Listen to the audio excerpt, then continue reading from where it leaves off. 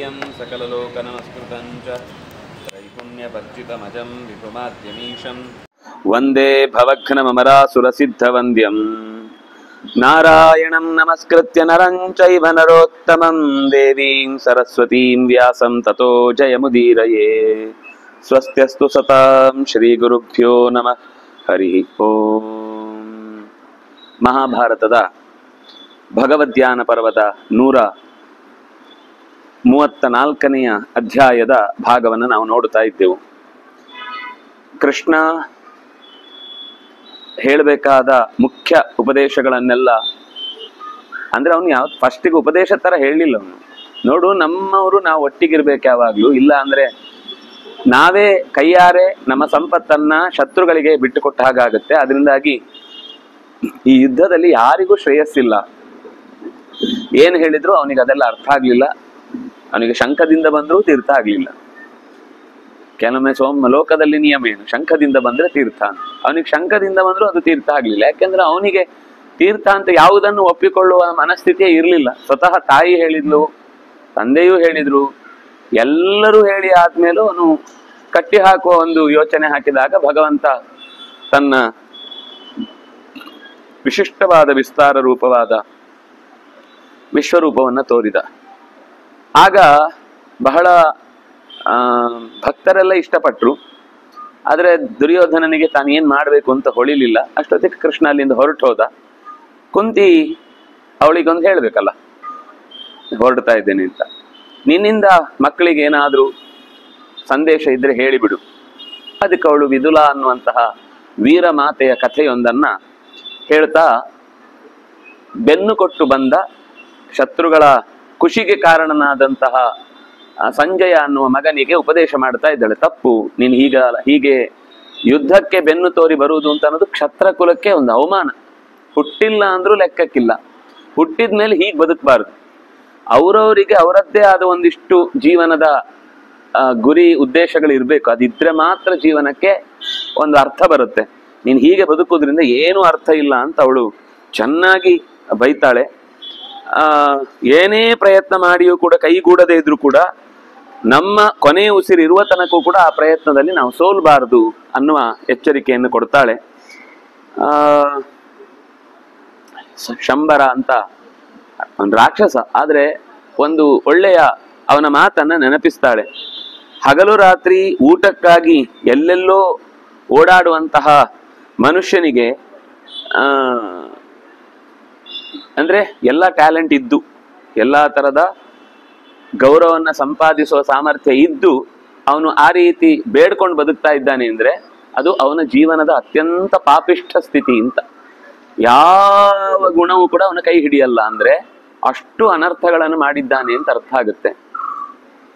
ನೀವು ಒಳ್ಳೆಯ ಎಕಾನಮಿಸ್ಟು ಹೌದು, ನಿಮ್ಮಲ್ಲಿ ಅರ್ಜುನ ಅಂತವನೇ, ಬಲಿಷ್ಠನೂ ಹೌದು, ಧರ್ಮಿಷ್ಠನೂ ಹೌದು, ಎಲ್ಲ ಇದ್ದು ಕೂಡ ಪಾಪರಗಳ ತರ ಅಲ್ಲಲ್ಲೇ ಊರಲ್ಲೇ ತಿರ್ಕೊಂಡು ಬೇಡಿ ಬದುಕ್ತೇವೆ ಅಂತಂದ್ರೆ ಇದು ಯಾವ ರೀತಿಯಿಂದಲೂ ಕೂಡ ಯೋಗ್ಯವಾದದ್ದಲ್ಲ.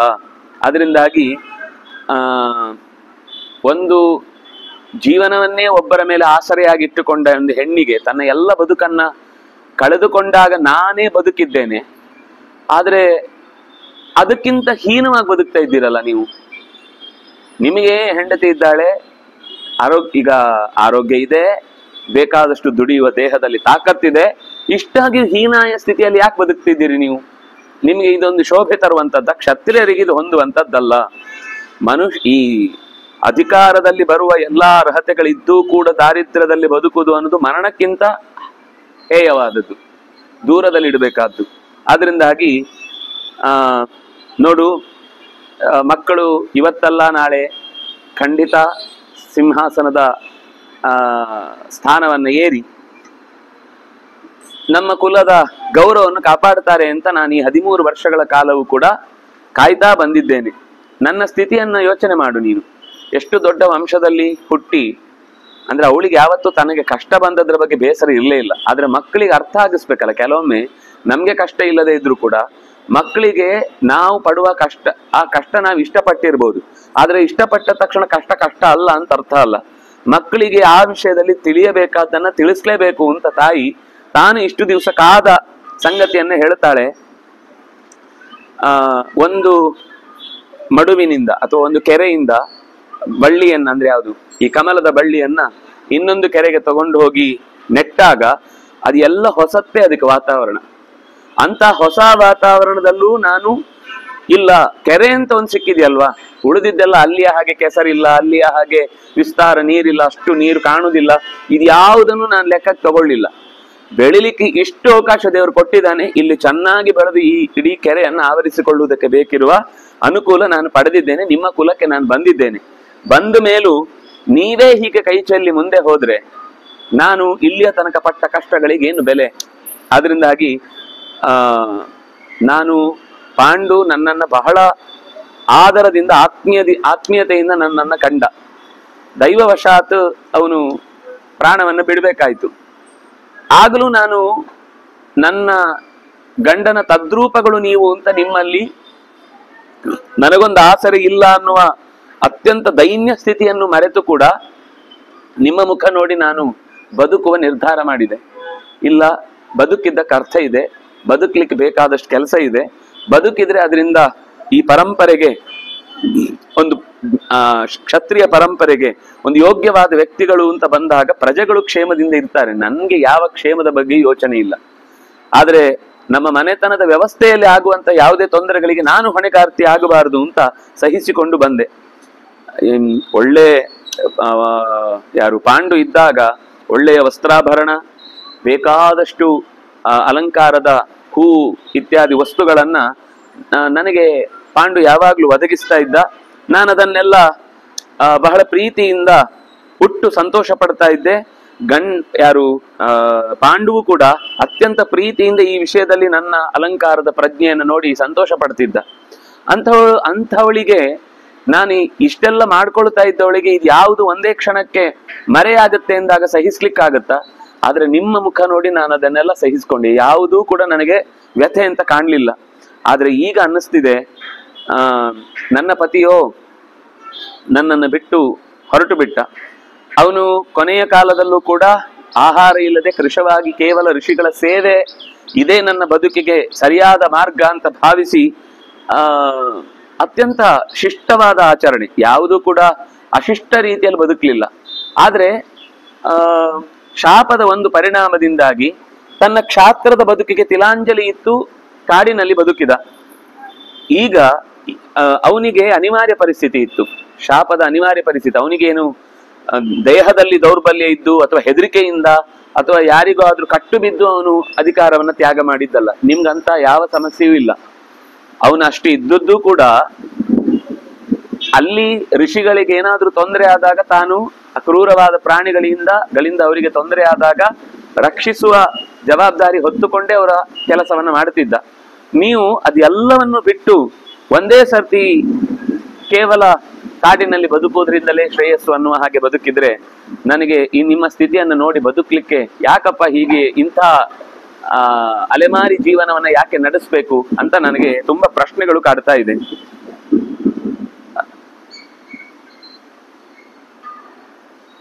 ನಮ್ಗೆ ಸಹಾಯಕ್ಕೆ ಅಂತ ಎಲ್ಲರೂ ಬಂದಿದ್ದಾರೆ, ಯಾರು ಈಗ ಕೈ ಬಿಟ್ಟು ದೂರಕ್ಕೆ ಹೋದವರೇನಲ್ಲ. ಅಂತವರ ಸಹಾಯ ಪಡೆದಾಗ್ಲೂ ನಮ್ಮ ನಿಜ ಅಧಿಕಾರವನ್ನ ನಾವು ಪಡಿಬೇಕಿತ್ತು, ಇಷ್ಟೊತ್ತಿಗೆ ಪಡೆದು ಕೂತ್ಕೊಳ್ಬೇಕು ನಾವು. ಆದ್ರೆ ಅದನ್ನೆಲ್ಲ ಬಿಟ್ಟು ಸುಮ್ಮನೆ ಬದುಕ್ತೇವೆ ಅಂತ ಅನ್ನುವ ಹಾಗೆ ಯಾರೋ ಸಹಾಯಕ್ಕಿದ್ದಾರೆ. ಹಿಂದೆ ಹೇಳಿದ್ಲು, ನಾವು ಬದುಕಿದ್ರೆ 10 ಜನ ನಮ್ಮ ಕೈ ಕೆಳಗೆ ನಮ್ಮಿಂದಾಗಿ ಜೀವನ ಸಿಕ್ಕಿತು ಅಂತ ಖುಷಿ ಪಡುವಾಗ ಬದುಕ್ಬೇಕು. ನಾವೇ ಇನ್ನೊಬ್ರಿಗೆ ಹೊರೆ ಆಗುವ ಹಾಗೆ ಹೇಗಾದ್ರೂ ಮಾಡಿ ಊಟ ಯಾರಾದ್ರೂ ಹಾಕ್ತಾರೆ, ಅವ್ರ ಹತ್ರ ಊಟ ಕೇಳ್ಕೊಂಡು ಉಣ್ಕೊಂಡು ಇದ್ದು ಬಿಡುದು ಅನ್ನುವ ತರದ ಬದುಕಿಗೆ ಅದು ನಮ್ಮಂತವ್ರಿಗಂತೂ ಅರ್ಥವೇ ಇಲ್ಲದ ಬದುಕು. ಅದು ಯಾವತ್ತಿಗೂ ನನ್ನ ಪತಿ ಒಂದು ದಿವಸವೂ ಯಾರಿಗೂ ನಾಸ್ತಿ ಅಂತ ಹೇಳಿದ್ದಿಲ್ಲ. ನೀವೀಗ ಅಧಿಕಾರ ಪಡ್ಕೊಳ್ಳಿಲ್ಲ ಅಂದ್ರೆ ಎಲ್ಲಾ ಬಂದು ನಿನ್ನ ಹತ್ರ ಕೇಳಿದವರಿಗೆಲ್ಲ ನೀನು ಹ್ಯಾಪ್ ಮಾರಿ ಹಾಕೊಂಡು ನಮ್ಮ ಹತ್ರ ಎಲ್ಲಿ ರಾಜ್ಯ ಇದೆ, ನಮ್ಮ ಹತ್ರ ಎಲ್ಲಿ ಸಂಪತ್ತಿದೆ, ನಮ್ಮ ಹತ್ರ ಏನಿದೆ ಅಂತ ನಾಸ್ತಿ ಅಂತ ಹೇಳುವಂತಹ ಒಂದು ದುಸ್ಥಿತಿಗೆ ಬಂದು ನಿಲ್ತೀನಿ ನೀನು. ಇದು ಎಷ್ಟು ಸರ್ತಿ ಹೇಳ್ತೀವೋ ಅಷ್ಟು ನಾವು ಕುಲದಿಂದ ಹೀನರು ಅಂತನ್ನುವ ಸ್ಥಿತಿಗೆ ಬಂದು ನಿಲ್ಲುತ್ತೆ. ಯಾಕೆಂದ್ರೆ ನೀನು ಒಂದು ಕಾಲದಲ್ಲಿ ಕೊಡ್ತಾ ಇದ್ದವನ ಮನೆತನದವನು. ಅದನ್ನ ಹಾಗೆ ಈಗ ನಿಜವಾಗಿಯೂ ಸಂಪತ್ತೆ ಕಾಡಲ್ಲಿ ಇರ್ಲಿಲ್ಲ, ಆವಾಗ ನಿನಗೆ ಒಂದು ಕರಾರುವನ್ನ ಷರತ್ತನ್ನ ಪಾಲನೆ ಮಾಡ್ತಾ ಇದ್ದಿ, ನಿನಗದು ದೋಷ ಆಗ್ಲಿ. ಆಗ್ಲೂ ಕೊಟ್ಟಿದ್ದಾರೆ ಬೇಕಾದಷ್ಟು. ಆ ಅಕ್ಷಯ ಪಾತ್ರೆಯಿಂದ ಒದಗಿದ ಸಂಪತ್ತನ್ನ ಬೇಕಾದಷ್ಟು ದಾನ ಮಾಡಿದ್ದಾರೆ. ಆದ್ರೂ ಯಾವಾಗ್ಲೂ ಅದನ್ನೇ ನಂಬಿಕೊಂಡು ಹೇಗೆ ದುಡಿದು ಕೊಡ್ಬೇಕಲ್ಲ, ದೇವರ ದಯೆಯಿಂದ ಆಪತ್ತಿಗೆ ಅದು ಕೊಟ್ಟದ್ದು. ಜೀವನ ಪೂರ್ತಿ ಅಕ್ಷಯ ಪಾತ್ರೆ ಇದೆಯಲ್ಲ, ಸಾಕು ಊಟ ಮಾಡ್ಕೊಂಡು ಇದ್ಬಿಡೋಣ ಅಂತ ಇದ್ರೆ ಅದಕ್ಕೆ ಬದುಕು ಅಂತ ಹೇಳ್ತಾರ. ಆ ಸೂರ್ಯ ಆದ್ರೂ ತಲೆ ಚಚ್ಕೋತಾನೆ, ಇವ್ರಿಗೋ ಕೊಟ್ಬಿಟ್ನಲ್ಲ ನಾನು, ಯಾಕಪ್ಪ ಕೊಟ್ಬಿಟ್ಟೆ ಅಂತ ತಲೆ ಚಚ್ಕೊಳ್ಳುವಂಗಾಗತ್ತೆ. ಗಮನಿಸಿ, ಮತ್ತೆ ಈ ಯುದ್ಧದ ಪ್ರಕ್ರಿಯೆ ನಂತರ ಅಕ್ಷಯ ಪಾತ್ರದ ಬಳಕೆ ಉಲ್ಲೇಖವೇ ಇಲ್ಲ. ಅಂದ್ರೆ ಅದು ಆಪತ್ತಿಗೆ ಮಾತ್ರ ಬಳಸ್ಬೇಕದ್. ನಾವಾದ್ರೆ ಖಂಡಿತ ಜೀವನ ಪೂರ್ತಿಗೂ ಅದನ್ನೇ ಬಳಸ್ಕೊತಿದ್ವಿ.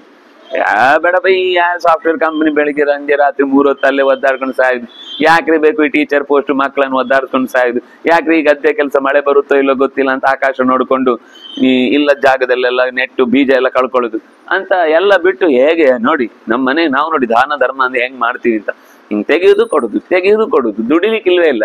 ಅಂದ್ರೆ ಅವರು ಅದು ಯಾವುದನ್ನು ಕೂಡ ತಮಗೆ ಕಷ್ಟ ಕಾಲದಲ್ಲಿ ಅದನ್ನು ಬಳಸಿಕೊಂಡ್ರು ಹೊರತು ಮತ್ತೆ ಅದನ್ನು ಎಂದು ಮುಂದೆ ಬಳಸಿದ ಉಲ್ಲೇಖ ಇಲ್ಲ. ಅಂದ್ರೆ ಅದು ಮುಗೀತು ಅಂತ ಅರ್ಥ. ಅದರ ವ್ಯಾಲಿಡಿಟಿ ಇದ್ದದ್ದೇ 13 ವರ್ಷ. ಮೋಸ್ಟ್ಲಿ ಆ ಕೊನೆಯ ವರ್ಷದಲ್ಲೂ ಬಳಸ್ಲಿಲ್ಲ ಅದನ್ನ. ಎಲ್ಲಿ ವಿರಾಟ ನಗರದಲ್ಲೂ ಕೂಡ ಅದನ್ನು ಬಳಸಲಿಲ್ಲ ಅದನ್ನು, ಅಷ್ಟಕ್ಕೆ ಮುಗಿಸಿಬಿಟ್ಟಿದ್ದಾರೆ. ಹಾಗಾಗಿ ಬಂದ ಒಬ್ಬ ಯಾರಾದ್ರೂ ಸಾಮಾನ್ಯನಿಗೇನೆ ಕೊಡುವುದಕ್ಕೆ ಇಲ್ಲ ಅಂತಾದಾಗ ಎದೆ ಒಡೆದಾಗುತ್ತೆ. ಇನ್ನೊಬ್ಬ ಯೋಗ್ಯನಾದ ಜ್ಞಾನಿಯಾದವನು ಬಂದಾಗ ಕೊಡ್ಲಿಲ್ಲ ಅಂದ್ರೆ ಅದು ಎಷ್ಟು ದೊಡ್ಡ ಅಸಹ್ಯ ಸ್ಥಿತಿ ನಮ್ಮ ಬದುಕಿಗೆ. ಅದರಿಂದಾಗಿ ಇನ್ನೊಬ್ಬರ ಆಜ್ಞೆಗೆ ಕಟ್ಟು ಬಿದ್ದು ನಡೆಯುವಂತಹ ದುಸ್ಥಿತಿ ಯಾವತ್ತೂ ಒಬ್ಬ ಕ್ಷತ್ರಿಯನಾದವನಿಗೆ ಬರಬಾರದು. ಇನ್ನೊಬ್ಬರಿಗೆ ಆಜ್ಞೆ ಮಾಡಿ ಅವರಿಂದ ಒಳ್ಳೆ ಕೆಲಸ ಮಾಡಿಸುವ ಹಂತಕ್ಕೆ ಏರ್ಬೇಕು ಹೊರತು ಇನ್ನೊಬ್ರು ಹೇಳಿದ ಹಾಗೆ ಕೇಳಿಕೊಂಡು ಬದುಕುವಂತಹ ಬಿದ್ದಿರುವ ಸ್ಥಿತಿ ಬರಬಾರದು. ಈಗ ನಾನು ವಿದುರನ ಮನೆಯಲ್ಲಿದ್ದೇನೆ. ವಿದುರ ಅವನು ಸಜ್ಜನ, ನನಗೇನು ಆರ್ಡರ್ ಮಾಡಲ್ಲ, ಅಥವಾ ನೀವಿಲ್ಲಿ ಎಷ್ಟು ದಿವಸ ಇರ್ತೀರಿ, ನಿಮ್ಗೆ ಏನಾದ್ರೂ ಪೆಟ್ಟಿಗೆ ಬೇಕಾ, ಹೊಸ್ತು ತಂದ್ಕೊಡ್ಲಾ ತಗೊಂಡೋಗ್ಲಿಕ್ಕೆ ಅಂತ ಮಧ್ಯದಲ್ಲಿ ಇದ್ದಕ್ಕಿದ್ದಾಗೆ ಯಾವತ್ತು ನನ್ನನ್ನ ಒಂಥರ ಚುಚ್ಚಿ ಮಾತನಾಡುವ ವ್ಯಕ್ತಿತ್ವ ಅಲ್ಲ ಅವನದ್ದು. ಇಲ್ಲ ಅಂದ್ರೆ ಇಲ್ಲೇ ಠಿಕಾಣಿನ ಅಂತ ಒಂದ್ಸರ್ತಿ ಅದೇ ಬಾಯಿಗೆ ಬರುತ್ತೆ. ಹೌದಾ, ನೀವು ಎಷ್ಟು ದಿವಸಕ್ಕೆ ಟಿಕೆಟ್ ಮಾಡಿದ್ದು ಅಂತ. ಎಲ್ಲೋ ವಿದೇಶಕ್ಕೆ ಹೋಗಿಬಿಟ್ರೆ ಹಾಗೆ ಕೇಳ್ತಾರೆ. ಹಾಗೆ ಕೇಳುದಿಲ್ಲ, ನಿಮ್ದು ಎಷ್ಟು ದಿವಸದ್ದು ವೀಸಾ ಆಗಿದೆ, 6 ತಿಂಗಳಿಗ 3 ತಿಂಗಳಿಗ? ಸರಿ, 3 ತಿಂಗಳಾದ್ರೆ ಹೇಗೋ ಅಡ್ಜಸ್ಟ್ ಮಾಡ್ಕೊಂಡು ನಿರ್ದೇಶ. 6 ತಿಂಗಳು ಅಂದ್ರೆ ಸ್ವಲ್ಪ ಕಷ್ಟ ನಮ್ದು, ಯಾಕಂದ್ರೆ 3 ತಿಂಗಳಿಗೆ ಮಗು ದೊಡ್ಡದಾದ್ಮೇಲೆ ನಾವೇ ನೋಡ್ಕೋತೀವಿ. ಆಮೇಲೆ ನೀವಿದ್ರೆ ಸ್ವಲ್ಪ ಹೊರೆನೇ ಜಾಸ್ತಿ ಆಗುತ್ತೆ. ಆದ್ರಿಂದಾಗಿ ಯೋಚನೆ ಮಾಡ್ತಾ ಇದ್ದೇವೆ, ನಿಮ್ಗೆ ಬೇಗ ನಮ್ಗೊಂದು ಸ್ವಲ್ಪ ಖರ್ಚಾದ್ರೂ ತೊಂದರೆ ಇಲ್ಲ, ಕಳಿಸ್ಬಿಡ್ತೀವಿ ಭಾರತಕ್ಕೆ, ಹೋಗ್ಬಿಡಿ ಅಂತ. ಅಂದ್ರೆ ಆ ರೀತಿ ನಮ್ಮ ಕಷ್ಟವನ್ನೇ ಸಹಿಸಿಕೊಂಡು ಇನ್ನೊಬ್ರಿಗೂ ಕಷ್ಟಕ್ಕೆ ಪರಿಹಾರ ಮಾಡ್ಲಿಕ್ಕಾಗದೇ ಇರುವಂತಹ ದುಸ್ಥಿತಿ ಬಂದ್ರೆ ಉಂಟಲ್ಲ, ಪ್ರಾಣ ಬಿಡದೆ ಬೇರೆ ಗತಿ ಇಲ್ಲ ಅಂತ ಆಗ್ಬಿಡುತ್ತೆ. ನಾನು ಅಪೇಕ್ಷಿಸುವುದು ದಡ ಇಲ್ಲದವರಿಗೆ ನೀನು ದಡ ಆಗ್ಬೇಕು ಅಂತ. ಅಂದ್ರೆ ದಡ ಮುಟ್ಟಿಸುವಂತಹ ಗಟ್ಟಿಗನಾಗ್ಬೇಕು ನೀನು. ಅದು ಹೊರತು ನೀನೇ ತೆಪ್ಪ ತೂತಾಗ್ಬಿಟ್ಟಿದೆ, ಅದ್ರಲ್ಲಿ ಕೂತು ಅಯ್ಯೋ ಯಾರಾದ್ರೂ ಕಾಪಾಡಿ ಅಂತ ಕೂತು ಬಿಟ್ರೆ ಯಾರಿಗೂ ನೀನು ಉಪಯೋಗಕ್ಕಿರುವ ವ್ಯಕ್ತಿ ಆಗುದಿಲ್ಲ. ನೀರಿನ ಮಧ್ಯದಲ್ಲಿದ್ರೆ ತೆಪ್ಪಾಗು, ನೀರಿನ ದಂಡೆಯಲ್ಲಿದ್ರೆ 4 ಜನಕ್ಕೆ ಬಂದು ಆಶ್ರಯ ಪಡಿಲಿಕ್ಕೆ ಬೇಕಾಗಿರೋ ದಂಡೆಯಾಗು. ಇದು ನಾನು ನಿನಗೆ ಅಪೇಕ್ಷೆ ಪಡುವಂತಹ ಮಾತು ಅಂತ ಸಂಜಯನಿಗೆ ಮತ್ತೆ ಹೇಳ್ತಾಳೆ. ವತ್ಸ, ಯುದ್ಧ ಅಂತ ಬಂದಾಗ ಪ್ರಾಣದ ಆಸೆ ಇಟ್ಕೊಂಡು ಬದುಕ್ಲೇಬೇಕು ಅಂತ ಆಸೆ ಇಟ್ಕೊಂಡು ಯುದ್ಧ ಮಾಡ್ಲಿಕ್ಕಾಗಲ್ಲ. ಅದು ಏನು ಅಂದ್ರೆ, ಯುದ್ಧದಲ್ಲಿ ಭಾಗವಹಿಸಿದ್ರೆ ಕನಿಷ್ಠ ಪಕ್ಷ ಸೋತವರ ಗುಂಪಲ್ಲಾದ್ರೂ ಹೆಸರು ಬರುತ್ತೆ. ನೀನು ಹೀಗ್ ಬಂದು ಹಾಸಿಗೆಯಲ್ಲಿ ಬಿದ್ಕೊಳ್ತೀಯಲ್ಲ, ನೀನ್ ಹೆಸರಿಗೆ ಇಲ್ಲದಂತೆ ಒಬ್ಬ ರಾಜ ಇದ್ದ, ಈ ಕೆಲವೊಮ್ಮೆ ಒಂದಾನೊಂದು ಕಾಲದಲ್ಲಿ ಒಬ್ಬ ರಾಜ ಇದ್ದ ಅಂತ ಶುರು ಮಾಡ್ಬೇಕಾದ್ರೆ ಕನಿಷ್ಠ ಪಕ್ಷ ಇದ್ದ ಅನ್ನೋದಕ್ಕೆ ಬೇಕಿರುವ ಅಷ್ಟಾದ್ರೂ ಲಕ್ಷಣ ಬೇಕು. ನೀನ್ ಆ ಕತೆಗೆ ಸ್ಟಾರ್ಟೇ ಆಗಲ್ಲ. ನಿನ್ ಕಥೆಯಲ್ಲಿ ಒಂದಾನೊಂದು ಊರಿನಲ್ಲಿ ಕತೆ ಮುಗಿಯಿತು, ಏನು ಇರ್ಲಿಲ್ಲ. ಯಾಕೆಂದ್ರೆ ನೀನ್ ಇರುದು ಯಾವಾಗ ಅಂದ್ರೆ ಒಂದು ಎಕ್ಸಿಸ್ಟೆನ್ಸ್ ಬೇಕು ನಿನಗೆ. ಶತ್ರುಗಳ ಜೊತೆಗೆ ಹೋರಾಡ್ದ, ದಾನ ಧರ್ಮ ಮಾಡ್ದ, ಜನಗಳನ್ನ ಚೆನ್ನಾಗಿ ನೋಡಿಕೊಂಡ, ಏನಾದ್ರೂ ಒಂದು ನಿನ್ನ ಹೆಸರಿನಲ್ಲಿ ಒಂದಿಷ್ಟು ಕಥೆ ಇದ್ರೆ, ಘಟನೆ ಇದ್ರೆ ಅದು ಕಾಲದ ಜೊತೆಗೆ ಸೇರ್ಕೊಂಡು ದಾಖಲೆ ಆಗುತ್ತೆ. ನೀನ್ ಹೇಳಲಿಕ್ಕಿಲ್ವೇ ಇಲ್ಲ, ಒಂದಾನೊಂದು ಕಾಲದಲ್ಲಿ ಯಾವ ಕಥೆಯೂ ಹುಟ್ಲಿಲ್ಲ, ಅಲ್ಲಿ ನಿನ್ ಕಥೆನೂ ಮುಗೀತು. ಹೀಗಾಗತ್ತೆ ನಿನ್ನ ಪರಿಸ್ಥಿತಿ. ಆದ್ರಿಂದಾಗಿ ನೀನು ನಪುಂಸಕರಂತೆ ಬದುಕುವುದ್ರಲ್ಲಿ ಯಾವ ಅರ್ಥವೂ ಇಲ್ಲ. ಶತ್ರುಗಳನ್ನು ಜಯಿಸುವುದ್ರಲ್ಲಿ ಸೋತ್ರು ತೊಂದರೆ ಇಲ್ಲ, ಸೋತವನ ಹೆಸರಲ್ಲಿ ನಮ್ಮ ಹೆಸರಿರುತ್ತೆ, ಇತಿಹಾಸ ಅದನ್ನ ನೆನ್ಪಿಟ್ಕೊಳ್ಳುತ್ತೆ. ಯಾಕೆಂದ್ರೆ ಗೆದ್ದದ್ದು ಮಾತ್ರ ದೊಡ್ಡ ವಿಷಯ ಅಲ್ಲ, ಸೋತದ್ದು ಕೂಡ ಒಂದು ದೊಡ್ಡ ವಿಷಯ. ಯಾಕೆಂದ್ರೆ ಕನಿಷ್ಠ ಪಕ್ಷ ಯುದ್ಧದಲ್ಲಿ ಭಾಗವಹಿಸಿದ್ದಾನಲ್ವಾ. ಇಲ್ಲ ಅಂದ್ರೆ ಅದು ಇಲ್ಲ ಅಂತ ಆಗ್ತಿತ್ತು. ಆದ್ರಿಂದಾಗಿ ಸಂಕಟ ಪಡ್ತಾ ಮುಂದೊಂದು ದಿವಸ ಬುದ್ಧಿ ಕೆಟ್ಟು ಹೋಗುತ್ತೆ. ಆವಾಗ ನಿನಗೆ ವ್ಯಥೆ ಆಗುತ್ತೆ.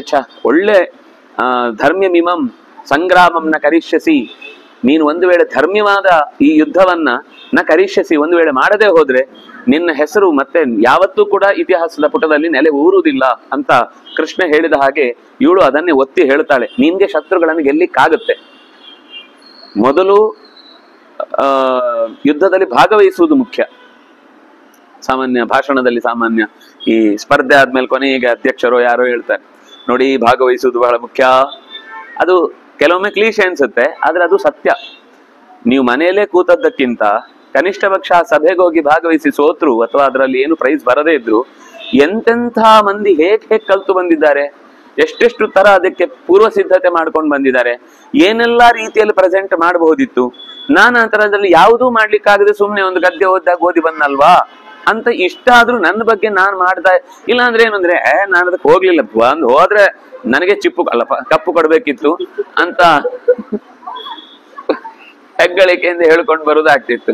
ಆದ್ರೆ ಆ ದೃಷ್ಟಿ ಇಲ್ಲದೆ ಕನಿಷ್ಠ ಪಕ್ಷ ಭಾಗವಹಿಸಿದ್ರಿಂದ ಎಂತೆಂಥ ಪರಿಸ್ಥಿತಿ ಲೋಕದಲ್ಲಿ ನಡೀತಾ ಇದೆ ಅನ್ನೋದಾದ್ರೂ ಗೊತ್ತಾಗುತ್ತೆ. ಯಾರೊಬ್ರು ಹೇಳ್ತಿದ್ರು, ಎಲ್ಲೋ ಆ ಕಡೆ ಜಾಗದಲ್ಲಿ ಒಂದು ಉಪನ್ಯಾಸ ನಡೀತಾ ಇತ್ತು. ಇವ್ರು ಇಲ್ಲೇ ಕೂತು ಹಾಸಿಗೆ ಹಾಕೊಂಡು ಮಲ್ಕೊಂಡ್ಬಿಟ್ಟಿದ್ರು. ಹೋಗಿ ಇಲ್ಲಿ ಕೂತ್ಕೊಂಡು ಏನ್ ಮಾಡ್ತೀರಿ, ಅಲ್ಲಿ ತನಕ ಹೋಗಿ. ಅವ್ರು ಎಷ್ಟಾದ್ರೂ ಒಂದೆರಡು ಸರ್ತಿ ಹೋಗ್ತಿರ್ಲಿಲ್ಲ. ಕೊನೆಗೆ ಅವ್ರು ಹೇಳಿದ್ರು, ನೋಡಿ ಬಸ್ ಸ್ಟ್ಯಾಂಡ್ ಅಲ್ಲಿ ಜೋರ್ ನಿದ್ದೆ ಬರುತ್ತೆ ಒಬ್ನಿಗೆ. ಬಸ್ ಬರುತ್ತೆ, ಆದ್ರೆ ನಿದ್ದೆ ತಡಿಲಿಕ್ಕಾಗದೆ ಅಲ್ಲೇ ಮಲ್ಕೊಂಡ್ಬಿಡ್ತಾನೆ. ಅವನು ಅಲ್ಲೇ ಮಲ್ಕೊಂಡದ್ರಿಂದ ಅದು ಲಾಸ್ಟ್ ಬಸ್, ಅವನಿಗೆ ಅದು ಎಚ್ಚರ ಆಗ್ಲಿಲ್ಲ. ಆಗ ಇನ್ನೊಂದು ಬಸ್ ಬಂದ್ರೆ ಹೋಯ್ತು ಅಂತ ಮಲ್ಕೊಂಡ. ಮಲಗಿದ್ರೆ ರಾತ್ರಿ ಎಚ್ಚರ ಆಯ್ತು. ಮಧ್ಯರಾತ್ರಿ ಬಸ್ ಸ್ಟ್ಯಾಂಡ್ ಅಲ್ಲಿ ಇಡೀ ರಾತ್ರಿ ಒಬ್ಬನೇ ಅಲ್ಲೇ ಕಳಿಬೇಕಾಯ್ತು. ಅವನೊಂಚೂರು ಉದಾಸೀನ ಬಿಟ್ಟು ಬಸ್ ಹತ್ತಿ ಅಲ್ಲಿ ಕೂತ್ಕೊಂಡು ನಿದ್ದೆ ಹೊಡೆದಿದ್ದ ಅಂದ್ರೆ ಕನಿಷ್ಠ ಪಕ್ಷ ಬೆಳಿಗ್ಗೆ ಏಳುವಾಗ ಅವನು ಊರಲ್ಲಾದ್ರೂ ಇರ್ತಿದ್ದ. ನಿದ್ದೆನೇ ಮಾಡಿದ್ದು, ಏನ್ ದಾರಿ ನೋಡ್ಕೊಂಡು ಹೋಗ್ಲಿಕ್ಕೆ ಆಗ್ತಿರ್ಲಿಲ್ಲ. ಊರಿಗೆ ಹೋಗ್ತಿದ್ದ, ಅಲ್ಲಿ ಎದ್ದಾದ್ರೂ ಹೋಗ್ತಿದ್ದ. ನೀವು ಇಲ್ಲೇ ಮಲಗಿದ್ರೆ ಬಸ್ ಸ್ಟ್ಯಾಂಡ್ ಅಲ್ಲೇ ಮಲಗಿಂತವ್ರು ಎಲ್ಲಿಗೂ ಹೋಗಲ್ಲ. ನೀವು ಹೋಗಿ ಉಪನ್ಯಾಸದಲ್ಲಾದ್ರೂ ನಿದ್ದೆ ಹೊಡಿ, ಅಲ್ಲೇ ಕೂತೊಂದಿಷ್ಟು ಅಲ್ಲೇ ದೂಗಿ ದೂಗಿ ದೂಗಿ ಜಾಸ್ತಿ ಅರ್ಥ ಆಯ್ತು ಅಂತ ಅನ್ಸೋಂಗಾದ್ರೂ ಮಾಡಿ. ಆದ್ರೆ ಕಿವಿಗೆ ಬಿದ್ದ ಸಂಸ್ಕಾರ ಇದೆಯಲ್ವಾ, ಅದನ್ನ ಇವತ್ ನಿಮ್ಗೆ ಏನು ಕೇಳಿದ್ದು ಅರ್ಥ ಆಗ್ಲಿಲ್ಲ ಅಥವಾ ಏನು ಕೇಳಲಿಕ್ಕೆ ಆಗ್ಲಿಲ್ಲ ಅಂತ ಇಟ್ಕೊಳ್ಳಿ. ಅಷ್ಟೊತ್ತು ಕೂಡುವ ಅಭ್ಯಾಸ ಆಯ್ತು ಒಂದು. ಅಷ್ಟೊತ್ತು ಕಿವಿಗೆ ಏನೋ ಒಂದು ವಿಷಯ ಬೀಳ್ತಾ ಇರೋದು, ಇಷ್ಟೊತ್ತು ಬಿದ್ರೆ ದೇಹ ಸಹಿಸ್ಕೊಳ್ಳು. ಕೆಲವರಿಗೆ ಅಷ್ಟೊತ್ತು ಕಿವಿಗೆ ಏನಾದ್ರು ಬಾತ್ ಕೂತ್ಕೊಂಡು ಕಿವಿಗೆ ಬಿದ್ರೆ ಕೂತ್ಕೊಳ್ಳಿಕ್ಕಾಗಲ್ಲ, ಕೇಳಲಿಕ್ಕಾಗಲ್ಲ, ಎದ್ದೋಗ್ತಾರೆ. ಅಪಸರ್ಪಂತತೆ ಭೂತ ಅಂತಂದಾಗ ಎದ್ದೋಗ್ಬಿಡ್ತಾರೆ ಅವರು. ಆದ್ರೆ ಕೂಡ್ಲಿಕ್ಕೂ ಒಂದು ತಾಳ್ಮೆ ಬೇಕಲ್ಲ ಅಷ್ಟೊತ್ತು. ಅಂತ ವಿಷಯಗಳನ್ನು ಕೇಳಿಸಿಕೊಂಡು ಕೂತ್ಕೊಳ್ಳಿಕ್ಕೂ ಒಂದು ತಾಳ್ಮೆ ಬೇಕು. ಅದು ಒಂದು ಶಿಕ್ಷಣ. ಮಕ್ಕಳಿಗೆ ಯಾಕೆ ಸಾಮಾನ್ಯ 6, 7, 8 ವರ್ಷದ ತನಕ ಒಂದೇ ಕಡೆ ಕೂತು ಪಾಠ ಮಾಡಿಸೋದಿಲ್ಲ, ಓಡಾಡ್ತಾ ಇರ್ತಾರೆ ಮಕ್ಕಳು. ಅವ್ರಿಗೆ ಹಾಗೆ ಕ್ಲಾಸ್ ಇರುತ್ತೆ. ನಿಜವಾಗಿ ಸರಿಯಾದ ಕ್ಲಾಸ್ ಟೀಚರ್ ಕರೆಕ್ಟ್ ಆಗಿ ನೆಟ್ಟಿಗಿದ್ದಾನೆ ಅಂದ್ರೆ ಮಕ್ಕಳು ಓಡಾಡ್ತಾ ಇದ್ರೆ ಆನಂದವಾಗಿರುತ್ತೆ ಅದು. ಯಾಕೆಂದ್ರೆ ಅವ್ರು ಓಡಾಡ್ತಾನೆ ಕಲಿತಾರೆ. ಯಾವಾಗ ಮಕ್ಕಳನ್ನ ನಾವು ಒಂದು ಸರ್ತಿಗೆ ಹೀಗೆ ಕೂಡ್ಬೇಕು ಹಾಗೆ ಕೂಡ್ಬೇಕು ಅಂತ ಮಾಡ್ತೇವೋ ಆ ಮಕ್ಕಳು ಕೊನೆಗೆ ಗೊಂಬೆ ಆಗ್ಬಿಡ್ತಾರೆ. ನೀವು ತಿರುಗಿಸಿದ್ರೆ ತಿರುಗುತ್ತೆ, ತಿರುಗದೇ ಇದ್ರೆ ಅಲ್ಲೇ ಇರುತ್ತೆ. ಹಾಗೆ ಬದುಕಿ ಉಪಯೋಗ ಇಲ್ಲ. ಅವುಗಳದ್ದೇ ಸ್ವಂತಿಕೆಯಿಂದ ಬದುಕಬೇಕು. ಆ ರೀತಿ ಒಂದು ಕಡೆ ಕೂತು ಅಷ್ಟು ಕೇಳು, ನಿದ್ದೆ ಬಂದ್ರು 4 ದಿವಸ ಆದ್ಮೇಲೆ ಇನ್ನೊಂದ್ ಸರ್ತಿ ಅನ್ಸುತ್ತೆ, ಇಷ್ಟು ಕೂತು ಕೇಳುವಾಗ ನಿದ್ದೆ ಬರುತ್ತೆ, ಬರಬಾರ್ದು. ಇನ್ನು ಮುಂದೆ ಸ್ವಲ್ಪ ಇಲ್ಲಿ ಬೇಕಾದ್ರೆ ಮನೆಯಲ್ಲಿ ಒಂದು 10 ನಿಮಿಷ ಮಲ್ಕೊಂಡೇ ಹೋಗೋಣ, ಅಲ್ಲೂ 1 ಗಂಟೆ ಸರಿಯಾಗಿ ಎಚ್ಚರ ಇದ್ದು ಕೇಳ್ಕೊಂಡು ಬರ್ಬೇಕು ಅಂತ ಅವನಿಗೆ ಅನಿಸುತ್ತೆ. ಅದರಿಂದ ಅವನ ಬದುಕಿನಲ್ಲಿ ಒಂದು ಬದಲಾವಣೆ ಶುರುವಾಗುತ್ತೆ. ನೀವು ಅದು ಬಿಟ್ಟು ಇಲ್ಲೇ ಮಲಗಿದ್ರೆ, ಅಲ್ಲಿ ನಿದ್ದೆ ಬರುತ್ತೆ ಅಂತ ಅನ್ಕೊಂಡು ಇಲ್ಲಿ ಮಲಗಿದ್ರೆ ಅಲ್ಲಿಯ ಹೋಗಿ ಕೂತ್ಕೊಳ್ಳೋ ಸಂಸ್ಕಾರವೂ ಬರಲ್ಲ, ಕೇಳುವ ಸಂಸ್ಕಾರವೂ ಬರಲ್ಲ. ಮನೆಯಲ್ಲೇ ಇನ್ನೇನಂದ್ರೆ ಕೆಲವರು ಇಲ್ಲ ನಾವು ಅಲ್ಲಿ ತನಕ ಹೋಗ್ಲಿಲ್ಲ, ನಾವು ಆನ್ಲೈನ್ ಅಲ್ಲೇ ಕೇಳೋದು ಅಂತೇಳಿ ಆನ್ಲೈನ್ ಅಲ್ಲಿ ಅವ್ರ ಪಾಡಿಗೆ ಅವ್ರು ಬಡ್ಕೋತಾ ಇರ್ತಾರೆ. ಇಲ್ಲಿ ನಾವು ನಮ್ಮ ಪಾಡಿಗೆ ಮಲ್ಕೊಂಡ್ಬಿಟ್ಟಿರ್ತೀವಿ. ಅವರಿಗೆ ಪಾಪ ಗೊತ್ತಿಲ್ಲ ಅನ್ನೋದಕ್ಕೆ ಕ್ಷೇಮ, ಇಲ್ಲಿ ಮಲ್ಕೊಂಡಿದ್ದಾನೆ ಅಂತ. ಇಲ್ಲ ಅಂದ್ರೆ ಅದು ಮಂಗಳಾರತಿಗಿಂತ ಚೆನ್ನಾಗಿರುತ್ತೆ ಜೋರು ಆ ಉಪಚಾರ ಎಲ್ಲ. ಆದ್ರಿಂದ ಹೊರಡ್ಬೇಕು. ಫಸ್ಟ್ ಹೊರಟು ಯುದ್ಧಕ್ಕೆ ಹೋದ ಮೇಲೆ ಮುಂದಿದ್ದೇನು ಅಂತ ಆಮೇಲೆ ಯೋಚನೆ ಮಾಡೋಣ. ಅದನ್ನ ನಾವು ಈಗ ಡಿಸೈಡ್ ಮಾಡ್ಲಿಕ್ಕೆ ಆಗಲ್ಲ. ಅದರಿಂದಾಗಿ ನೀನು ಇಂದ್ರ ಕೂಡ ಯುದ್ಧಕ್ಕೆ ವೃತ್ರಾಸುರ ವಸ್ತುತಃ ಶಕ್ತಿಯಲ್ಲಿ ಬಹಳ ಬಲಿಷ್ಠನಿದ್ದ, ಮೀರುವ ಶಕ್ತಿ ಇತ್ತು ಅವನಿಗೆ. ಆದ್ರೂ ಇಂದ್ರ ಹೊರಟ ಮೇಲೆ ಅವನಿಗೆ ಒಂದೊಂದೇ ಅನುಕೂಲತೆಗಳು ಒದಗಿ ಬಂತು. ಬ್ರಹ್ಮದೇವರು ವಿಶ್ವರೂಪಾಚಾರ್ಯರನ್ನು ತೋರಿಸಿದ್ರು, ವಿಶ್ವರೂಪಾಚಾರ್ಯರು ನಾರಾಯಣ ವರ್ಮ ಕೊಟ್ಟರು. ನಾರಾಯಣ ವರ್ಮದಿಂದ ವೃತ್ರಾಸುರನಿಗೆ ನಿಗ್ರಹ ಮಾಡ್ಲಿಕ್ಕೆ ಬೇಕಿರುವಂತಹ ಅದೇ ಮಂತ್ರದ ಜಪ ಮಾಡಿರುವಂತಹ ದಧೀಚಿ ಋಷಿಗಳ ಪರಿಚಯ ಆಯಿತು. ಅವರ ಶರೀರದಿಂದ ಆ ವಜ್ರಾಯುಧ ಮತ್ತೆ ನಿರ್ಮಾಣ ಆಯ್ತು. ಅದರಿಂದ ಅವನಿಗೆ ಕೊಲ್ಲಿಕ್ಕಾಯ್ತು. ಸ್ವತಃ ತಾನೇ ಅವನನ್ನ ನಿಗ್ರಹ ಮಾಡೋದು ಕಷ್ಟ ಇತ್ತು. ಯಾಕಂದ್ರೆ ವಜ್ರದಲ್ಲೂ ಭಗವಂತ ಸೇರಿದ್ರಿಂದ ವೃತ್ರಾಸುರನನ್ನು ಕೊಲ್ಲಿಕ್ಕಾಯ್ತು. ವೃತ್ರ ಅಂದ್ರೆ ನಮ್ಮ ಸುತ್ತಲೇ ಇರುವ ನಮ್ಮನ್ನೇ ನಮಗೆ ಅಪರಿಚಿತನನ್ನಾಗಿಸುವ ಅಜ್ಞಾನ. ವೃತ್ರ ಅಂದ್ರೆ ಇನ್ಯಾವುದೂ ಅಲ್ಲ. ವೃತ್ರಾಸುರ ಅವತ್ತು ಸತ್ತಿದ್ದಾನೆ ಅನ್ಕೊಂಡ್ರೆ ಅವನು ಸತ್ತಿಲ್ಲ. ಅವನ ಅಡ್ರೆಸ್ ನಮ್ಮೊಳಗೆ ಎಲ್ಲ ಕಡೆ ಇದೆ. ನಾವೇ ಅವನಿಗೆ ಜಾಗ. ನಾವೇ ಜಾಗ ಅಂದ್ರೆ ನಮ್ಮೊಳಗೆ ಅಜ್ಞಾನದ ಆವರಕವಾಗಿ ನಮ್ಮನ್ನೇ ಯಾವ ತಿಳುವಳಿಕೆಯೂ ಸರಿಯಾಗಿ ನಮಗೆ ತಿಳಿವಿಗೆ ಬಾರದಂತೆ ತಡೆಯುವಂತಹ ಕೆಲಸವನ್ನ ಮಾಡುತ್ತಾನೆ. ಹಾಗಾಗಿ ಅಂತಹ ವ್ಯವಸ್ಥೆಯ ಮಧ್ಯದಲ್ಲಿ ನೀನೀಗ ಯುದ್ಧಕ್ಕೆ ಹೊರಡಬೇಕು. ಅದು ಇಂದ್ರನಾದ್ರೂ ಸಮ, ಇನ್ಯಾರಾದ್ರೂ ಸಮ. ಇನ್ನೇನು ಅಂದ್ರೆ ಅವನು ಆ ಯುದ್ಧ ಎಲ್ಲ ಮಾಡಿ ವೀರನಾಗಿ ಬಂದದ್ರಿಂದ ಎಲ್ಲ ಯಾಗದಲ್ಲೂ ಅವನನ್ನ ಸೋಮರಸ ಕೊಟ್ಟು ಇಂದ್ರ ಇಂದೋ ಪರಿಸ್ರವ ಅಂತ ಇಂದ್ರನಿಗೆ ವಿಶೇಷವಾದ ಸೋಮರಸವನ್ನ ಕೊಟ್ಟು ಅವನು ತ್ರೈಲೋಕ್ಯ ಪ್ರಭುವಾಗಿ ಇವತ್ತಿಗೂ ಮೆರೀತಾ ಇದ್ದಾನೆ. ಯಾವಾಗ ಒಬ್ಬ ವೀರ ಯುದ್ಧಕ್ಕೆ ಹೋಗುವಾಗ ಭಗವಂತನ ಹೆಸರನ್ನು ಅಥವಾ ತನ್ನ ದೇಶದ ಹೆಸರನ್ನು ಅಥವಾ ತನ್ನ ಹಿರಿಯರ ಹೆಸರನ್ನು ಹೇಳ್ತಾ ನುಗ್ಗಿ ಒಳ್ಳೆಯ ಆಯುಧಗಳನ್ನು ಹಿಡ್ಕೊಂಡು ಶತ್ರುಗಳ ಎದೆಯನ್ನೇ ನಡುಗಿಸುವ ಹಾಗೆ ಕಿರುಚಿ ಯುದ್ಧ ಮಾಡ್ಲಿಕ್ಕೆ ಹೋಗ್ತಾನೆ ಅಂತಂದಾಗ ಗೆಲ್ಲೇಬೇಕು ಅನ್ನುವ ಹಠ ಬೇಕು. ಗೆಲ್ತೇನೆ ಅನ್ನುವ ಓವರ್ ಕಾನ್ಫಿಡೆನ್ಸ್ ಇರಬಾರ್ದು. ಎರಡಕ್ಕೂ ವ್ಯತ್ಯಾಸ ಇದೆ. ಗೆಲ್ಬೇಕು ಅನ್ನುವ ಅಪೇಕ್ಷೆ ತಪ್ಪಲ್ಲ. ಗೆಲ್ತೇನೆ ಅನ್ನೋ ಓವರ್ ಕಾನ್ಫಿಡೆನ್ಸ್ ಇದ್ರೆ ಅದು ಪ್ರಾಬ್ಲಮ್ ಆಗುತ್ತೆ. ಯಾಕಂದ್ರೆ ಅವನು ಏನ್ ಮಾಡ್ತಿದ್ದಾನೆ, ಅವನ ಮಿಸ್ಟೇಕ್ಸ್ ಗಳು ಏನಿದೆ ಅದನ್ನ ನೋಡುವ ತಲೆ ಹೋಗುದೆ. ನಾ ಗೆಲ್ತೇನೆ ಅಂತ ಅನ್ಕೊಂಡು ಹೋಗ್ತಾ ಇರ್ತಾನೆ. ಗೆಲ್ತೇನೆ ಅಂತ ಹೋಗುದಿಲ್ಲ, ಗೆಲ್ಬೇಕು. ಆದ್ರೆ ಗೆಲ್ಲುವುದಕ್ಕೆ ಏನೆಲ್ಲ ಅವಕಾಶಗಳು ಸಿಗುತ್ತೋ ಅದನ್ನ ಸರಿಯಾಗಿ ಬಳಸ್ಕೊಳ್ಬೇಕು. ಅವಕಾಶ ಸಿಕ್ಕಿದ್ದನ್ನೆಲ್ಲ ಕೈ ಚೆಲ್ಲಿ. ನಮ್ಮ ಹತ್ರ ಒಳ್ಳೆ ಟೀಮ್ ಇತ್ತು, ಆದ್ರೂ ಕೂಡ ನಮ್ಗೇನು ಗೆಲುವನ್ನ ಸಂಪಾದಿಸ್ಲಿಕ್ಕೆ ಆಗ್ಲಿಲ್ಲ ಅಂತ ಆಮೇಲೆ ತಲೆ ಚಚ್ಕೊಂಡ್ರೆ ಹೋದ ಸಮಯ ಮತ್ತೆ ವಾಪಸ್ ಬರಲ್ಲ. ಅದು ಹೋಯ್ತು ಅಂತ ಲೆಕ್ಕ. ಹಾಗಾಗಿ ಒಬ್ಬನನ್ನಾದ್ರೂ ಕೂಡ ವೀರನನ್ನ ಎದುರಿಸಿ ಸೋಲಿಸಿ ಅಥವಾ ಅವನನ್ನ ವೀರ ಸ್ವರ್ಗಕ್ಕೆ ಕಳುಹಿಸಿ ತಾನು ಕೊನೆಗೆ ಶತ್ರುವಿನ ಕೈಯಲ್ಲೇ ಬಲಿಯಾದ್ರೂ ಕೂಡ ಇಲ್ಲ ಅವನು ಕೊನೆ ತನಕ ಒಳ್ಳೆ ಕೌಂಟರ್ ಅಟ್ಯಾಕ್ ಕೊಟ್ಟಿದ್ದಾನೆ, ಚೆನ್ನಾಗಿ ಯುದ್ಧ ಮಾಡಿದ್ದಾನೆ, ಅದರಿಂದಾಗಿ ಅವನು ನಮಗೆ ವೀರ. ಯಾಕಂದ್ರೆ 10 ಜನ ಸಾಯುವಲ್ಲಿ ಒಬ್ಬ 10 ಜನರನ್ನು ತಡೆದು ಸತ್ತ ಅಂದ್ರೆ ಉಳಿದವ್ರು ಬದುಕಿದ್ರು ಅಂತ ಅರ್ಥ ಅಲ್ವಾ? ಆ ರೀತಿ ಹೋರಾಟದ ವ್ಯವಸ್ಥೆಯಲ್ಲಿ ಅದನ್ನೂ ಯೋಚನೆ ಮಾಡ್ಬೇಕಾಗುತ್ತೆ. ಕೆಲವೊಂದ್ ಸರ್ತಿ ಮುಂದೆ ನಿಂತವರು ಅವರು ತೀರ್ಮಾನ ಮಾಡಿರ್ತಾರೆ, ನಾವು ಸತ್ರು ನಮ್ ಹಿಂದಿನವರು ಸಾಯ್ಲಿಕ್ಕೆ ಬಿಡಬಾರ್ದು, ಆ ರೀತಿ ನಾವು ಕವಚವಾಗಿ ನಿಲ್ತೇವೆ ಅಂತ. ಅದು ಒಬ್ಬ ನಾಯಕನಿಗೆ ಇರಬೇಕಾದ ಗುಣ. ಆದ್ರಿಂದ ಅಲ್ಪ ಜನರು ಮಾತ್ರ ಯುದ್ಧದಲ್ಲಿ ಕೈ ಚೆಲ್ಕೊಂಡು ಆಗಲ್ಲಪ್ಪ ನಮ್ ಕೈಯಲ್ಲಿ, ನಾವೆಲ್ಲ ಇದನ್ನೆಲ್ಲ ಮಾಡುವವರಲ್ಲ ಅಂತ ಶತ್ರುಗಳಿಗೆ ಏನೇನ್ ಅಪೇಕ್ಷೆ ಇದೆ ಅದನ್ನೆಲ್ಲ ನೀವೇ ತಗೊಂಡೋಗಿ. ಈ ರಾಜ್ಯ ಬೇಕಾ ತಗೊಂಡೋಗಿ, ಈ ಸಂಪತ್ತು ಬೇಕಾ ತಗೊಂಡೋಗಿ, ಈ ಕೋಶ ಬೇಕಾ ತಗೊಂಡೋಗಿ, ಈ ಜನಗಳೇ ಬೇಕಾ ಹೊತ್ಕೊಂಡೋಗಿ. ನಮ್ಮಲ್ಲಿ ಬೇಕಾದಷ್ಟು ಜನ ತುಂಬ್ಕೊಂಡು ತುಳುಕ್ತಾ ಇದ್ದಾರೆ, ಅದರಿಂದಾಗಿ ನೀವ್ ಏನ್ ಬೇಕಾದ್ರೂ ತಗೊಂಡೋಗಿ ಅಂತ ಶತ್ರುಗಳಿಗೆ ಆನಂದಕಾರಕನಾಗ್ತಾನೆ ಹೊರತು ತನ್ನ ಪ್ರಜೆಗಳಿಗೆ ಕ್ಷೇಮಕಾರಕನಾಗುವುದಿಲ್ಲ. ಹಾಗಾಗಿ ಯಾರು ನಿಜವಾದ ವೀರನೋ ಧೀರನೋ ಅವನು ತನಗೆ ಎಲ್ಲಾ ಸಂಪತ್ತುಗಳು ನಾಶವಾದ್ರೂ ಕೂಡ ಪ್ರಾಣ ಹೋಗುವ ತನಕ ಶತ್ರುಗಳಿಗೆ ಆ ನೆಲವನ್ನ ಬಿಟ್ಟುಕೊಡಲ್ಲ ಅಂತ ಎದುರಾಳಿಯಾಗಿ ನಿಲ್ತಾನೆ ಅಂತಂದ್ರೆ ಅದು ಆ ರೀತಿಯಾದ ಹೋರಾಟ ಅನ್ನೋದು ಅವನಿಗೆ ಮೋಕ್ಷಕ್ಕೆ ಸಮಾನ. ಕೊನೆ ಉಸಿರಿರುವ ತನಕವೂ ಕೂಡ ಶತ್ರುವನ್ನ ಬಿಟ್ಟುಕೊಡ್ಲಿಲ್ಲ. ಸಂಭಾಜಿ ಅವರ ಜೀವನ ಚರಿತ್ರೆಯನ್ನು ನೋಡಿದ್ರೆ, ನೀವು ಛಾವ ನೋಡಿದ್ರೆ ನಿಮಗೆ ಅದರ ಕಲ್ಪನೆ ಬರುತ್ತೆ. ಅದ್ರಲ್ಲಿ ಬಹಳ ಕಮ್ಮಿ ತೋರಿಸಿರುದು, ತುಂಬಾ ತೋರಿಸಿಲ್ಲ. ಮತಾಂತರ ಆದ್ರೆ ನಿನ್ನನ್ನು ಬಿಡ್ತೇನೆ ಅಂತ, ಇಲ್ಲ ಅಂದ್ರೆ ಬಿಡಲ್ಲ ಅಂತ. ನನಗೆ ನಾಲಿಗೆ ಕೊಯ್ತಾರೆ, ಮೈ ಇಡೀ ಚರ್ಮ ಸುಲಿತಾರೆ, ಅದಕ್ಕೆ ಉಪ್ಪು ಹಾಕಿ ಅವನನ್ನ ನೀನು ಒಪ್ಕೊಳ್ತೀಯಾ ಇಲ್ವಾ ಅಂತ. ಅವನಿಗೆ ಪಾಪ ನಾಲಿಗೆ ಹೋದಾಗ್ಲೂ ಕಣ್ಣಲ್ಲಿ ನೀರು ಬರ್ತದೆ. ಕಣ್ ಕಿಲ್ತಾರೆ, ಕಣ್ ಕಿತ್ತು ಸೀಸ ಹಾಕ್ತಾರೆ ಕಿವಿಗೆ, ನಾಲಿಗೆ ಕಿತ್ತುತ್ತಾರೆ. ಇಷ್ಟಾದ್ರೂ ಅವನು ನೋವಿನಿಂದ ಸಾಯ್ತಾನೆ ಹೊರತು ಅವನು ಎಷ್ಟು ಚೆನ್ನಾಗಿದೆ, ನೀನ್ ಬೇಕಾದ್ರೆ ನಮ್ಮ ಇದಕ್ಕೆ ಬಾ, ಆದ್ರೆ ನಿನ್ನನ್ನು ಯಾವತ್ತು ನಾವು ಮತಾಂತರ ಮಾಡಲ್ಲ, ನಿನ್ನ ತರ ನೀನ್ ಬದುಕ್ಲಿಕ್ಕೆ ಬಿಡ್ತೇವೆ, ಅದು ನಾವು ಅಂತ ಹೇಳ್ತಾನ. ನೀವು ಬಂದ್ರೆ ನಿಮ್ ತರ ಆಗ್ಬೇಕು ಅಂತ ಅಂತೀರಿ, ನಾವು ಬಂದ್ರೆ ನಮ್ ತರ ಆಗ್ಬೇಕು ಅಂತ ಹೇಳಲ್ಲ. ನೀನ್ ನಿನ್ ತರ ಬದುಕು, ನಾವು ನಮ್ ತರ ಬದುಕ್ತೇವೆ ಅಂತ ಹೇಳ್ತೇವೆ, ನೀನ್ ನಮ್ಮೂರಿಗೆ ಬಾ ಅಂತ ಕರೀತಾನೆ. ಅಂದ್ರೆ ಆ ರೀತಿ ನಮ್ಗೆ ಈ ಕಥೆಗಳೆಲ್ಲ ಗೊತ್ತೇ ಇಲ್ಲ, ಇದೆಲ್ಲ ನಡೆದದ್ದು. ಕೃಷ್ಣದೇವರಾಯನ ಕಾಲದಲ್ಲೂ ಆದ ಆ ಘಟನೆ ನಿಮಗೆ ಕೃಷ್ಣದೇವರಾಯ ನೀವು ಸಿನಿಮಾ ನೋಡಿದ್ರೆ ಗೊತ್ತಾಗುತ್ತೆ. ಅಂತ ದುಸ್ಥಿತಿಗಳನ್ನೆಲ್ಲ ಎದುರಿಸಿ ನಾವು ಇವತ್ತಿಷ್ಟು ಕ್ಷೇಮವಾಗಿದ್ದೇವೆ. ಅವರೆಲ್ಲ ಅವರು ಟ್ಯಾಕ್ಸ್ ಕೊಡ್ಬೇಕಿತ್ತು, ಮತಾಂತರ ಆಗದೇ ಇರುವುದಕ್ಕೆ ಅವರು ದುಡಿದದ್ರಲ್ಲಿ 60% ರಾಜನಿಗೆ ಕೊಡ್ಬೇಕು. ಗದ್ದೆಯಲ್ಲಿ ದುಡಿಲಿ, ಇನ್ನೆಲ್ಲೇ ದುಡಿಲಿ, ಅಂದ್ರೆ ಅದು ಕೊಟ್ರೆ ಮಾತ್ರ ನೀವು ನಿಮ್ಮ ಮತದಲ್ಲಿ ಇರ್ಬೋದು. ಇಲ್ಲ ಅಂದ್ರೆ ನಿಮ್ಗೆ ಕೊಡ್ಲಿಕ್ಕೆ ಕಷ್ಟ ಆಯ್ತಾ, ನಾಳೆ ನಮ್ಮ ಇದಕ್ಕೆ ಬಂದು ಬಿಡ್ಬೇಕು.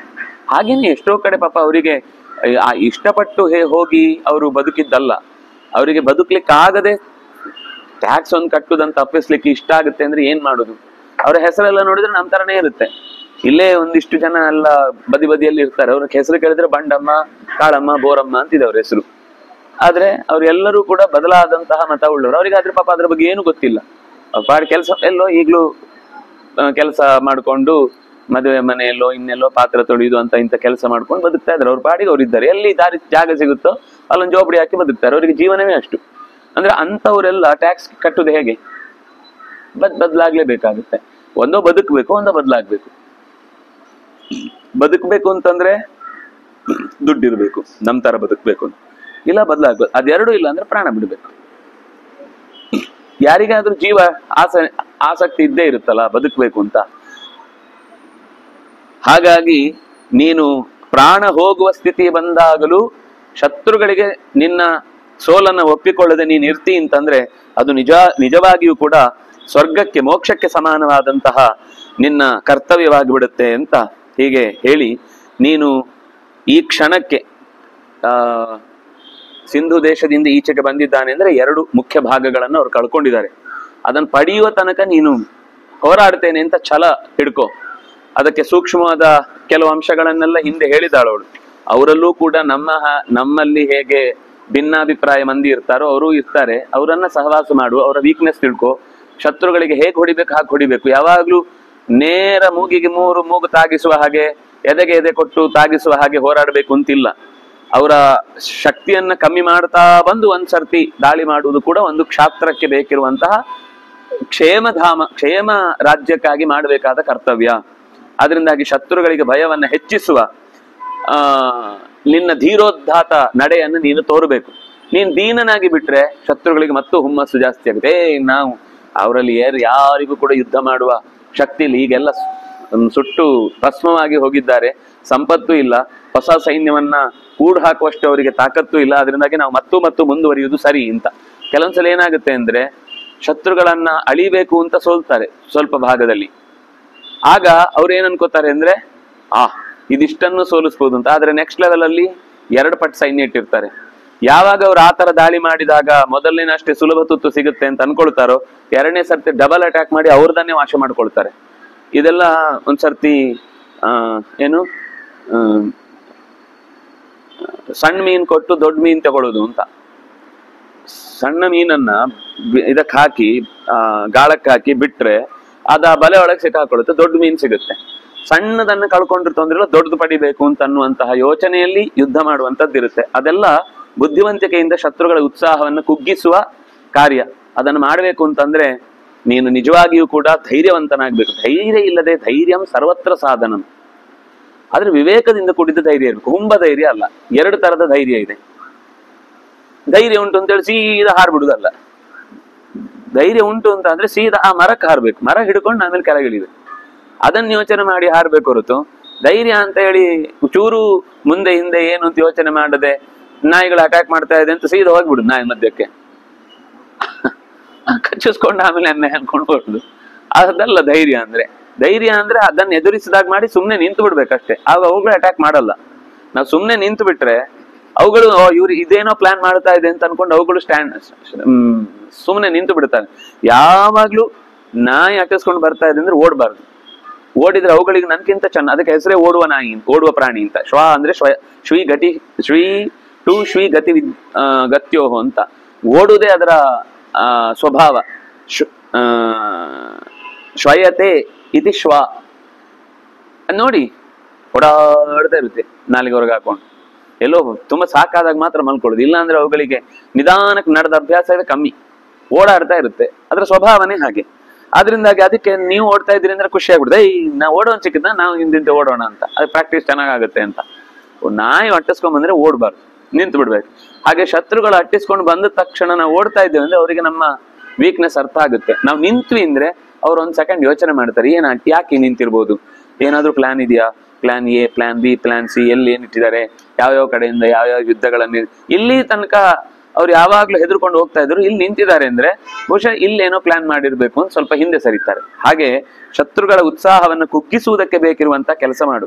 ಸೌವೀರ ಕನ್ಯೆಯರೊಡನೆ ಸುಖವಾಗಿ ಬಾಳುವ ಯೋಚನೆ ಮಾಡು, ಹೊರತು ಸಿಂಧು ಕನ್ಯೆಯರಿಗೆ ಖುಷಿ ಆಗುವಾಗ ಮಾಡಬೇಡ ಅಂತ ಅವಳು ಹೇಳುವ ರೀತಿ.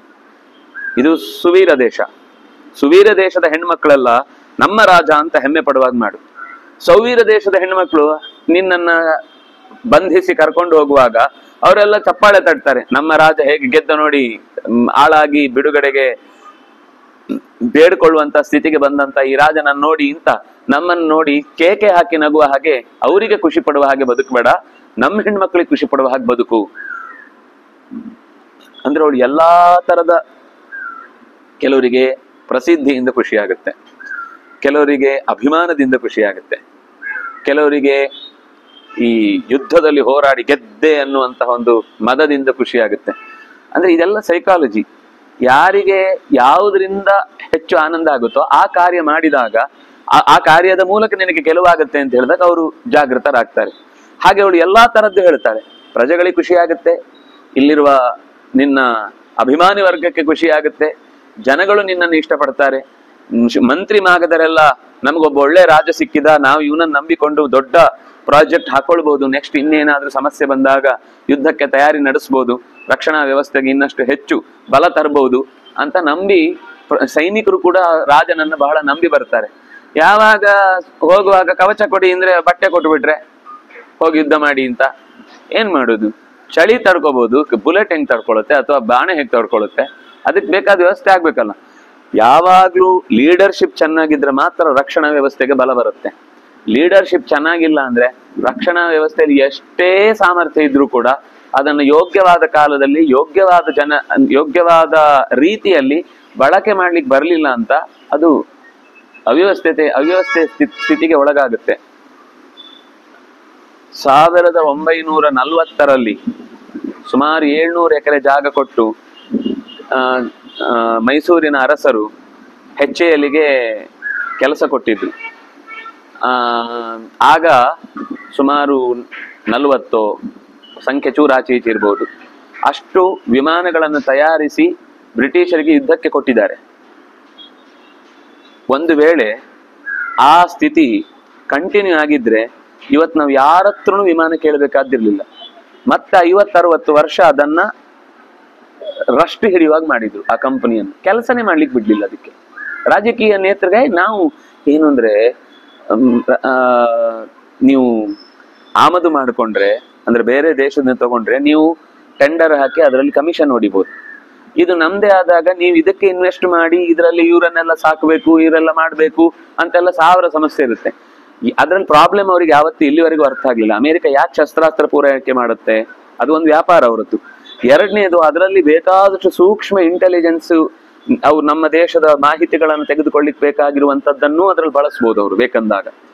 ಈಗ ಆ ಪೇಜರ್ ಹೊಡೆದದ್ದು 3000 ಪೇಜರು ಅವ್ರಿಗೆ ನೇರ ಸಂಬಂಧವೇ ಇಲ್ಲ. ಯಾರು ತಯಾರಿ ಮಾಡ್ತಾರೋ ಅಲ್ಲಿಗೆ ಹೋಗಿ ಮಸಾದ್ ಅಲ್ಲ ಅವ್ರ ಹೆಸರೇನು, ಮೊಸಾದೇನಲ್ವಾ, ಆ ಕಂಪನಿಗೆನೇ ಡೀಲ್ ಮಾಡಿಕೊಂಡು ಅದರೊಳಗೇನೆ ಒಂದು ಸಣ್ಣ ಬ್ಲಾಸ್ಟ್ ಆಗುವಂತಹ ಪದಾರ್ಥವನ್ನು ಅದರಲ್ಲಿ ಇರಿಸಿ ಎಲ್ಲ ಒಟ್ಟಿಗೆ ಅಷ್ಟು ಜನರನ್ನ ಒಂದ್ಸರ್ತಿ ಎಚ್ಚರಿಕೆ ಕೊಟ್ಟು ಮುಗಿಸ್ಬಿಟ್ರು.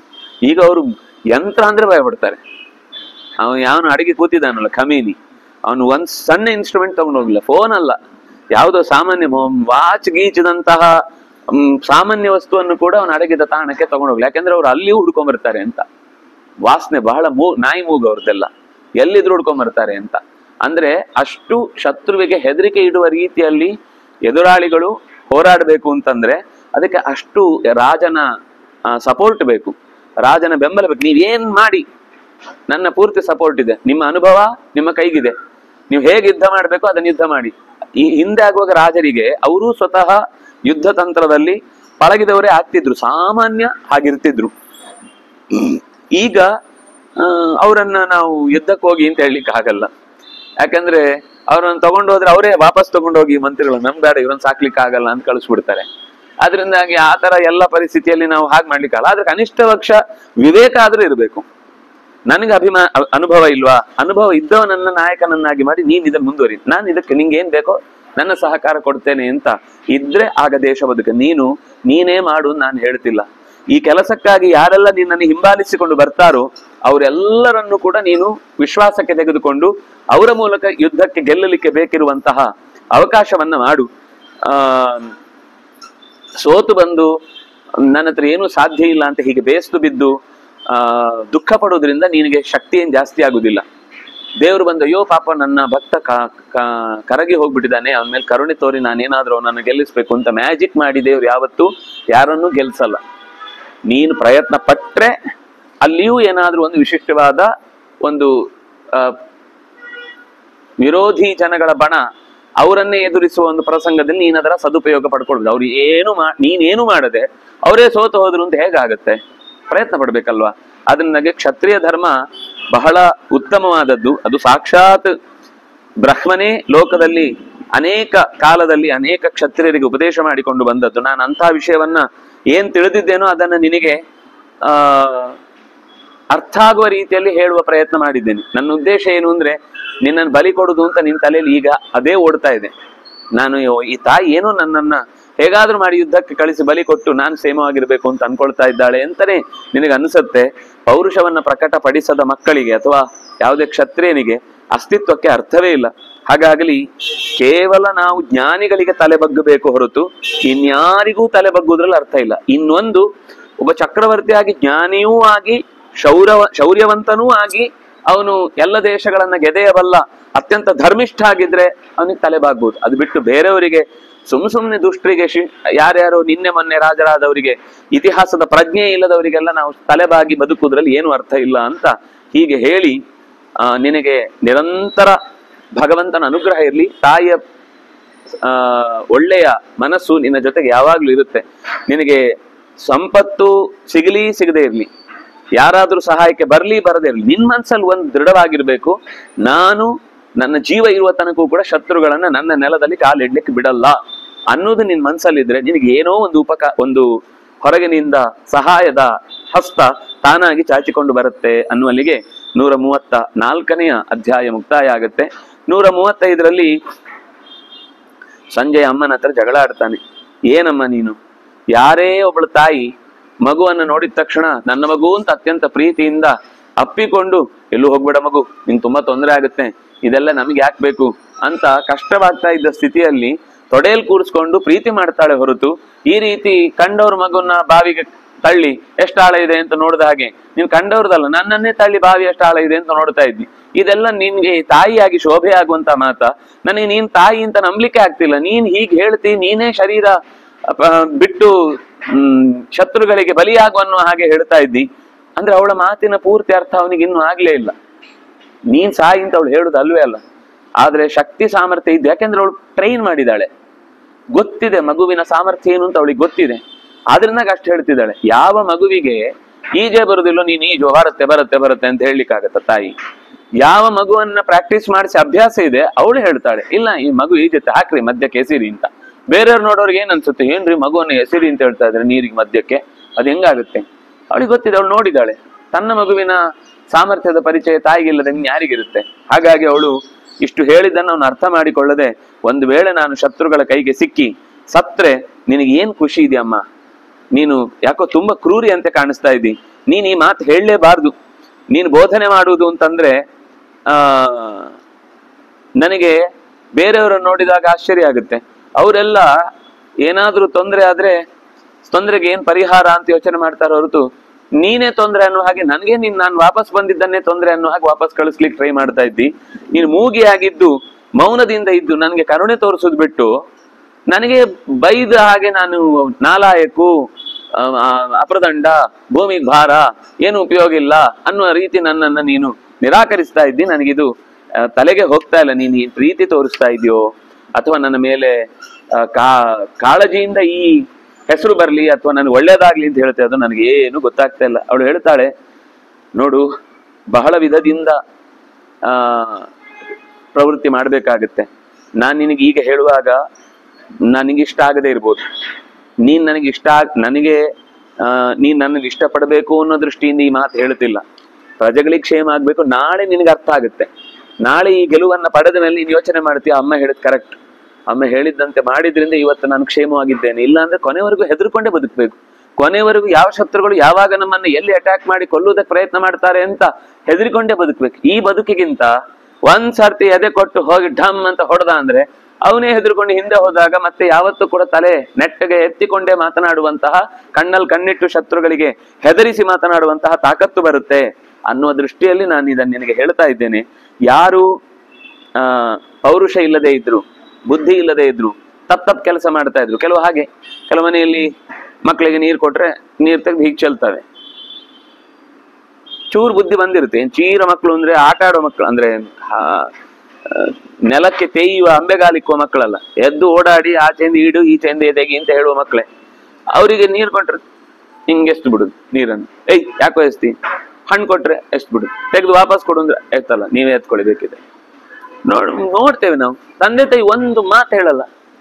ತಪ್ಪು, ಇನ್ನೊಬ್ಬರು ವಸ್ತುವನ್ನ ಹಾಗೆ ಎಸಿಬಾರ್ದು, ಎಸ್ತರೆ ಅಕಸ್ಮಾತ್ ನಮ್ಮ ಕೈ ತಾಗಿ ಬಿದ್ರು ಕೂಡ ನಾವೇ ಎತ್ತಿ ಕೊಡ್ಬೇಕು ಅನ್ನೋದನ್ನು ಹೇಳ್ಕೊಡಲ್ಲ. ಮಗು ಅದು ಹುಟ್ಟದೆ ಒಂದು ಹುಟ್ಟುಬಿಟ್ಟಿದೆ. ಆಮೇಲೆ ಅದರದ್ದೊಂದು ಪರಮ ಮುದ್ದು, ಹೆತ್ತಮ್ಮನಿಗೆ ಹೆಗ್ಗಣ ಮುದ್ದು ಅಂತ ಒಂದು ಗಾದೆ. ಅದು ಹಾಗಾಗಿ ಆ ಮಗು ಕೊನೆಗೆ ಏನಾಗುತ್ತೆ ಅಂದ್ರೆ ಅದರ ಮೇಲೆ ತೋರಿಸಿದ ಪ್ರೀತಿ ಅವರಿಗೆ ಶತ್ರುವಾಗಿ ಕೆಲಸ ಮಾಡುತ್ತೆ. ಅದರಿಂದಾಗಿ ಅವಳೇ ಬೈತಾಳೆ, ಯಾವಾಗ್ಲೂ ಒಂದು ನಿಂದಿತವಾದ ಕೆಲಸವನ್ನ ಮಾಡಿದ್ರೆ, ತಪ್ಪು ಕೆಲಸ ಮಾಡಿದ್ರೆ ಜೋರ್ ಮಾಡ್ಬೇಕು. ತಪ್ಪು ಹಾಗೆ ಮಾಡ್ಬಾರ್ದು. ಜೋರ್ ಮಾಡುದು ಅಂದ್ರೆ ಹೆದರಿಸಿ ಬಿಟ್ಟು ಅದು ನನ್ನ ಹೆಸರು ಕೇಳಿದ ತಕ್ಷಣ ಗಡಗಡ. ಕೆಲವೊಮ್ಮೆ ಸುಮ್ನೆ ಪಕ್ಕದ ಮನೆಯ ಮಗುವಿಗೆ, ನೋಡು ಅವರು ಆಚಾರ ಬರ್ತಾರೆ, ನಾನು ಅದನ್ನ ನೋಡಿಲ್ಲ, ಮಾತಾಡಿಸಿಲ್ಲ, ಯಾವ್ದು ಮಾಡಿಲ್ಲ, ಅದು ನನ್ನ ಕಂಡ್ರೆ ಗಡ. ಯಾಕೆಂದ್ರೆ ಅವ್ರು ಹೆಂಗೆ ಅದು ಊಟ ಮಾಡಿಲ್ಲ, ನೋಡು ಆಚಾರ ಬಂದು ಎತ್ಕೊಂಡು ಹೋಗ್ತಾರೆ, ನಾನೇ ಭೂತನ? ಎಲ್ರು ಹಾಗೆ ಮಾಡುದು.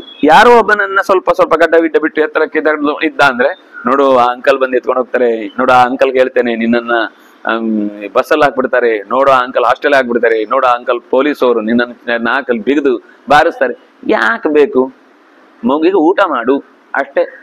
ಊಟ ಮಾಡಿದ್ರೆ ನಿಮ್ ಸ್ವಲ್ಪ ಹೊತ್ತು ಊಟ ಮಾಡ್ಲಿಲ್ವಾ ಬಿಟ್ಬಿಡಿ, ಮಧ್ಯಾಹ್ನ ತಿನ್ಲಿಲ್ವಾ ಬಿಟ್ಬಿಡಿ, ಸಂಜೆ ತಿನ್ಲಿಲ್ಲ ಬಿಟ್ಬಿಡಿ, ರಾತ್ರಿ ಹಸಿವಾಗತ್ತದ್ ಬರುತ್ತೆ. ಹೊಟ್ಟೆ ಹಸ್ದಾಗ ಎಲ್ಲವೂ ನೀವು ಹೇಳ್ದಾಗ ಕೇಳುತ್ತೆ.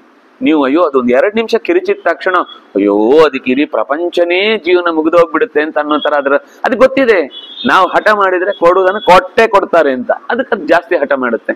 ಎಲ್ಲಿಯ ತನಕ ಅದಕ್ಕೆ ಆರೋಗ್ಯಕ್ಕೆ ಸಮಸ್ಯೆ ಬರುತ್ತೋ ಅಲ್ಲಿ ತನಕ ಎಳಿಲಿಕ್ಕೆ ಬಿಡಬಾರದು. ಅದು ಬಿಟ್ಟು ಉಳಿದಂತೆ ಸಣ್ಣ ಪುಟ್ಟ ವ್ಯವಸ್ಥೆಗೆ ಹತ್ತಾಗ ನೀವು ಅದಕ್ಕೆ ಬಾಗ್ತೀರೋ, ಫೋನ್ ಕೊಟ್ರೇನೆ ಊಟ ಮಾಡುದು ಅಂತ, ಇಲ್ಲಾಂದ್ರೆ ಊಟನೇ ಮಾಡಲ್ಲ ಅಂತ. ಯಾಕೆ? ಈಗ ನಿಮ್ಮನ್ನೆಲ್ಲ ಊಟ ಮಾಡಿಸುವಾಗ ಫೋನ್ ಮಾಡಿಸಿಲ್ವಾ? ರಸ್ತೆಯಲ್ಲೆಲ್ಲ ಕರ್ಕೊಂಡೋಗಿ ಎಲ್ಲಾ ನಾಯಿಗಳನ್ನು ತೋರಿಸಿ, ಎಲ್ಲಾ ಹಸುಗಳನ್ನು ತೋರಿಸಿ, ಎಲ್ಲಾ ಮರಗಳನ್ನು ತೋರಿಸಿ, ಎಲ್ಲ ಅಕ್ಕೆಗಳು, ಕಾಗೆ, ಗೂಬೆ, ಕತ್ತೆ, ನಾಯಿ, ಕೋಣಗಳನ್ನೆಲ್ಲ ತೋರಿಸಿ ಊಟ ಮಾಡಿಸಿದ್ದು. ಅದರಿಂದ ಮಗುವಿಗೆ ಒಂದಿಷ್ಟು ಪದಾರ್ಥಗಳ ಪರಿಚಯ ಆಗುತ್ತೆ. ಈ ಮಕ್ಕಳಿಗೆ ಏನೂ ಗೊತ್ತಿರುವುದಿಲ್ಲ. ಅದು ಯಾವುದು ಕಣ್ಣು ಮೂಗು ಬಾಯಿ ನೆಟ್ಟಿಗಿಲ್ಲದರನ್ನೆಲ್ಲ ತೋರಿಸಿ, ಅದರ ಮೂಲಕ ತೋರಿಸಿದ್ರೆ ಪ್ರಪಂಚ ನೋಡಿದ್ರೆ ಇವ್ರು ಯಾಕೆ ಹಾಗಿಲ್ಲ ಅಂತ ಯೋಚನೆ ಮಾಡುತ್ತದೆ. ಬಹುಶಃ ಇದು ಕಾರ್ಟೂನ್ ಇರ್ಬೇಕು, ಇದು ಕರೆಕ್ಟ್ ಇದ್ದದ್ದು ಅಂತ. ಆತರ ಅದರ ಇಮ್ಯಾಜಿನರಿ ಐಯೇ ಸತ್ತೋಗುತ್ತೆ. ಯಾಕೆ ಹಂಗ್ ಮಾಡ್ತಾರೆ ಅಂತ ಗೊತ್ತಾಗುದಿಲ್ಲ. ಅಂದ್ರೆ ಸುಲಭದಲ್ಲಾಗ್ಬೇಕು, ನಮ್ ಕೆಲ್ಸಗಳು ನಿಲ್ಬಾರ್ದು, ನಾವು ಸರಿಯಾಗಿ ಊಟ ಮಾಡ್ಬೇಕು. ಊಟ ಹೌದು, ತಾಯಿಗೆ ಊಟ ಮಾಡ್ಲಿಕ್ಕೆ ಬಿಡಲ್ಲ, ತುಂಬಾ ಕಿರಿಕಿರಿ ಮಾಡುತ್ತೆ. ಆದ್ರೆ ಅಷ್ಟು ಹೊತ್ತಾದ್ರೂ ಊಟ ಆಗುವ ತನಕ ನಾವು ಸ್ವಲ್ಪ ಸಹಿಸ್ಕೊಳ್ಬೇಕಾಗತ್ತೆ ಮೊದಲು. ಈಗ ಸಹಿಸ್ಕೊಂಡ್ರೆ ಮತ್ತೆ ಮಗು ನಮ್ಮನ್ನು ಸಹಿಸ್ಕೊಳ್ಳುತ್ತೆ. ಈಗ ನಾವು ಸಹಿಸ್ಕೊಳ್ಳೋದು ಅದನ್ನು ಬಿಟ್ರೆ ಆಮೇಲೆ ಅದು ನಮಗೆ ಸಹಿಸ್ಲಿಕ್ಕಾಗದಷ್ಟು ನಮಗೆ ಶತ್ರುವಾಗಿ ನಿಂತು ಬಿಡುತ್ತೆ. ನಾವು ಎಷ್ಟು ಒಳ್ಳೆ ಕೆಲಸ ಅಂತ ಒಳ್ಳೆ ಪ್ರೀತಿಯಿಂದ ಮಾಡಿದ್ರು ಅದಕ್ಕೆ ನಾವು ಶತ್ರುವಿನ ತರನೇ ಕಾಣ್ತೇವೆ. ಯಾಕೆಂದ್ರೆ ನಾವು ಅದನ್ನು ತಿದ್ದಬೇಕಾದ ಸಮಯದಲ್ಲಿ ತಿದ್ದದೆ ಆಮೇಲೆ ಅನ್ಸುತ್ತೆ ಇಷ್ಟು ದೊಡ್ಡವನಾಗಿದೆ ಈಗಲೂ ಮೊಬೈಲ್ ನೋಡ್ತೀಯ, ಏನು ನೀವೇ ತಾನೆ ಚಿಕ್ಕಂದಿದ್ದಾಗ ಮೊಬೈಲ್ ತೋರಿಸಿ ದೊಡ್ಡದು ಮಾಡಿದ್ವಿ, ಈಗ ಆಗುದಿಲ್ಲ ಅಂದ್ರೆ ಅಭ್ಯಾಸ ಮಾಡಿಸಿದ್ ನೀವೇ, ಬಿಡಿಸ್ಬೇಕಾದದ್ದು ನೀವು ನನಗೇನ್ ಬೈದು ನಿಂಗೆ ಬುದ್ಧಿ ಇದೆ ಆಗ ಬುದ್ಧಿ ಇರ್ಲಿಲ್ಲ ಅಂತ ಮಾಡಿದ್ದು. ಸರಿ, ಆಗ ಬುದ್ಧಿ ಇರ್ಲಿಲ್ಲ ಆದಾಗ ನೀವು ಬುದ್ಧಿ ಹೇಳ್ಬೇಕಿತ್ತು, ಈಗ ಯಾಕೆ ಬುದ್ಧಿ ಹೇಳ್ತೀರಿ? ಆಗ ಬುದ್ಧಿ ಇರ್ಲಿಲ್ಲ ಹೇಳ್ಬೇಕಿತ್ತು, ಈಗ ಬುದ್ಧಿ ಇದೆ ನಾನು ಬೇಕಾದ್ ಮಾಡ್ತೇನೆ ಅಂತಾರೆ. ಅದು ನೆಕ್ಸ್ಟ್ ಲೆವೆಲ್. ಅದು ಏನ್ ಮಾಡ್ಲಿಕ್ಕೆ ಅಲ್ಲ, ಅದು ಕಾಲ ಉತ್ತರ ಕೊಡುತ್ತೆ. ಒಂದು ಪ್ರಸಂಗ ಬರುತ್ತೆ, ಅವಾಗ ಸಮಸ್ಯೆಗೆ ಉತ್ತರ ಕಂಡ್ಕೊಳ್ಬೇಕಾಗತ್ತೆ.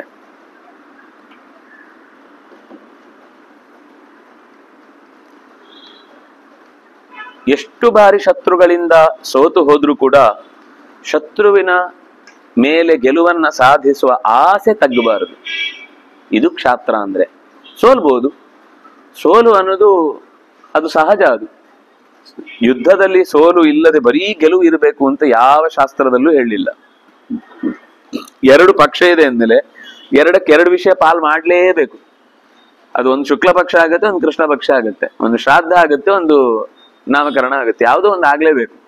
ಹೇಗಾಗತ್ತೆ ಗೊತ್ತಿಲ್ಲ, ಯಾವ್ದಕ್ಕೆ ಯಾವ್ದು ಸಿಗುತ್ತೆ ಗೊತ್ತಿಲ್ಲ. ನಾವು ನಮ್ಮ ಕೆಲಸ ಮಾಡೋದಷ್ಟೇ ಶಾಂತಿಗೆ ಭಂಗ ಬಾರದ ಹಾಗೆ, ಸಣ್ಣ ಪುಟ್ಟ ಲಾಭಕ್ಕೆ ಸಂತೋಷ ಪಡದೆ, ಅದು ನಿಜವಾದ ಅರ್ಥದಲ್ಲಿ ಕಾಲಕ್ರಮದಲ್ಲಿ ಹೆಸರು ದಾಖಲಾಗುವಂತೆ ನಮ್ಮ ಕರ್ತವ್ಯ ಮಾಡಬೇಕಾದದ್ದು, ಯೋಚನೆ ಮಾಡಬೇಕಾದದ್ದು ಮುಖ್ಯ ಅಂತ ಹೀಗೆ ಹೇಳಿದಾಗ ಅವನು ಮತ್ತೆ, ಅಮ್ಮ ನನಗೆ ಜನರ ಬೆಂಬಲ ಇಲ್ಲ, ನಮ್ಮ ಕೋಶದಲ್ಲೂ ಸಿಕ್ಕಾಪಟ್ಟೆ ದುಡ್ಡು ಇಲ್ಲ, ಶತ್ರುಜಯ ಅಂತ ಅಷ್ಟು ಸುಲಭದಲ್ಲಿ ಯಾರನ್ನೂ ಕೂಡ ನಾವು ಹೀಗೆ ಚಿಟಿಕೆ ಹೊಡೆದಾಗೆ ಮಾಡ್ಲಿಕ್ಕೆ ಆಗುದಿಲ್ಲ. ನೀನು ಹೇಳುದೆಲ್ಲ ಚೆನ್ನಾಗಿದೆ, ಅಂದ್ರೆ ಮೊದ್ಲಿಗಿಂತ ಸ್ವಲ್ಪ ಚೇಂಜ್ ಆದ. ಮೊದ್ಲು ಅಮ್ಮನನ್ನೇ ಬೈತಿದ್ದ, ಏನಮ್ಮ ನೀನು ಸಾಯ್ಲಿಕ್ಕೆ ಕಳಿಸ್ತಾ ಇದ್ಯಾ ನನ್ನ ಅಂತ. ಆದ್ರೆ ಅಮ್ಮ ಇಷ್ಟು ಬಿಡಿಸಿ ಹೇಳಿದ್ಮೇಲೆ ಅವನಿಗೆ ಗೊತ್ತಾಯ್ತು. ಆಗ ನೀನು ತುಂಬಾ ಯುದ್ಧಗಳನ್ನ ಕಂಡವಳು, ಗಂಡನ ಜೊತೆಗೆ ಚೆನ್ನಾಗಿ ವ್ಯವಹಾರ ನಡೆಸಿ ಇಂತಹ ಆಸೆಗಳನ್ನ ಬೆಳೆಸಿಕೊಂಡವಳು, ನಿನಗೆ ನಿನ್ನ ಪ್ರಜ್ಞೆ ಪಕ್ವವಾಗಿದೆ. ಶತ್ರು ಜಯಕ್ಕೆ ನಾನು ಏನ್ ಮಾಡ್ಬೇಕು ಹೇಳು. ಚೇಂಜ್ ಆದ. ಹೇಗೆ ಮೊದಲು ಅರ್ಜುನ ಬೇಡವೇ ಬೇಡ ಸನ್ಯಾಸಕ್ಕೆ ಹೋಗ್ತೇನೆ ಅಂತ ಹೋದವನು 2ನೇ ಅಧ್ಯಾಯಕ್ಕಾಗುವಾಗ ನಿಧಾನಕ್ಕೆ ಹೇಳ್ತಾನೆ, ನನಗೆ ಸ್ವಲ್ಪ ಕಾರ್ಪಣ್ಯ ದೋಷೋಪಹತ ಸ್ವಭಾವ ಪೃಚ್ಛಾಮಿತ್ವ ಧರ್ಮ ಸಮೂಢ ಚೇತಾ, ನಂಗೆ ಧರ್ಮ ಯಾವುದು ಅಧರ್ಮ ಯಾವುದು ಅಂತ ಸ್ವಲ್ಪ ಈ ಡೋಲಾಯಮಾನವಾಗಿ ಈ ಕಡೆ ಯೋಚನೆ ಮಾಡ್ಬೇಕು ಆ ಕಡೆ ಯೋಚನೆ ಮಾಡ್ಬೇಕು ಅಂತ ಆಗ್ತಿಲ್ಲ ಅಂತ ಹೇಳ್ತಾನೆ. ಕೊನೆಗೆ ಏನಿದ್ರು ನಿನಗೆ ಕರೆಕ್ಟ್ ಗೊತ್ತಿರುತ್ತೆ, ನಾನು ಶಿಷ್ಯನಾಗ್ಬಿಡ್ತೇನೆ, ನಂಗೆ ತೀರ್ಮಾನ ಮಾಡ್ಲಿಕ್ಕೆ ಆಗ್ತಿಲ್ಲ, ನೀನೇನು ಹೇಳ್ತೀಯೋ ಅದನ್ನು ಮಾಡ್ತೇನೆ, ಶಿಷ್ಯಸ್ತೇಹಂ ಶಾಧಿಮಾಂ ತ್ವಾಂ ಪ್ರಪನ್ನಂ ಅಂತ ಶರಣಾಗ್ಬಿಡ್ತಾನೆ. ಅದು ಕೌನ್ಸಿಲಿಂಗ್ ಆಗುವಾಗ ನೆಕ್ಸ್ಟ್ ಒಂದೇ ಸರ್ತಿ ಈಗ 2 ವಾಕ್ಯ ಹೇಳಿದ ತಕ್ಷಣ ಅವನು ಮುಖ ಎಲ್ಲ ಸಪ್ಪೆ ಇದ್ದದ್ದು, ಅದು ಗೆರೆ ಹೀಗಿದ್ದು ಒಂದೇ ಸರ್ತಿ ಯು ಅಂತ ಉಲ್ಟಾ ಆಗುದಿಲ್ಲ. ಅದ್ ನಿಧಾನಕ್ಕೆ ಸ್ಟ್ರೈಟ್ ಆಗಿ ಆಗಿ ಆಗಿ ಆಗಿ ಆಗಿ ಆಗಿ ಆಗಿ ಮತ್ತೆ ಮೇಲಕ್ಕೆ ಬರ್ಬೇಕು. ನೀವು ಹೀಗೆ ತಿರುಗಿಸಿದ್ದಿರುತ್ತಲ್ಲ, ಅದು ಅಷ್ಟೇ ಉಪ್ಪು ಅಂದ್ರೆ ವಾಪಸ್ ಹಂಗೆ ತಿರುಗಿ ಬೀಳುತ್ತೆ. ಎಷ್ಟು ಬೇಗ ಚೇಂಜ್ ಆಗಿದೆ ಅಂತ ಅನ್ಕೊಳ್ತೀವೋ ಅಷ್ಟೇ ಚೇಂಜ್ ಆಗಿ ಟಕ್ಕ ಕೆಳಗೆ ಬೀಳುತ್ತೆ. ಅದರಿಂದಾಗಿ ಹಾಗೆ ಯಾವುದನ್ನು ಮನಸ್ಸನ್ನ, ಅದು ಮನಸ್ಸದು ಯಾವುದೋ ಗ್ಲಾಸ್ ಅಲ್ಲ ಅಥವಾ ಯಾವುದೋ ಒಂದು ಜಡ ಪದಾರ್ಥ ಅಲ್ಲ, ಅದಕ್ಕೆ ನಿಧಾನಕ್ಕೆ ಸಮಯ ಕೊಟ್ಟು ಅದನ್ನು ಒಂದರ ಹಂತ ನಂತರ ಅದಕ್ಕೆ ಅರ್ಥ ಮಾಡಿಸ್ಬೇಕು. ತಾಯಿ ಒಳ್ಳೆ ಕೌನ್ಸಿಲರ್, ನಿಧಾನಕ್ಕೆ ಅವನನ್ನ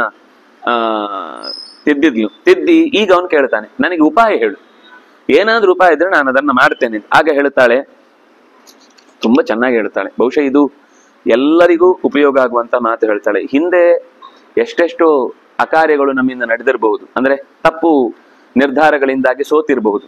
ಆಗ ಶತ್ರುಗಳೇ ನಮ್ಮನ್ನ ಅವಮಾನ ಮಾಡಿರ್ಬೋದು. ನೀವು ಶಸ್ತ್ರ ಹಿಡಿಲಿಕ್ಕೆ ಬರಲ್ಲ, ನೀನೇನು ಯುದ್ಧ ಮಾಡ್ತಿ ಅಂತ ಅದನ್ನ ನೆನಪಿಸ್ಕೊಂಡಾಗಲೆಲ್ಲ ಶಸ್ತ್ರ ಹಿಡಿಯುವಾಗ ಕೈ ನಡಗ್ಲಿಕ್ಕೆ ಶುರುವಾಗುತ್ತೆ. ಅಂತ ಅವಮಾನಗಳನ್ನ, ಅದು ಆಗಿ ಹೋದದ್ದನ್ನ ಮತ್ತೆ ನೆನೆಸ್ಕೋಬೇಡ, ಅದು ಮುಗಿದೋಯ್ತು. ಯಾವುದೇ ತಪ್ಪಾಗಿದ್ರು, ಯಾವುದೇ ಒಂದು ದುರ್ಘಟನೆ ನಮ್ಮಿಂದ ನಮ್ಮ ಕೈ ಮೀರಿ ನಡೆದಂತಹ ಪ್ರಸಂಗ ಇದ್ರೆ ಅದನ್ನ ನೆನ್ಸ್ಕೊಂಡು ಕೆಲವರು ಈಗಲೂ ಅಳ್ತಾ ಇರುದು, ಅವತ್ತಾಯ್ತು, ಬಹುಶಃ ನಾವು ಕೈ ಹಾಕಿದ್ರೆಲ್ಲ ಹೀಗೆ ಆಗುದು, ಇದ್ರಲ್ಲೂ ಯಾಕೆ ಮತ್ತೆ ಅವ್ಯವಸ್ಥೆ ಉಂಟಾಗ್ಬೇಕು, ಬೇಡಪ್ಪ ಅದಕ್ಕೆ ಬಿಟ್ಟೇ ಬಿಟ್ಟಿದ್ದೇನೆ ಅಂತ. ನಿನ್ ಕೆಲಸ ಹೌದು ಅಂತ ಆದ್ರೆ, ಅದು ನಿನ್ನ ಕಾರ್ಯ ಹೌದು ಅಂತ ಆದ್ರೆ ಹಿಂದಿನ ಅವಮಾನಗಳನ್ನು ಈಗ ಲೆಕ್ಕಕ್ಕೆ ಇಟ್ಕೋಬೇಡ, ಅದನ್ನ ಯಾವುದನ್ನು ನೆನೆಸ್ಕೋಬೇಡ. ಕೆಲವೊಂದ್ ಸರ್ತಿ ಕೆಲಸಗಳು ಕೈಗೂಡುತ್ತೆ, ಕೆಲವೊಂದ್ ಸರ್ತಿ ಕೈಗೂಡದೆ ಕೆಟ್ಟು ಹೋಗುತ್ತೆ. ಆಕ್ರೋಶವೋ, ಅಜ್ಞತೆಯೋ, ಆತುರನೋ, ಯಾವುದೋ ಒಂದು ದುಡುಕಿನಿಂದ ಉದ್ದೇಶವನ್ನ ನಾವು ಕಳ್ಕೊಂಡಿರ್ತೇವೆ. ಅಂದ್ರೆ ಏನ್ ಆಗ್ಬೇಕಿರುತ್ತೋ ಆ ಗುರಿಯನ್ನ ತಲುಪದೆ ಮಧ್ಯದಲ್ಲೇ ಕೈ ಚೆಲ್ಲಿರ್ತೇವೆ. ಆದ್ರೆ ಜಯ ಆಗ್ಬೇಕು ಅಂತ ಅನ್ನುವ ಒಂದು ನಿಷ್ಠೆಯ ಬುದ್ಧಿಯನ್ನು ಇಟ್ಟುಕೊಂಡು ಹಿಂದೆ ಮಾಡಿದ ತಪ್ಪಿನ ಪಾಠ ನೆನಪಿರ್ಬೇಕು. ಹಿಂದೆ ಆದ ತಪ್ಪಿನ ವ್ಯಥೆಯನ್ನು ಇಟ್ಕೊಂಡು ಕೂಡುದಲ್ಲ. ಪಾಠ ಬೇರೆ, ವ್ಯಥೆ ಬೇರೆ. ಪಾಠದಿಂದ ಆ ತಪ್ಪು ಮತ್ತೆ ಮರುಕಳಿಸದಂತೆ ನಮ್ಮನ್ನು ನಾವು ಮುಂದುವರಿಸ್ಕೊಂಡು ಹೋಗಬೇಕು. ಆಗ ಎಲ್ಲ ವಿಷಯದಲ್ಲೂ ನಿನಗೆ ಜಯ ಆಗುತ್ತೆ. ಏನ್ ತಪ್ಪಿನಿಂದಾಗಿ ಶತ್ರು ನಿನ್ನನ್ನ ಚೆನ್ನಾಗಿ ಆಕ್ರಮಣ ಮಾಡಿ ಆಟ ಆಡಿಸಿದ, ಅದನ್ನ ನೆನ್ಪಿಟ್ಕೋ. ಆ ತಪ್ಪಿ ಈಗ ಆಗ್ಲಿಕ್ಕೆ ಬಿಡ್ಬೇಡ. ಅಂಥ ವಿಷಯದಲ್ಲಿ ನಿಮ್ಮ ಬಂಧುಗಳನ್ನ, ಅಂದ್ರೆ ಸೇನೆಯ ಪರಿವಾರದವರನ್ನ, ಯಾವ ವಿಷಯದಲ್ಲಿ ಅವರಿಗೆ ನಾವು ಸರಿಯಾಗಿ ಸಜೆಸ್ಟ್ ಮಾಡದವರನ್ನ ಎಲ್ಲೆಲ್ಲೋ ಮಧ್ಯದಲ್ಲಿ ಬಿಟ್ಟಿದ್ರೆ ಅದನ್ನ ಈ ಸತ್ಯ ಆ ತಪ್ಪಾಗದಂತೆ ನೋಡ್ಕೊ. ಅದಕ್ಕೆ ಬೇಕಾದ ಸಿದ್ಧತೆಯನ್ನು ಮಾಡ್ಕೊ. ಇನ್ನೂ ಹೆಚ್ಚು ಯಾವ್ಯಾವ ರೀತಿಯಿಂದ ಶತ್ರುವನ್ನು ಕಟ್ಟಿ ಹಾಕ್ಬಹುದು ಅಂತ ಯೋಚನೆ ಮಾಡು. ಯಾಕೆಂದ್ರೆ ಕೆಲವೊಂದ್ ಸರ್ತಿ ಒಂದ್ ನೆನಪಿರ್ಬೇಕು, ಯಾವಾಗ್ಲೂ ಯುದ್ಧ ಮಾಡುವಾಗ ಕೆಲವೊಂದ್ ಸರ್ತಿ ಜಯ ಆಗ್ಬೋದು, ಕೆಲವೊಂದ್ ಸರ್ತಿ ಅಪಜಯ ಆಗ್ಬೋದು. ಎರಡಕ್ಕೂ ರೆಡಿ ಇರ್ಬೇಕು ಮನಸ್ಸು. ಜಯನೇ ಆಗತ್ತೆ ಅಂತ ನಿಶ್ಚಯ ಮಾಡ್ಕೊಂಡು ಹೋದ್ರೆ ತುಂಬಾ ದುಃಖ ಆಗುತ್ತೆ, ಮತ್ತೆ ಯಾವತ್ತೂ ಗೆಲ್ಲಿಕ್ಕೆ ಆಗುದಿಲ್ಲ. ಜಯವೂ ಆಗ್ಬೋದು, ಅಪಜಯವೂ ಆಗ್ಬೋದು. ಸಂಬಂಧ ಒಂದು ಕೂಡತ್ತೆ ಅಂದ್ರೆ ಅದು ಕಳಿಲಿಕ್ಕೂ ಇದೆ ಅಂತ ಅರ್ಥ. ಮೇಲೆ ನಾವು ಲಿಫ್ಟ್ ಹತ್ತಿದ್ವಿ ಅಂದ್ರೆ ವಾಪಸ್ ಆ ಲಿಫ್ಟ್ ಅಲ್ಲಿ ಇಳಿಲೇಬೇಕು. ಇಲ್ಲ ನಾನು ಮೇಲೆ ಹತ್ತಿ ಆಯ್ತು, ಲಿಫ್ಟ್ ಆಫ್ ಮಾಡಿಬಿಡ್ತೇನೆ, ಸ್ವಿಚ್ ಹಾಳು ಮಾಡಿ ವೈರ್ ಎಲ್ಲ ಕಿತ್ತಾಕ್ಬಿಡ್ತೇನೆ ಅಂದ್ರೆ ವಾಪಸ್ ಹತ್ಲಿಕ್ಕೆ ಈ ಕಡೆನ ಬಾಗ್ಲು ಆ ಕಡೆನ ಬಾಗ್ಲು ಅಂದ್ರೆ ಇಲ್ಲಿಂದ ಹಾರ್ಬೇಕು ಅಷ್ಟೇ. ಆಮೇಲೆ ಆದ್ರಿಂದ ವ್ಯವಸ್ಥಿತವಾಗಿ ಒಂದರಿಂದ ನಾವು ಉಪಯೋಗ ಪಡೆದಿದ್ದೇವೆ ಅಂದ್ರೆ ಅದು ಇನ್ನೊಂದು ಮುಖದಿಂದಲೂ ನಾವು ಇಳಿಲಿಕ್ಕೂ ಅದೇ ಉಪಯೋಗಕ್ಕೆ ಬರುತ್ತೆ ಅನ್ನೋದು ತಲೆಯಲ್ಲಿ ಇರಬೇಕು. ಹಾಗಾಗಿ ಪುರೋವೃದ್ಧಿಯ ಬಗ್ಗೆ ನಮಗೆ ನಿಶ್ಚಯ ಇಲ್ಲದೆ ಇದ್ರು, ಮುಂದೆ ಏನಾಗಬಹುದು ಹೇಗಾಗಬಹುದು ಅನ್ನೋದು ಗೊತ್ತಿಲ್ಲದೆ ಇದ್ರು ಕೂಡ ದೇವ್ರು ಏನೋ ಒಳ್ಳೇದ್ ಮಾಡ್ತಾನೆ, ದೇವ್ರು ಏನೋ ಪ್ಲಾನ್ ಇಟ್ಟಿದ್ದಾನೆ. ಇವತ್ತೊಬ್ರು ಮಾತಾಡ್ಲಿಕ್ಕೆ ಸಿಕ್ಕಿದ್ರು, ತುಂಬಾ ಅಂದ್ರೆ ಕೆಲವೊಂದ್ ಸರ್ತಿ ಈ ನಿಶ್ಚಯ ಅಂದ್ರೆ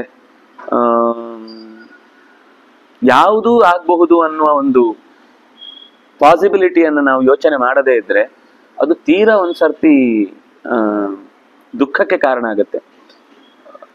ಒಬ್ರು ಮಾತಾಡ್ತಾ ಹೇಳಿದ್ರು, ಅವರ ಮಗಳನ್ನ ಅವ್ರು ಚೆನ್ನಾಗಿ ಒಳ್ಳೆ ಓದಿಸಿದ್ರು. ಚುರುಕು ಅಂದ್ರೆ ನೀವು ಇಂಥ ಕಲೆ ಗೊತ್ತಿಲ್ಲ ಅಂತಿಲ್ಲ, ಒಳ್ಳೆ ಡಿಸೈನರ್, ಒಳ್ಳೆಯ ಚಿತ್ರಕಲೆ, ಒಳ್ಳೆಯ ಸಂಗೀತ, ಒಳ್ಳೆ ಹೆಲ್ಪಿಂಗ್ ನೇಚರ್. ಅವರ ಕಂಪನಿಯಲ್ಲಿ ಇದ್ದವರೆಲ್ಲ ಅವರನ್ನ ಮಮ್ಮಿ ಅಂತ ಕರಿತಾ ಇದ್ರಂತೆ. ಯಾಕಂದ್ರೆ ಅಷ್ಟು ಕೇರ್ ಅಂತ. ಮಮ್ಮಿ ಅಂದ್ರೆ ಇನ್ನೇನಲ್ಲ, ಯಾರಿಗೆ ಏನೇ ತೊಂದರೆ ಆದ್ರೂ ಅವ್ರ ಹತ್ರ ಯಾವತ್ತೂ ಮಾತ್ರೆಗಳಿರ್ತಿದ್ವಂತೆ.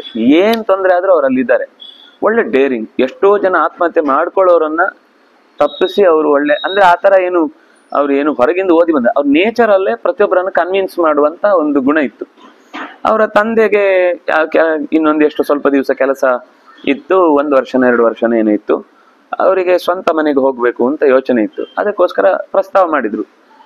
ಮಗಳು ಹೇಳಿದ್ರು, ನಿಮ್ದು 1 ವರ್ಷದ ಇಷ್ಟರಲ್ಲಿ ಇದಾದ್ರೆ ನನ್ಗೆ ಈಗ 1.25 ಲಕ್ಷ ಏನಿದೆ, ಮುಂದಿನ ವರ್ಷ 1.25 ಲಕ್ಷ ಆಗುತ್ತೆ, ನಾನು ಅದನ್ನು ತೀರಿಸ್ತೇನೆ. ನೀನ್ ಯಾಕೆ ತೀರಿಸಿ, ನೀನು ಮದುವೆಗೆ ಇಟ್ಕೋ ಅಥವಾ ನಿನ್ ಕೆಲ್ಸಕ್ಕೆ ಇಟ್ಕೊ, ನನ್ಗೋಸ್ಕರ ಖರ್ಚು ಮಾಡ್ಬೇಡ. ಇಲ್ಲ ಅದು ನಾನು ಒಬ್ಬಳೆ ಮಗಳು, ನಾನು ಮದುವೆ ಆಗೋವನ ಹತ್ರ ಹೇಳ್ತೇನೆ, ನನ್ನ ಅಪ್ಪ ಅಮ್ಮನ ನಾನು ನೋಡ್ಕೊಳ್ಳೋದಾದ್ರೆ ಮಾತ್ರ ನಾನು ನಿನ್ನನ್ನು ಮದುವೆ ಆಗ್ತೇನೆ ಅಂತ ಹೇಳ್ತೇನೆ ಅಂತ.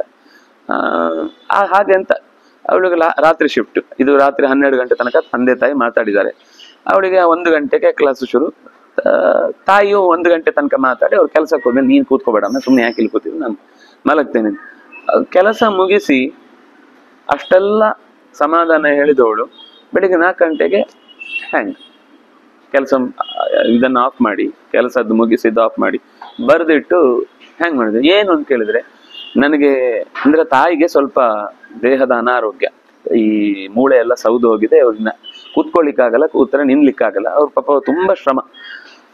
ನಾನು ಮದುವೆ ಆಗಿ ಹೋದ್ಮೇಲೆ ನಮ್ಮ ಅಪ್ಪ ಅಮ್ಮನನ್ನ ಅಕಸ್ಮಾತ್ ಅವ್ನು ನೋಡ್ಕೊಳ್ಳದಿದ್ರೆ, ಅಕಸ್ಮಾತು ನನಗೆ ಸಂಬಳ ಕೊಡುವ ಕಂಪನಿ ನನ್ನನ್ನು ಕಿತ್ತಾಕಿದ್ರೆ, ಅಕಸ್ಮಾತು ನಮ್ಮ ಅಪ್ಪನಿಗೆ ಮೊದಲೇ 1 ವರ್ಷಕ್ಕಿಂತ ಮುಂಚೆ ಎಲ್ಲ ಊಹಿಸಿ ನನಗೆ ಬರ್ದಿದ್ದಾಳೆ. ಹಾಗೇನೆ ನನಗೆ ಇದನ್ನೆಲ್ಲ ಊಹಿಸಿ ಮುಂದೆ ಆಗುವ ಬಹಳ ದೊಡ್ಡದಾದ ಅನಾಹುತವನ್ನ ಊಹಿಸಿ ಅದನ್ನು ನನಗೆ ಎದುರಿಸ್ಲಿಕ್ಕೆ ಶಕ್ತಿ ಇಲ್ಲ ಅಂತ ಹೇಳಿ ನಾನು ಹ್ಯಾಂಗ್ ಮಾಡ್ಕೊಳ್ತಾ ಇದ್ದೇನೆ ಅಂತ ಬರೆದು ಸತ್ನು. ಎಷ್ಟೋ ಜನರಿಗೆ ಹ್ಯಾಂಗ್ ಮಾಡ್ಕೊಳ್ಲಿಕ್ಕೆ ಪ್ರಯತ್ನ ಪಟ್ಟವರನ್ನು ಬಿಡಿಸಿದವಳು ಅವಳು. ಅಂದ್ರೆ ಈ ಊಹೆ ಇದೆಯಲ್ವಾ, ಈಗಾದ್ರೆ ಅದಾದ್ರೆ ಇನ್ನೊಂದು ಆದ್ರೆ ಅದಕ್ಕೇನ್ ಮಾಡುದು ಇದಕ್ಕೇನ್ ಮಾಡುದು, ಈ ಊಹೆಗಳೇ ಎಷ್ಟೋ ಸರ್ತಿ ನಮ್ಮನ್ನು ಬಲಿ ತೆಗೆದುಕೊಳ್ಳುತ್ತೆ. ಈಗ ಆಗುವಾಗ ಅದನ್ನ ಎದುರಿಸ್ಲೇಬೇಕು. ಆಗದಿರೋನ್ನ ಯಾಕೆ ನಾವು ತಂದು ಎದುರಿಸ್ಬೇಕು, ನಾವು ತಂದ್ಕೊಂಡು ಯಾಕೆ ಎದುರಿಸ್ಬೇಕು? ಅದು ಬಂದಾಗ ಆಗುತ್ತೆ ಅದ್ರ ದಾರಿ. ಅಷ್ಟು ಸಮಸ್ಯೆಯನ್ನು ಇಟ್ಟವನಿಗೆ ಅವನಿಗೆ ಗೊತ್ತಲ್ವ ಅದನ್ನ ಹೇಗೆ ಪರಿಹಾರ ಮಾಡ್ಬೇಕು ಅಂತ, ಅವನಿಗೆ ಗೊತ್ತಲ್ವಾ. ಯಾಕೆ ಓವರ್ ಥಿಂಕಿಂಗ್, ಯಾಕೆ ಓವರ್ ಆದ ಅಂದ್ರೆ ಬಾಡಿಗೆ ಎಲ್ಲಿದ್ದಾರೆ ಪಾಪ ಎಷ್ಟು ದಿವಸದಿಂದ.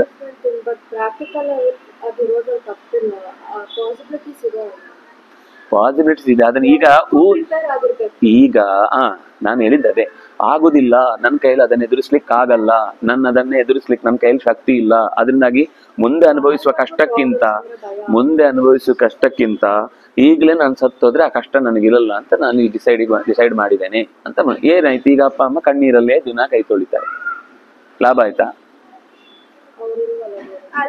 ಅಲ್ಲ, ಅವ್ರು ಇಲ್ಲ, ಪ್ರಶ್ನೆ ಇಲ್ಲ.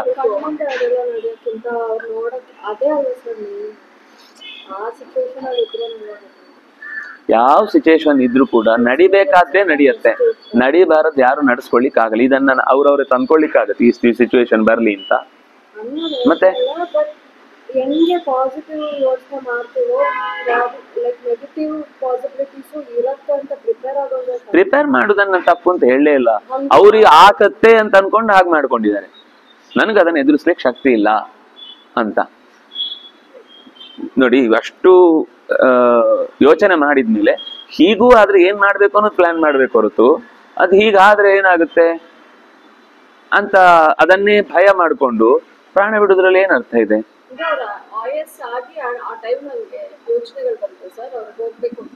ಇನ್ನೊಂದು ಸಿಚುವೇಶನ್ ಅಲ್ಲಿ ಅಂದ್ರೆ ನಮ್ಮನೆ ಕಡೆನೂ ಒಬ್ರು ಹ್ಯಾಂಗ್ ಮಾಡ್ಕೊಳೋರು, ಸಿಕ್ಕಾಪಟ್ಟೆ ರಿಚ್ ಅವರು, ಸಿಕ್ಕಾಪಟ್ಟೆ ಅಂದ್ರೆ ಸಿಕ್ಕಾಪಟ್ಟೆ ಡಿಫೆನ್ಸ್ಗೆ ಸಪ್ಲೈ ಮಾಡೋರು. 24/7 ಪಾರ್ಟಿ ಬರ್ತಾ ಇರುತ್ತೆ. ಸಪ್ರೇಟ್ ಆಗೂ ಇದ್ದಾರೆ, ಅಪ್ಪ ಅಮ್ಮ ಒಬ್ಬನೇ ಮಗ. ನಾನು ಸರಿಯಾಗಿ ಮಗನೂ ಆಗಲಿಲ್ಲ ಗಂಡನೂ ಆಗಲಿಲ್ಲ ಅಂತ ಬರ್ಬಿಟ್ಟು ಸತ್ತೋಗಿದ್ದಾನೆ ಅಪ್ಪ. 40 years ಫಾದರ್ಸ್ ಡೇ ಆಡ್ಕೊಂಡು ಬರ್ತಿದೆ. ಅವ್ರ ತಂದೆ ತಾಯಿಗೆ ನಮ್ಮ ರಿಲೇಷನ್ ಎಲ್ಲಾದ್ರೂ ಗೊತ್ತಾಗ್ತಿದ್ದು. ಅದೇ ಅವ್ರಿಗೇನಾದ್ರು ಆ ಟೈಮ್ಗೆ ಹಂಗೆ ವೀಕ್ ಆಗುತ್ತೆ ಅನ್ಸುತ್ತೆ. ಜೊತೆಗೆ ಅವ್ರು ಹೇಳ್ತಾ ಇದ್ದಿದ್ದು ಏನಂದ್ರೆ, ನನಗೆ ದುಃಖ ಹೇಳ್ಕೊಳ್ಳಿಕ್ಕೆ ಒಬ್ಬ ಅಣ್ಣ ಇಲ್ಲ, ಒಬ್ಬ ತಮ್ಮ ಇಲ್ಲ, ಅಥವಾ ತಂಗಿ ಇಲ್ಲ, ನಿಮ್ಗೆ ಎಷ್ಟು ಅಂತ ಹೇಳಿ ನೋಯಿಸುದು, ನೀವೇ 1000 ಸಮಸ್ಯೆಗಳಲ್ಲಿ ಇರ್ತೀರಿ. ನಂಗೊಂದು ಅಜ್ಜ ಇಲ್ಲ, ಒಂದು ಅಜ್ಜಿ ಇಲ್ಲ, ಯಾರು ಬಂಧುಗಳಿಲ್ಲ, ದೊಡ್ಡಪ್ಪ ಅಂತ ಕರೆಯುವಾಗ ನೀವು ಒಬ್ರೇ.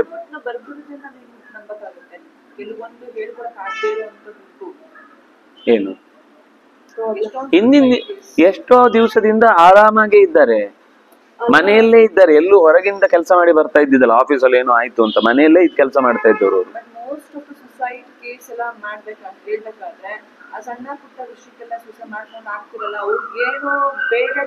ಅವತ್ತೇನ್ ಇಡೀ ಮಾತಾಡಿದ್ದಾರೆ ಅದನ್ನೇ ಬರ್ದಿಟ್ಟಿದ್ದಾರೆ.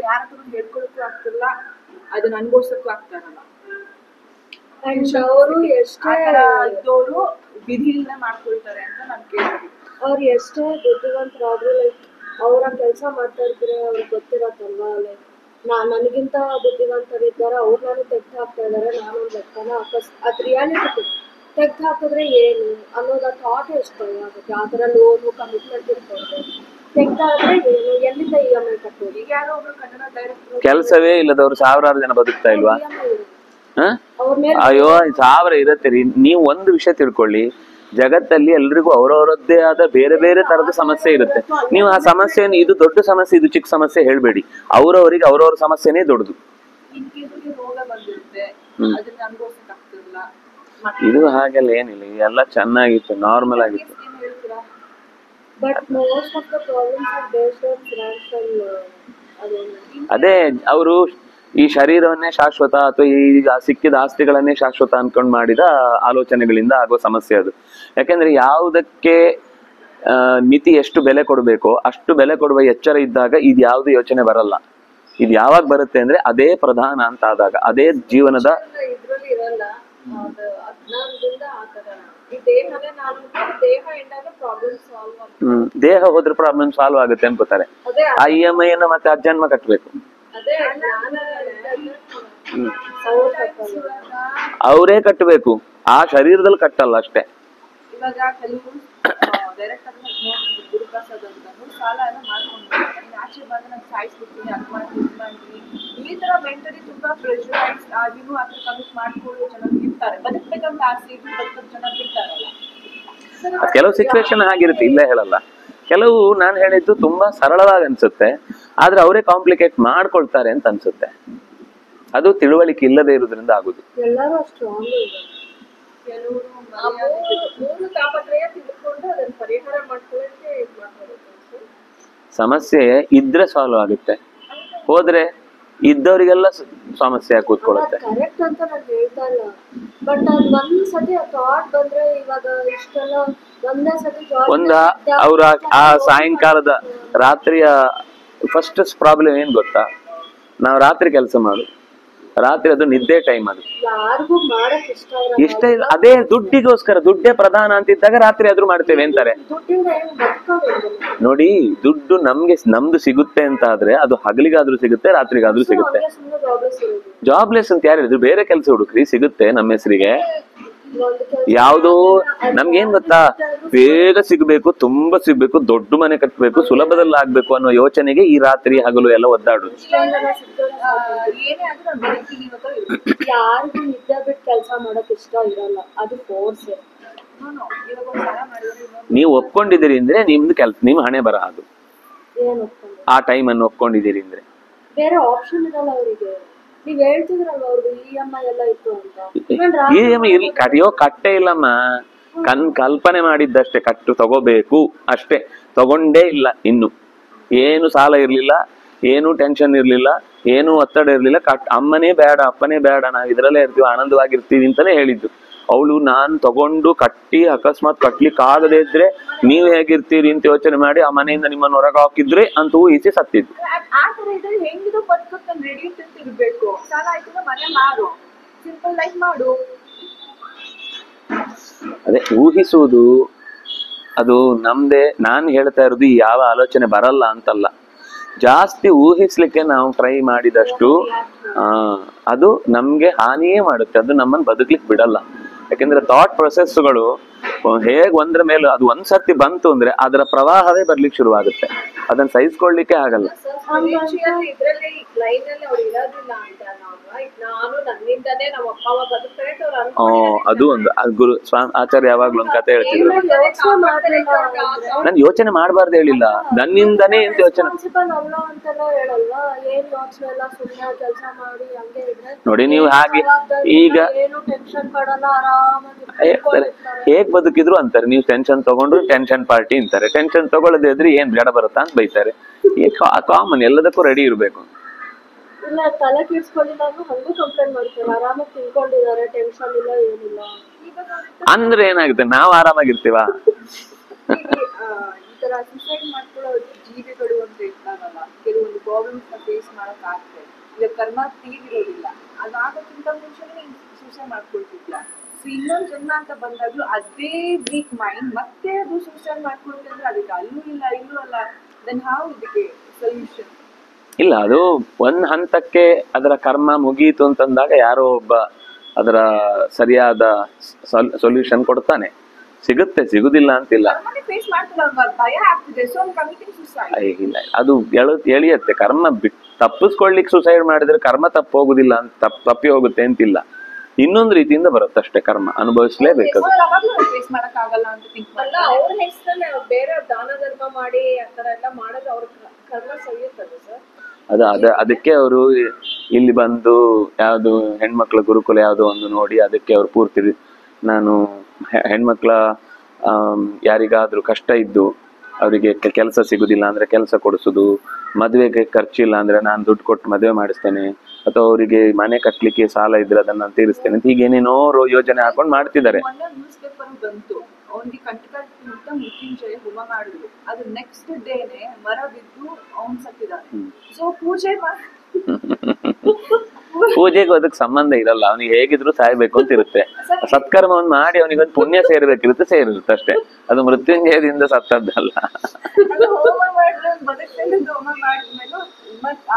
ನಿಮ್ಗೊಂದು ವಿಷಯ ಗೊತ್ತಾ, ಮೃತ್ಯುಂಜಯ ಹೋಮದ ಫಲ ಏನು ಗೊತ್ತಾ?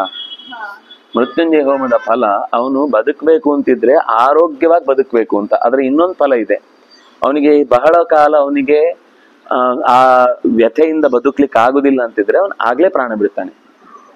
ಹಾಗಿದ್ರೆ ಕೆಲವೊಂದು ಕರ್ಮಗಳಿಗೆ ಆ ಪೂಜೆ ಮಾಡಿದ್ರೆ ಈ ಹೋಮ ಮಾಡಿದ್ರೆ ಅದರ ಸರಿ ಹೋಗುತ್ತೆ ಅನ್ನೋದು ನೋಡಿ, ಅನುಭವಿಸ್ಲಿಕ್ಕೆ ದೇಹದಲ್ಲಿ ಶಕ್ತಿ ಇದ್ರೆ ಸರಿ ಹೋಗುತ್ತೆ ಅಂತ ಅರ್ಥ. ಶಕ್ತಿ ಇಲ್ಲ ಅಂದ್ರೆ ಅದು ದೇಹವನ್ನೇ ಸರಿ ಮಾಡ್ಲಿಕ್ಕೆ ಆಗುದಿಲ್ಲ ಅನ್ನೋ ಸ್ಟೇಜಿಗೆ ಹೋಗಿದ್ರೆ ಪ್ರಾಣ ಹೋಗುದನ್ನೇ ಅದರ ಫಲ ಅಂತ ಹೇಳ್ತಾರೆ.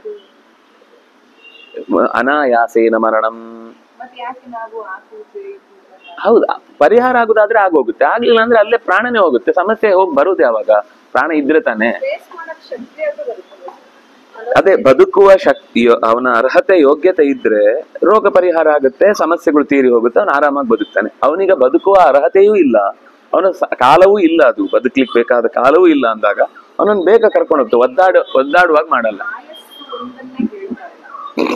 ಕೆಲವೊಂದು ಆ ದೋಷ ಇದೆ, ಈ ದೋಷ ಇದೆ, ಆ ಹೋಮ ಮಾಡಿಸಿ, ಈ ಪೂಜೆ ಮಾಡಿಸಿ ಅಂತೆಲ್ಲ ಹೇಳ್ತಾರೆ. ಸೊ ಅದು ಪೂಜೆ ಮಾಡಿಸಿದ ತಕ್ಷಣ ದೋಷ ಹೋಗ್ಬಿಡುತ್ತಾ? ಅದು ಹೋಗುವಂತದ್ದಕ್ಕೆ ಸರಿಯಾಗಿ ಮಾಡಿದ್ರೆ ಮಾತ್ರ ಹೋಗುತ್ತೆ. ಪೂಜೆ ಮಾಡುವುದು ಅಂದ್ರೆ ನಾವೇನ್ ಅನ್ಕೊಂಡಿದೀವಿ, ಅವ್ರಿಗೆ ದುಡ್ಡು ಕೊಟ್ಬಿಟ್ರೆ ಅವ್ರು ಮಾಡ್ತಾರೆ ಅಂತ.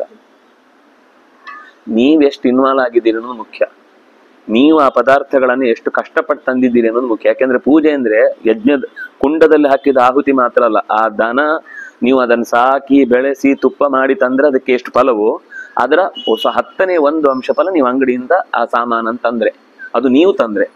ನೀವು ತರದ ಅವನ ಹತ್ರನೇ ತರಿಸಿದ್ರೆ ಅವನ 60 ರೂಪಾಯಿದ್ ಯಾವ್ದೋ ದನದ ಇದು ಹಂದಿದ್ದು ಕೊಬ್ಬಿದ್ದು ತಂದು ಇಟ್ಟಿರ್ತಾನೆ. ಅದನ್ನ ಹಾಕಿದ್ರೆ ಅದರ ಬದಲು -100% ನಿಮ್ಗೆ ಪಾಪವೇ ಬರುತ್ತೆ. ಅದು ಯಾಕಾಗುತ್ತೆ ಗೊತ್ತಾ? ಬೇಗ ಸಾವು ಕೆಲವೊಮ್ಮೆ ಆ ಕರ್ಮಾಂಗದಲ್ಲಿ ಮಾಡಿದ ಮತ್ತೆ ಅನರ್ಥ ಪಾಪಗಳಿಂದ. ಕರ್ಮ ನಮಗೆ ಹೌದು, ಸರಿಯಾಗಿ ಮಾಡಿದ್ರೆ. ಈ ಈಗ ದೋಷ ಗೀಷ ಪೂಜೆ ಗೀಜೆ ಮಾಡಿಸ್ಕೊಂಡು ಪೂಜೆ ಮಾಡುವುದರಿಂದ ಕರ್ಮ ಜ್ಞಾನ ಬರುತ್ತೆ. ಇಲ್ಲ, ಕರ್ಮ ಮಾಡುವುದರಿಂದ ಅಂತಃಕರಣ ಶುದ್ಧಿ ಆಗುತ್ತೆ, ಅದರಿಂದ ಜ್ಞಾನ ಬರುತ್ತೆ. ಕರ್ಮ ಮಾಡಿದ ತಕ್ಷಣ ಯಾರು ಒಂದು ಪೆನ್ ಡ್ರೈವ್ ಸಿಕ್ಸಿ ನಿಮ್ಗೊಂದು ನಾಲೆಜ್ ಪೇಸ್ಟ್ ಮಾಡಿದ್ದೇನೆ ಅಂತ ಯಾರು ತರ್ಲಿಕ್ಕೆ ಆಗಲ್ಲ.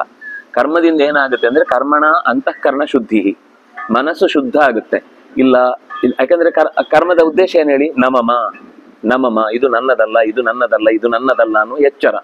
ಆ ಎಚ್ಚರ ಬಂದಾಗ ಅವನಿಗೆ ತಿಳುವಳಿಕೆಯಲ್ಲಿ ಸರಿಯಾಗಿ ಈ ಇಡೀ ಪ್ರಪಂಚ ನಡೀತಾ ಇರೋದ್ರಲ್ಲಿ ನನ್ನ ಭಾಗದೇ ಏನೂ ಇಲ್ಲ, ನನ್ನ ಪ್ರಯತ್ನ ಮಾತ್ರ ಮಾಡಬೇಕಾದದ್ದು, ನನ್ನ ಪಾತ್ರವನ್ನು ಮಾತ್ರ ನಿರ್ವಹಿಸಬೇಕಾದದ್ದು ಅವನು ಎಚ್ಚರ ಆಗುತ್ತೆ. ಎಚ್ಚರ ಆದಾಗ ಜ್ಞಾನ ಚೆನ್ನಾಗಿ ಬರುತ್ತೆ. ಜ್ಞಾನ ಬಂತು ಅಂದ್ರೆ ಎಲ್ಲ ಕರ್ಮದ ಫಲಗಳು ಪೂರ್ಣವಾಗಿ ಸಿಗ್ಲಿಕ್ಕೆ ಶುರುವಾಗುತ್ತೆ. ಇದು ಆಧ್ಯಾತ್ಮಿಕ ವಿಷಯದಲ್ಲಿ ಹೇಳಿದ್ದು ಅರ್ಥ ಆಯ್ತು.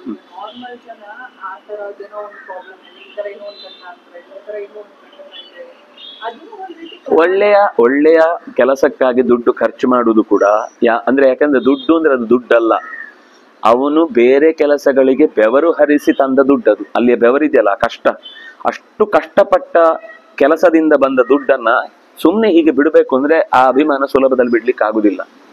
ಅಲ್ಲಿ ಬಿಟ್ಟ ಅಲ್ವಾ, ಅದರಿಂದ ಅವನಿಗೊಂದು ಒಳ್ಳೇದಾಗುತ್ತೆ. ಪೂಜೆ ಮಾಡೋದ್ರಿಂದ ದೇವತೆಗಳು ಒಲಿತಾರೆ, ಫಲ ಸಿಗುತ್ತೆ. ಕರ್ಮ ಕೆಲಸ ನಡೆಯುವುದೇ ಹಾಗೆ. ಸಮಟೈಮ್ಸ್ ಪಾಠ ಮಾಡ್ಬೇಕಾದ್ರೆ ಹೇಳಿದ್ರಿ ಆ ಹೋಮ ಈ ಶಾಂತಿ ಅದೆಲ್ಲ ಅನುಭವಿಸ್ಬೇಕಾಗಿದ್ದನ್ನ ಕಡಿಮೆ ಮಾಡುತ್ತೆ, ಮುಂದೆ ಹೋಗುತ್ತೆ. ಎಲ್ಲ ಅಲ್ಲ, ಕೆಲವೊಂದ್ ಸರ್ತಿ ಹಾಗೆ ಮಾಡಿದಾಗ್ಲೇ ಅವನಿಗೆ ಫಲ ಸಿಗುತ್ತೆ ಅಂತಾನೆ ಕರ್ಮ ಇರುತ್ತೆ. ಆ ಕರ್ಮ ಮಾಡಿದ್ರಿಂದ ಅವನು ಕಂಟಕ ಮುಕ್ತನಾಗಿ ಉತ್ತಮವಾದ ಕ್ಷೇತ್ರದಲ್ಲಿ ಮೆರೀತಾನೆ ಅಂತ ಇರುತ್ತೆ. ಆಗ ಫಲ ಕೊಡ್ಲೇಬೇಕು. ಹಾಗಾದ್ರೆ ಹಾಗಿದ್ರು ಅವನ ಆ ಕೆಲಸದಲ್ಲಿ ಏನೋ ಪೂರ್ಣವಾದ ಅದಕ್ಕೆ ಅಂಗಗಳನ್ನು ಜೋಡಿಸ್ಲಿಲ್ಲ ಅಂದ್ರೆ ಪೋಸ್ಟ್ಪೋನ್ ಆಗುತ್ತೆ. ಏನು ಸುಖ ಬಂದಾಗಿರುತ್ತೆ, ಮತ್ತೆ ಅನುಭವಿಸ್ಲೇಬೇಕಿರುತ್ತೆ. ಮಾಡ್ತಾ ಹೋಗ್ಬೇಕು. ನಮ್ಗೆ ಯಾಕೆ ಜವಾಬ್ದಾರಿ ತಲೆ ಬಿಸಿ? ದೇವರಿಗೆ ಯೋಚನೆ ಅದೆಲ್ಲ, ನೀನು ಇಷ್ಟು ಕೆಲಸ ಮಾಡಿದ್ರೆ ನಿಮ್ಗೆ ಯಾವ ಫಲ ಕೊಡ್ಲಿ ಅಂತ ಅವ್ನ್ ಟೆನ್ಷನ್, ನಮ್ಗೆ ಯಾಕೆ ಟೆನ್ಷನ್? ನಮ್ ಕೆಲಸ ನಾವು ಮಾಡ್ತಾ ಇದ್ವಿ, ನಮ್ ಕರ್ತವ್ಯ ನಾವು ಮಾಡ್ತಿದ್ವಿ ಅಷ್ಟೇ. ಗೊಂಬೆ ಆಡ್ಸೋನು ಮೇಲೆ ಕುಂತವನೆ. ಬಟ್ ಇವಾಗ ನೀವು ಹೇಳಿದ ಪ್ರಕಾರ ಪೂಜೆ ಮಾಡೋದ್ರಿಂದ ದೋಷ ಹೋಗಿಯೇ ಹೋಗುತ್ತೆ. ಹೋಗುದಿಲ್ಲ ಅಂತ ಆಗಿದ್ರೆ ಅವನಿಗೆ ಎಚ್ಚರ ಕೊಡುತ್ತೆ, ಇದು ಕೆಲಸದ ಪೂರ್ತಿ ಆಗ್ಲಿಲ್ಲ. ಅವನಿಗೆ ಗೊತ್ತಾಗುತ್ತಲ್ಲ ಕರ್ಮಾಂಗದಲ್ಲಿ ದೋಷ ಇದೆಯೋ ಪೂರ್ಣ ಆಯ್ತು ಅಂತ. ಅದರಲ್ಲಿ ಅವನ ಪಾತ್ರವೇ ಜಾಸ್ತಿ ಇದ್ರೆ ಅವನು ಹೆಚ್ಚು ಅನುಭವಿಸ್ತಾನೆ. ಇನ್ಯಾರು ಮೂರನೇವರು ಅವರಿಗೆ ತೊಂದರೆ ಕೊಟ್ಟಿದ್ರೆ, ಈಗ ಅಂಗಡಿಯವನು ಯಾರು ಇದು ಇಲ್ಲ ಶುದ್ಧ ತುಪ್ಪ ಅಂತ ಹೇಳಿ ನಿಮ್ ಮೋಸ ಮಾಡಿದ್ರೆ ಅಂದ್ರೆ ಅವನಿಗೂ ಒಂದು ಪಾಲಿದೆ ಅದರಲ್ಲಿ, ವ್ಯಾಪಾರದ ದೃಷ್ಟಿಯಲ್ಲಿ. ಅದೇ ಹೇಳಿದ್ದು, ಅವನಿಗೂ ಅದನ್ನ ಪ್ಯಾಕ್ ಮಾಡಿದವನಿಗೂ ಇದೆ. ಯೋಚನೆ ಮಾಡಿ ದೇವರಿಗೆ ಎಷ್ಟು ಕಷ್ಟ, ಎಷ್ಟು ಜನಕ್ಕೆ ಪಾಲ್ ಮಾಡ್ಬೇಕು ಅದನ್ನ.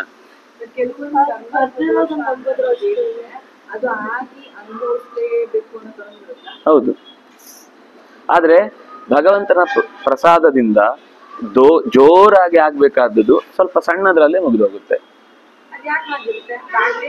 ಆಗ್ಲೇಬೇಕು ಅಂತ ಇರುತ್ತೆ. ಯಾಕೆಂದ್ರೆ ಅದು ಅವನು ಅಂತ ಕೆಲಸ ಗೊತ್ತಿದ್ದೇ ಮಾಡಿರ್ತಾನೆ, ಅಥವಾ ಏನೋ ಒಂದು ಅನ್ಯಾಯ ಮಾಡ್ಬೇಕು ಅಂತಾನೆ ಮಾಡಿರ್ತಾನೆ. ಅನ್ಯಾಯ ಅಂತ ಗೊತ್ತಿದ್ರು ಎಲ್ಲರೂ ಬೇಡ ಅಂತ ಹೇಳಿದ್ರು, ಈಗ ದುರ್ಯೋಧನನ ಹಾಗೆ ಹಠ ಮಾಡಿಯೇ ಮಾಡ್ತಾನೆ. ಅದಕ್ಕೆ ಅವನು ಅನುಭವಿಸ್ಲೇಬೇಕು. ಅದಕ್ಕೆ ಹೇಳುದು ಪ್ರಾರಬ್ಧ ಅಂದ್ರೆ ತೆಗಿಲಿಕ್ಕಾಗದ್ದು.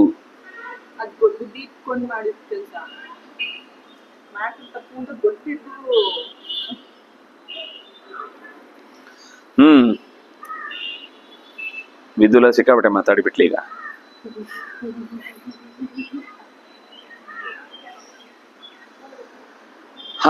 ಜಯವೋ ಅಪಜಯವೋ, ಪುರೋವೃದ್ಧಿಯೋ ನಾಶವೋ, ಯಾವುದು ನಿಶ್ಚಯ ಇಲ್ಲ. ಏನ್ ಬಂದ್ರು ಅದನ್ನ ಇಟ್ಟಾಂಗೆ ಇರುವೆನೋ ಹರಿಯೇ. ಇದು ಅದರ ಸಾರ. ಇಷ್ಟು ಅಧ್ಯಾಯದ ಸಾರ ಏನು ಅಂದ್ರೆ ಇಟ್ಟಾಂಗೆ ಇರುವೆನೋ ಹರಿಯೇ. ನೀನು ಇಟ್ಟಾಗಿರ್ತೇನೆ ಅಂತ ಯೋಚನೆ ಮಾಡಿ ಪ್ರಯತ್ನದಲ್ಲಿ ಮಾತ್ರ ದೇವತೆಗಳ ಜ್ಞಾನಿಗಳ ಅನುಗ್ರಹಕ್ಕೆ ಪಾತ್ರವಾಗುವ ರೀತಿಯಲ್ಲಿ ಕಾರ್ಯವನ್ನ ಮಾಡಿ, ಹೇಗೆ ಸೂರ್ಯ ಪೂರ್ವ ದಿಕ್ಕನ್ನ ಆಶ್ರಯಿಸಿಕೊಂಡೇ ಹುಟ್ಟುತ್ತಾನೋ ಹಾಗೆ ನಿಜವಾದ ಹೋರಾಟಗಾರನಿಗೆ ಜಯ ಎಂಬಂತಹ ಹೆಣ್ಣು ಅವನನ್ನು ಅಪ್ಪಿಕೊಂಡೇ ಅವನನ್ನ ಎಬ್ಬಿಸ್ತಾಳೆ.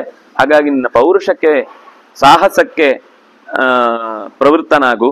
ಅದರಿಂದ ಶತ್ರುಗಳ ಮೇಲೆ ನಿನ್ನ ಆ ವಿಕ್ರಮವನ್ನು ತೋರಿಸುವುದರಿಂದ ಅದಕ್ಕೆ ಸರಿಯಾದ ಫಲ ಸಿಕ್ಕೇ ಸಿಗುತ್ತೆ.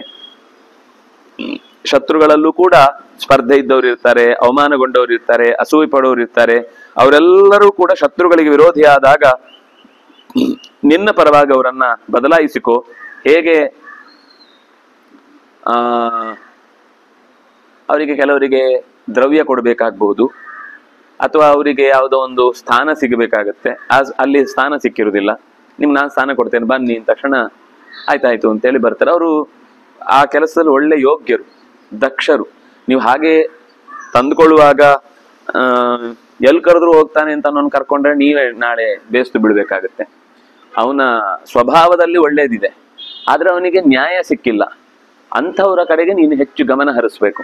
ಯೋಗ್ಯರು ಆದ್ರೆ ಯೋಗ್ಯವಾದ ಸ್ಥಾನ ಸಿಕ್ಕಿಲ್ಲ, ಅಂಥವರಿಗೆ ನೀನು ಮಣೆ ಹಾಕಿ ನಿನ್ನ ಕಡೆಗೆ ಒಲಿಸಿಕೊಂಡೆ ಅಂತಾದ್ರೆ, ಅವರಿಗೆ ತೃಪ್ತಿಪಡಿಸಿದಿ ಅಂತಾದ್ರೆ ಒಳ್ಳೆಯ ಮಾತಿನಿಂದ ಆಗ್ಬೋದು. ಕೆಲವರಿಗೆ ಹೊಗಳಿದ್ರೆ ಸಾಕು, ಏನ್ ಕೆಲಸ ಆದ್ರೂ ಮಾಡ್ತಾರೆ. ಒಳ್ಳೆಯವ್ರೆ, ಕೆಟ್ಟವರಲ್ಲ, ಆದ್ರೆ ಹೊಗಳಿಸ್ಕೊಳ್ಬೇಕು, ಖುಷಿ ಹೊಗಳಿಸ್ಕೊಳ್ತಾ ಇರ್ತಾರೆ ಅವರು. ಅದು ಯೋಚನೆ ಮಾಡ್ಬೇಕು. ಹೊಗಳೋದಕ್ಕೆ ಎರಡು, ಮಾಡದೇ ಹೊಗಳೋದಕ್ಕಿಂತ ಮಾಡಿದವ್ರನ್ನ ಹೊಗಳಿದ್ರೆ ಏನ್ ತಪ್ಪು? ಹೊಗಳ್ಬೋದಲ್ಲ, ಅಷ್ಟು ಹೊಗಳಿ, ಕೆಲಸ ಆಗುತ್ತೆ ತಾನೆ. ಒಳ್ಳೆ ಕೆಲಸ ಮಾಡ್ತಾ ಇದ್ದ, ನೀವೇನು ಕಳ್ಳತನಕ್ಕೆ ಸ್ಕೋರವನ್ನು ಹೊಗಳ್ತಾ ಇಲ್ಲ. ಒಳ್ಳೆ ಕೆಲಸಕ್ಕಾಗುವಾಗ ಅದನ್ನು ಹೇಳಿದ್ರೆ ಏನ್ ತಪ್ಪಿಲ್ಲ. ಅಷ್ಟನ್ನ ನೀನು ಯೋಚನೆ ಮಾಡು. ಪ್ರಿಯವನ್ನು ಉಂಟು ಮಾಡುವವರಿಗೆ ಗೌರವ ಕೊಡು. ಕೆಲವರಿಗೆ ಒಳ್ಳೆಯ ಸ್ಥಾನ ಸಿಗಬೇಕು ಅಂತಿರುತ್ತೆ. ಅಂತ ಶತ್ರುಗಳು ಯಾರು, ಮಿತ್ರರು ಯಾರು ಅಂತ ತಿಳ್ಕೊಂಡು ಶತ್ರುಗಳ ಕಡೆಯ ಬಲವನ್ನ ಕುಗ್ಗಿಸುವ ಕೆಲಸವನ್ನ ಮಾಡು. ನಿಧಾನಕ್ಕೆ ಉಪಾಯಾಂತರಗಳನ್ನೆಲ್ಲ ಯೋಚಿಸ್ಬೇಕು. ಇವು ಒಂದು ಕೆಲಸದಿಂದ ಏನು ಸಿದ್ಧಿ ಆಗಲ್ಲ. ಸಾಮ ದಾನ ದಂಡ ಭೇದ ಎಲ್ಲ ತರದ ಉಪಯೋಗಗಳು ಕೂಡ ಬೇರೆ ಬೇರೆ ಸಂದರ್ಭದಲ್ಲಿ ಬೇರೆ ಬೇರೆ ತರ ಮಾಡ್ಬೇಕಾಗತ್ತೆ. ಮಾಡಿ ಮಿತ್ರರು ಶತ್ರುಗಳು ಯಾರು ಅಂತ ಗಮನಿಸಿ ನಿನಗೆ ಬೇಕಿರುವ ಸಂಪತ್ತನ್ನ ಸಹಾಯವನ್ನ ಒಂದು ಕಡೆಗೆ ಒಟ್ಟೈಸಿ ಅವರಿಂದ, ಆದರೆ ಅವ್ರು ಬಿಟ್ಟು ಹೋದ್ರೆ ನನಗೆ ಅದಕ್ಕೆ ಸಬ್ಸ್ಟಿಟ್ಯೂಟ್ ಏನಿದೆ ಅದು ಯೋಚನೆ ಮಾಡಿರ್ಬೇಕು. ನಂಬಿ ಅವರಿಗೆ ಎಲ್ಲ ಕೊಟ್ಟು ರಾತ್ರಿ ಅವ್ನ ಮಾಯಕ್ಕಾಗಿ ಬೆಳಿಗ್ಗೆ ನಾನು ಅವನಿಗೆ ಕೈ ಕೊಟ್ಟಿದ್ದೆ ಎಲ್ಲೋದ ಅಂದ್ರೆ ಆಯ್ತು ಅಷ್ಟೇ, ಅವನಿಗೆ ಎಲ್ಲ ತೋಪು ಅಂತ ಹೇಳಿ ಬಿದ್ಕೊಂಡು ಮಲ್ಕೋಬೇಕಷ್ಟೆ. ಅದರಿಂದ ಎಲ್ಲಿ ಏನೇ ಇನ್ನೊಂದು ಅವಕಾಶ ಇದೆ ಅಂತ ಅನ್ಸಿದ್ರೆ ಅದಕ್ಕೆ ನಾವು ಇನ್ನೊಂದು ಅವಕಾಶದ ದಾರಿಯನ್ನು ಹುಡ್ಕೊಂಡಿರ್ಬೇಕು. ಆಗ ನೀನು ಶತ್ರುವನ್ನ ನಂಬಿ ಪಾಪ ಒಳ್ಳೆಯವನು, ತುಂಬಾ ಧರ್ಮಿಷ್ಠ, ನನಗೆ ವಾಪಸ್ ರಾಜ್ಯ ಕೊಟ್ಟು ಹೋಗ್ತಾನೆ ಅಂತೆಲ್ಲ ನೀನು ಕಾದು ಕೂತ್ರೆ ಯಾರು ನಿನಗೆ ರಾಜ್ಯವನ್ನ ಕೈಗೆ ತಂದು ಕೊಟ್ಟು ಕೀಲಿ ಕೊಟ್ಟ ಹಾಗೆ ರಾಜ್ಯ ನಡೆಸುವಂತ ಕೊಡೋರು ಯಾರೂ ಇಲ್ಲ ಅಂತ ಹೀಗೆ ಹೇಳಿ ಕೊನೆಗೆ ಅದನ್ನ ಉಪಸಂಹಾರ ಮಾಡ್ತಾಳೆ. ಸಂಕಟ ಪಡುವಾಗ ಎಲ್ಲರಿಗೂ ಸಂಕಟ ಇದ್ದೇ ಇದೆ, ಯಾರು ಏನು ಸುಖವಾಗಿ ಬದುಕ್ತಾ ಇಲ್ಲ, ಎಲ್ರಿಗೂ ಅವರವರದ್ದೇ ಆದ ಸಂಕಟ ಇದೆ. ಆದ್ರೆ ನಾವೇನು ಅಂದ್ರೆ ನಮ್ಮ ತರನೇ ಸಂಕಟ ಪಡುವವರನ್ನ ನಾವು ಹೆಚ್ಚು ಗಮನಿಸಿದ್ರೆ ಅವರಿಂದ ತುಂಬಾ ಉಪಯೋಗ ಆಗುತ್ತೆ. ನಮ್ಮ ಹಾಗೆ ಸಂಕಟ ಪಡುವವರನ್ನು ನೋಡಿದಾಗ ತಕ್ಷಣ ಅವರಿಗೆ ನಾವು ಅವರ ಸಹಾಯಕ್ಕೆ ಬಂದೆವು ಅಂತಾದ್ರೆ ಅವರು ಬಹಳ ಬೇಗ ನಮಗೆ ಹೋಗಿ ಸೇರ್ತಾರೆ. ನಾವು ಕೇವಲ ಅವ್ರ ಕಡೆಗೆ ನೋಡ್ತಾ ಇರೋದು, ಕೊನೆಗೆ ನೋಡಿದ್ರೆ 25 ಜನ ಇಲ್ಲಿಂದನೇ ಪಕ್ಷಾಂತರ ಆಗ್ಬಿಟ್ಟಿರ್ತಾರೆ. ಅವರು ಅಲ್ಲಿಂದ 5 ಜನ ಕರ್ಕೊಂಡ್ ಬರ್ತಾರೆ, ಇಲ್ಲಿ 25 ಜನ ಹೋಗಿರ್ತಾರೆ. ಇವ್ ತಂದು ಅನ್ಕೊಳ್ಳೋದು ಇಲ್ಲ. ಹಾಗಾದ್ರೆ ಅದು ಉಪಯೋಗ. ನಿನ್ನ ಕಡೆಯ ಬಗ್ಗೆಯೂ ಕೂಡ ನಿನ್ನವರು ಯಾರು ದಾರಿ ತಪ್ತಾ ಇದ್ದಾರೆ, ತುಂಬಾ ಬುದ್ಧಿವಂತರು, ಆದ್ರೆ ಅವರಿಗೆ ಸ್ಥಾನಮಾನ ಸಿಕ್ಕಿಲ್ಲ, ಶತ್ರುಗಳು ಗಾಳ ಹಾಕ್ತಾ ಇದ್ದಾರೆ ಅಂತ ಗೊತ್ತಾಯ್ತು ನಿನಗೆ, ತಕ್ಷಣ ಅವರನ್ನು ಫಸ್ಟ್ ಕರೆದು, ಯಾಕಂದ್ರೆ ನಮ್ಮ ಊರಿನಲ್ಲಿ ನಮ್ಮ ಪರಿಸರದಲ್ಲಿ ಇರುವವರಿಗೆ ನಾವು ಹೆಚ್ಚು ಬೆಲೆ ಕೊಟ್ಟು ಅವರನ್ನು ಉಳಿಸ್ಕೊಂಡ್ರೆ ಶತ್ರುಗಳು ಬಹಳ ಬೇಗ ಹಿಂದೆ ಸರಿತಾರೆ. ಯಾಕಂದ್ರೆ ಸ್ವಕ್ಷೇತ್ರದಲ್ಲಿರೋರು ಯಾವತ್ತೂ ಪ್ರಬಲ, ಅವರಿಗೆ ಬಹಳ ಅಭಿಮಾನ ಹುಟ್ಟತ್ತೆ. ಅದರಿಂದ ಆ ಅಭಿಮಾನಕ್ಕೆ ರಾಜನಿಗೆ ಜೀವ ಕೊಡ್ಲಿಕ್ಕಾದ್ರೂ ತಯಾರಿರ್ತಾರೆ. ಅದರಿಂದಾಗಿ ಅಂತಹ ವ್ಯಕ್ತಿಗಳನ್ನ ಯಾವತ್ತೂ ಕೂಡ ದೂರ ಕಟ್ಟಬಾರ್ದು. ಮಿತ್ರರನ್ನೂ ಸಂಗ್ರಹಿಸ್ಬೇಕು, ತಟಸ್ಥರನ್ನು ಅವರಿಗೆ ನೀವು ಏನು ಮಾಡ್ಬೇಡಿ, ನೀವು ಸುಮ್ಮನಿರಿ ಸಾಕು. ಅವ್ರೇನು ಅಂದ್ರೆ ಅವರನ್ನ ಉಪಯೋಗಿಸ್ಕೊಂಡು ನಮ್ಮ ಮೇಲೆ ಅಟ್ಯಾಕ್ ಮಾಡ್ಬೇಕು ಅಂತ ಇರ್ತಾರೆ. ನೀವು ನಮ್ಮ ಮೇಲೆ ಯುದ್ಧನೂ ಮಾಡಬೇಡಿ, ನೀವು ನಮ್ಗೆ ತೊಂದರೆನೂ ಕೊಡಬೇಡಿ, ಅವ್ರ ಮೇಲೂ ಯುದ್ಧ ಮಾಡಬೇಡಿ, ನಿಮ್ ಪಾಡಿಗೆ ನೀವೇ ಸಾಕು. ನಮ್ಗೆ ಅದೇ ಉಪಯೋಗ. ಅವನೇನ್ ಅನ್ಕೊಂಡಿರ್ತಾನೆ ಅಂದ್ರೆ ಇವ್ರು ಬಂದು ಸಹಾಯ ಮಾಡ್ತಾನೆ, ಅವನಷ್ಟು ತಟಸ್ಥ ಆಗ್ಬಿಡ್ತಾನೆ, ಆಗ ಇವರ ಕೆಲಸ ಸಾಂಗವಾಗುತ್ತೆ. ಇಂಥದ್ದನ್ನೆಲ್ಲ ಯೋಚನೆ ಮಾಡಿ ನೀನು ಕೆಲಸ ಮಾಡ್ಬೇಕು ಕುಮಾರ. ಎಷ್ಟೋ ಸರ್ತಿ ಎಷ್ಟೋ ವಿಷಯಗಳಲ್ಲಿ ನಾವು ಯಾರ್ಯಾರನ್ನು ನಂಬಿರ್ತೇವೆ, ಅವರನ್ನೂ ಕೂಡ ಅದು ನೀವು ಮುದ್ರಾ ರಾಕ್ಷಸ ಅಂತ ಒಂದು ನಾಟಕ ಇದೆ ವಿಶಾಖದತ್ತನದ್ದು. ಬಹುಶಃ ಏನಾದ್ರೂ ಯಾರು ಇಲ್ಲಿ ತನಕ ಅದನ್ನು ಯೋಚನೆ ಮಾಡಲಿಲ್ಲ, ಸಿನಿಮಾ ಮಾಡಿದ್ರೆ ರಾಜಕೀಯ ಹಿನ್ನೆಲೆ ಇಟ್ಟುಕೊಂಡು, ಸ್ವಲ್ಪ ಇವತ್ತಿನ ರಾಜಕೀಯ ಹಿನ್ನೆಲೆಯನ್ನು ಇಟ್ಕೊಂಡು ಮಾಡಬೇಕು. ಅದರಷ್ಟು ಟ್ವಿಸ್ಟ್ ನಿಮ್ಗೆ ಇಲ್ಲಿ ತನಕ ಯಾವ ಕಥೆಯಲ್ಲೂ ಸಿಗ್ಲಿಕ್ಕೆ ಸಾಧ್ಯ ಇಲ್ಲ. ಯಾರೋ ಒಬ್ಬನನ್ನ ಕೆಲಸಕ್ಕೆ ಕಳಿಸಿರ್ತಾನೆ, ಅವನ್ ಕೆಲಸ ಸರಿ ಮಾಡ್ತಾ ಇದ್ದಾನ ಅಂತ ನೋಡ್ಲಿಕ್ಕೆ ಮತ್ತೊಬ್ಬನನ್ನು ಕಳಿಸಿರ್ತಾನೆ. ಜೊತೆಗೆ ಅವನು ಯಾರು ಇರ್ತಾನೆ ಫಸ್ಟ್ ಹೋದವನು, ಅವನು ಇವನು ಸರಿ ಇದ್ದಾನ ನೋಡೋನು ಆಗಿರ್ತಾನೆ, ಅವನು ರಿಪೋರ್ಟ್ ಮಾಡ್ತಾನೆ, ಇವನು ರಿಪೋರ್ಟ್ ಮಾಡ್ತಾನೆ, ಇವನು ರಿಪೋರ್ಟ್ ಮಾಡ್ತಾನೆ ಇವನಿಗೆ. ಆ ಮುದ್ರಾ ರಾಕ್ಷಸದ ಕಥೆ ಇದೆಯಲ್ಲ ಎಷ್ಟು ಚೆನ್ನಾಗಿದೆ ಅಂದ್ರೆ ಅದನ್ನ ರಾಜಕೀಯದಲ್ಲಿ ಹಾಗೆ ನಡೀತಾ ಇರುತ್ತೆ. ಅದಕ್ಕೊಂದು ರೂಪ ಕೊಟ್ಟದ್ದು ಮಾತ್ರ ನಾಟಕದಲ್ಲಿ. ಅದನ್ನು ಸ್ಟೇಜಲ್ಲಿ ಮಾಡ್ಬೇಕು ಅಂದ್ರೆ ಮಾತ್ರ ತುಂಬಾ ಒಳ್ಳೆ ರಾಜಕೀಯ ಪರಿಣಿತಿ ಇದ್ದವನು ಮಾತ್ರ ಸ್ಟೇಜ್ನಲ್ಲಿ ಅದನ್ನ ಪರ್ಫಾರ್ಮೆನ್ಸ್ ಮಾಡ್ಬೋದು. ಮತ್ತೆ ಅಷ್ಟು ಅದರಲ್ಲಿ ಆಸಕ್ತಿ ಇರ್ಬೇಕು. ರಾಜಕೀಯದಲ್ಲಿ ಆಸಕ್ತಿ ಇಲ್ಲದಿದ್ರೆ ಏನು ಮಾಡ್ಲಿಕ್ಕಾಗಲ್ಲ. ತುಂಬಾ ಚೆನ್ನಾಗಿದೆ ಆ ಕಥೆನೂ ಚೆನ್ನಾಗಿದೆ. ಒಂದು ರಾಜನೀತಿಯ ಎಲ್ಲಾ ಒಳ ಪೆಟ್ಟುಗಳು ಯಾವಾಗ ಹೇಗ್ ಪೆಟ್ಟು ಬೀಳುತ್ತೆ ಅಂತಾನೆ ಗೊತ್ತಾಗುದಿಲ್ಲ. ನಾವು ಯಾರು ಅನ್ಕೊಂಡಿರ್ತೀವಿ, ನೋಡಿದ್ರೆ ಇಲ್ಲೇ ಇರ್ತಾರೆ. ಇನ್ನರ್ ವಿಲನ್ನೇ ನಮ್ಮನ್ನ ನುಂಗಿ ಕುಣಿತಾ ಇರ್ತಾನೆ, ಆದ್ರೆ ಅದು ಗೊತ್ತೇ ಆಗಲ್ಲ ಕೊನೆ ತನಕ. ಅಂದ್ರೆ ಅಷ್ಟು ಚೆನ್ನಾಗಿರುವ ಮಂತ್ರಿಗಿರಿ. ಅದು ಚಾಣಕ್ಯನ ಕಥೆ. ಮುದ್ರಾ ಮಂತ್ರಿ ಒಬ್ಬ ಇರ್ತಾನೆ, ಅಮಾತ್ಯ ರಾಕ್ಷಸ ಅಂತ. ಈ ಕಡೆಯಿಂದ ಚಾಣಕ್ಯ ಇರ್ತಾನೆ. ಅದರ ಒಳಗೆ ಇವನನ್ನ ರಾಜನನ್ನ ಚಂದ್ರಗುಪ್ತ ಮೌರ್ಯನನ್ನ ಹೇಗೆ ರಾಜನನ್ನಾಗಿ ಮಾಡುವುದು ಅನ್ನೋದಕ್ಕೆ ಒಳಗೊಳಗೆ ನಡೆಯುವ ಕೆಲವು ವಿರೋಧಿ ಚಟುವಟಿಕೆ, ಕೆಲವು ಪರ ಚಟುವಟಿಕೆಗಳೆಲ್ಲ ಇದ್ದಾಗ ಇಡೀ ಕಥೆ ಹೇಗೆ ಮುಂದೆ ಹೋಗುತ್ತೆ ಅನ್ನೋದನ್ನ ಕಥೆಯಲ್ಲಿ ಅವರು ತೋರಿಸಿದ್ದಾರೆ. ಅಂದ್ರೆ ಒಂದು ಇತಿಹಾಸದ ಘಟನೆಯನ್ನೇ ಅದಕ್ಕೆ ಇನ್ನೂ ಚೆನ್ನಾಗಿ ಪುಷ್ಟಿಯನ್ನ ಕೊಟ್ಟು ಕಥೆಯನ್ನ ಹೇಳಿದ್ದಾರೆ. ಆತರ ರಾಜಕೀಯ ಅಂದ್ರೆ ಅಷ್ಟು ಸುಲಭ ಅಲ್ಲ. ನಾವು ಆ ಕಡೆದ್ ಮಾತ್ರ ಯೋಚನೆ ಮಾಡ್ತಾ ಇರ್ತೀವಿ, ಇಲ್ಲಿಂದೆಲ್ಲ ಉದುರ್ಕೊಂಡು ಹೋಗ್ತಾ ಇರುತ್ತೆ, ಏನು ಉಪಯೋಗ ಇಲ್ಲ. ನಾವು ಒಂದು ಒಳ್ಳೆ ಟೋಪನ್ ಮಾಡಿಸ್ತಾ ಇರ್ತಾನೆ, ಅದು ಎದುರುಗಡೆ ಭಾಗದ್ದೆಲ್ಲ ಸರಿ ಹೋಗ್ತಾ ಇದೆ, ಸೈಟ್ ಆನ್ ಆಗ್ತಾ ಇದೆ, ಆಫ್ ಆಗ್ತಾ ಇದೆ ಅಂತ. ಅದು ಹಾಕಿಸುವಷ್ಟೊತ್ತಿಗೆ ಹಿಂದಿದ್ದೆಲ್ಲ ಉದುರೋಗ್ಬಿಟ್ಟಿರುತ್ತೆ. ಆಮೇಲೆ ಇನ್ನೊಂದು ಮಾಡಿಸ್ಬೇಕಾಗ್ತದೆ. ಹಾಗೆ ಎರಡೆರಡು ಮಾಡಿಸಿ ಕೊನೆಗೆ ಒಂದು ಅರ್ಧ ಹಾರಿ ಹೋಗಿ ಅವನಿಗೆ ಅರ್ಧ ಗೊತ್ತಾಗಿರುತ್ತೆ. ಅವ್ರು ಹೇಳ್ತಾರೆ ಅವ್ರು ಮುಂದೆ ತಲೆ ಮಾತ್ರ ಬಕ್ಕ, ಇನ್ನೊಬ್ಬ ಹೇಳ್ತಾನೆ ಇಲ್ಲ ಇಲ್ಲ ನಾನ್ ನೋಡಿದ್ದೇನೆ ಅವ್ರು ಹಿಂದೆ ತಲೆ ಬಕ್ಕ ಅಂತ. ಅಂದ್ರೆ ಈ ತರ ಯಾರೋ ಶತ್ರುಗಳಿಗೆ ನಮ್ಮ ದುರವಸ್ಥೆ ಬೇರೆ ಬೇರೆ ತರ ರೀತಿಯಲ್ಲಿ ಗುಟ್ಟು ರಟ್ಟಾಗುವುದನ್ನೋ ಸ್ಥಿತಿಗೆ ಅವಕಾಶ ಕೊಡಬಾರದು ಅಂತ ಹೀಗೆ ಕೃಷ್ಣನ ಹತ್ರ ತನ್ನ ಮಕ್ಕಳಿಗೆ ಹೇಳಬೇಕಾದ ಸಂಗತಿ ಏನು ಅಂತ ತುಂಬಾ ವಿಸ್ತಾರವಾಗಿ ಬಿಡಿಸಿ ಹೇಳ್ತಾಳೆ. ಕೊನೆಗೆ ಹೇಳ್ತಾಳೆ, ನೀನು ಅರ್ಜುನನಿಗೆ ಆಮೇಲೆ ಭೀಮನಿಗೆ ಇವರಿಗೆಲ್ಲ ಹೇಳ್ಬೇಕಾದ್ದೇನು ಅಂತಂದ್ರೆ, ಮುಖ್ಯವಾಗಿ ನಾನು ತಾಯಿಯಾಗಿ ಏನ್ ಮಾಡ್ಬೇಕು ಅದನ್ನೆಲ್ಲ ಮಾಡಿದ್ದೇನೆ. ಅಂದ್ ಕೊನೆಗೆ ಏನಾಯ್ತು ಅಂತಂದ್ರೆ, ಅವನು ತಾಯಿಯಿಂದ ಒಳ್ಳೆಯ ಉಪದೇಶ ಪಡೆದು ತಾಯಿಯ ಮಾತಿನಿಂದ ಈ ಪೆಟ್ಟು ತಿಂದ ಕುದುರೆ ಹೇಗೆ ದಡ್ಬಡ್ ಅಂತ ಓಡುತ್ತೋ ಪಟ್ಟಿ ಕಟ್ಟಿಕೊಂಡ ಮೇಲೆ, ಹಾಗೆ ಇವನು ಓಡಿ ಆ ಯುದ್ಧಕ್ಕಾಗಿ ನಿಂತು ತಾಯಿ ಏನೆಲ್ಲ ಉಪಾಯ ಹೇಳಿದ್ಲೋ ಅದೆಲ್ಲವನ್ನು ಕ್ರಮವಾಗಿ ನಡೆಸಿ ಶತ್ರುಗಳ ಮೇಲೆ ಯುದ್ಧಕ್ಕೆ ಹೊರಡ್ತಾನೆ. ಅವನು ಇದು ಮುಗಿದೋಯ್ತು ಅಂತ ಅನ್ಕೊಂಡು ಆರಾಮಾಗಿದ್ದ. ಒಂದೇ ಸರ್ತಿ ಅಟ್ಯಾಕ್ ಮಾಡಿದ್ರಿಂದ ಅವನಿಗೆ ಕಂಗಾಲಾದ. ಅವನು ಕಂಗಾಲಾಗಿ ಇವನು ಎಲ್ಲರನ್ನು ಸೋಲಿಸಿ, ಆ ಜೊತೆಗೆ ಮಂತ್ರಿಗೂ ಕೂಡ ಇವನೇ ನೋಡು ಯುದ್ಧ ಅಂದ್ರೆ ಹೀಗೆ ಅಂತ ಅಮ್ಮ ಹೇಳಿದ್ದೆಲ್ಲ ಹೇಳಿದಾಗ ಇಡೀ ಸ್ಟೇಜ್ ಅವನು ಮಾತಿಗೆ ಕೇಳಿ ಭಾರಿ ಹುಮ್ಮಸ್ಸಿನಿಂದ ಅವರು ಎಲ್ಲ ಯುದ್ಧಕ್ಕೆ ಹೊರಟರು. ಎಲ್ಲ ಸೇರಿ ಶತ್ರುಗಳನ್ನ ನಿರ್ನಾಮ ಮಾಡಿದ್ರು. ನಿರ್ನಾಮ ಮಾಡಿ ಅಮ್ಮ ಮತ್ತೆ ವಾಪಸ್ ಬರುವಾಗ, ಬಾ ಮಗು, ಈಗ ನಿನ್ಗೆ ಎಷ್ಟು ಖುಷಿ ಇದೆ ನೋಡು. ಈ ಖುಷಿಯನ್ನ ನೀನು ಇಡೀ ದಿವಸ ದಿಂಬಿನ ಕೆಳಗೆ ತಲೆ ಇಟ್ಕೊಂಡು ಕಣ್ಣೀರು ಹಾಕಿದ್ರೆ ದಿಂಬೊದ್ದೆ ಆಗ್ತಿತ್ತು ಹೊರತು ಯುದ್ಧದಲ್ಲಿ ಗೆಲುವು ಸಿಕ್ತಿತ್ತ? ಅದರಿಂದಾಗಿ ಶತ್ರುಗಳನ್ನ ಎದುರಿಸುವುದು ಅಂತ ಅನ್ನುವ ಕರ್ತವ್ಯ ಇದ್ದಾಗ ಅದಕ್ಕೆ ನಾವು ಇಳದೇ ಕಾರ್ಯ ಮಾಡಬೇಕು ಹೊರತು ಚಾಪೆಯಲ್ಲೇ ಈಜು ಕಲಿತೆ ಅಂದ್ರೆ ಆಗುದಿಲ್ಲ. ನೀರಿಗೆ ಬೀಳ್ಬೇಕು, ನೀರಲ್ಲೇ ಇಳಿಬೇಕು. 2 ಸರ್ತಿ ನೀರು ಕುಡಿಬಹುದು, 3ನೇ ಸರ್ತಿ ಕುಡಿಲಿಕ್ಕೆ ಮೇಲೆ ಹೇಳದೇನೂ ಇರ್ಬೋದು, ಆದ್ರೆ ಯಾರಾದ್ರೂ ಎತ್ತ ಹಾಕ್ತಾರೆ. ಆಗ ಜಯ ಅನ್ನೋದು ಸಿಕ್ಕಿದ ಸುಖಕ್ಕೆ, ಅಥವಾ 2-3 ಸರ್ತಿ ನೀರು ಕುಡಿದ್ಮೇಲಾದ್ರೂ ಈಜು ಕಲ್ತ ಸುಖಕ್ಕೆ ನೀವು ಅದನ್ನ ಎಕ್ಸ್ಪ್ಲೇನ್ ಮಾಡ್ಲಿಕ್ಕೆ ಆಗದೆ ಇರುವ ಸುಖ ಅದು. ಅದರಿಂದಾಗಿ ನನ್ನ ಇತಿಹಾಸಕ್ಕೆ ಅದು ಸಿಕ್ಕ ಜಯ ಅಂತ ಭಾವಿಸ್ಬೇಕು. ಯಾರೇ ಆದ್ರೂ ಕೂಡ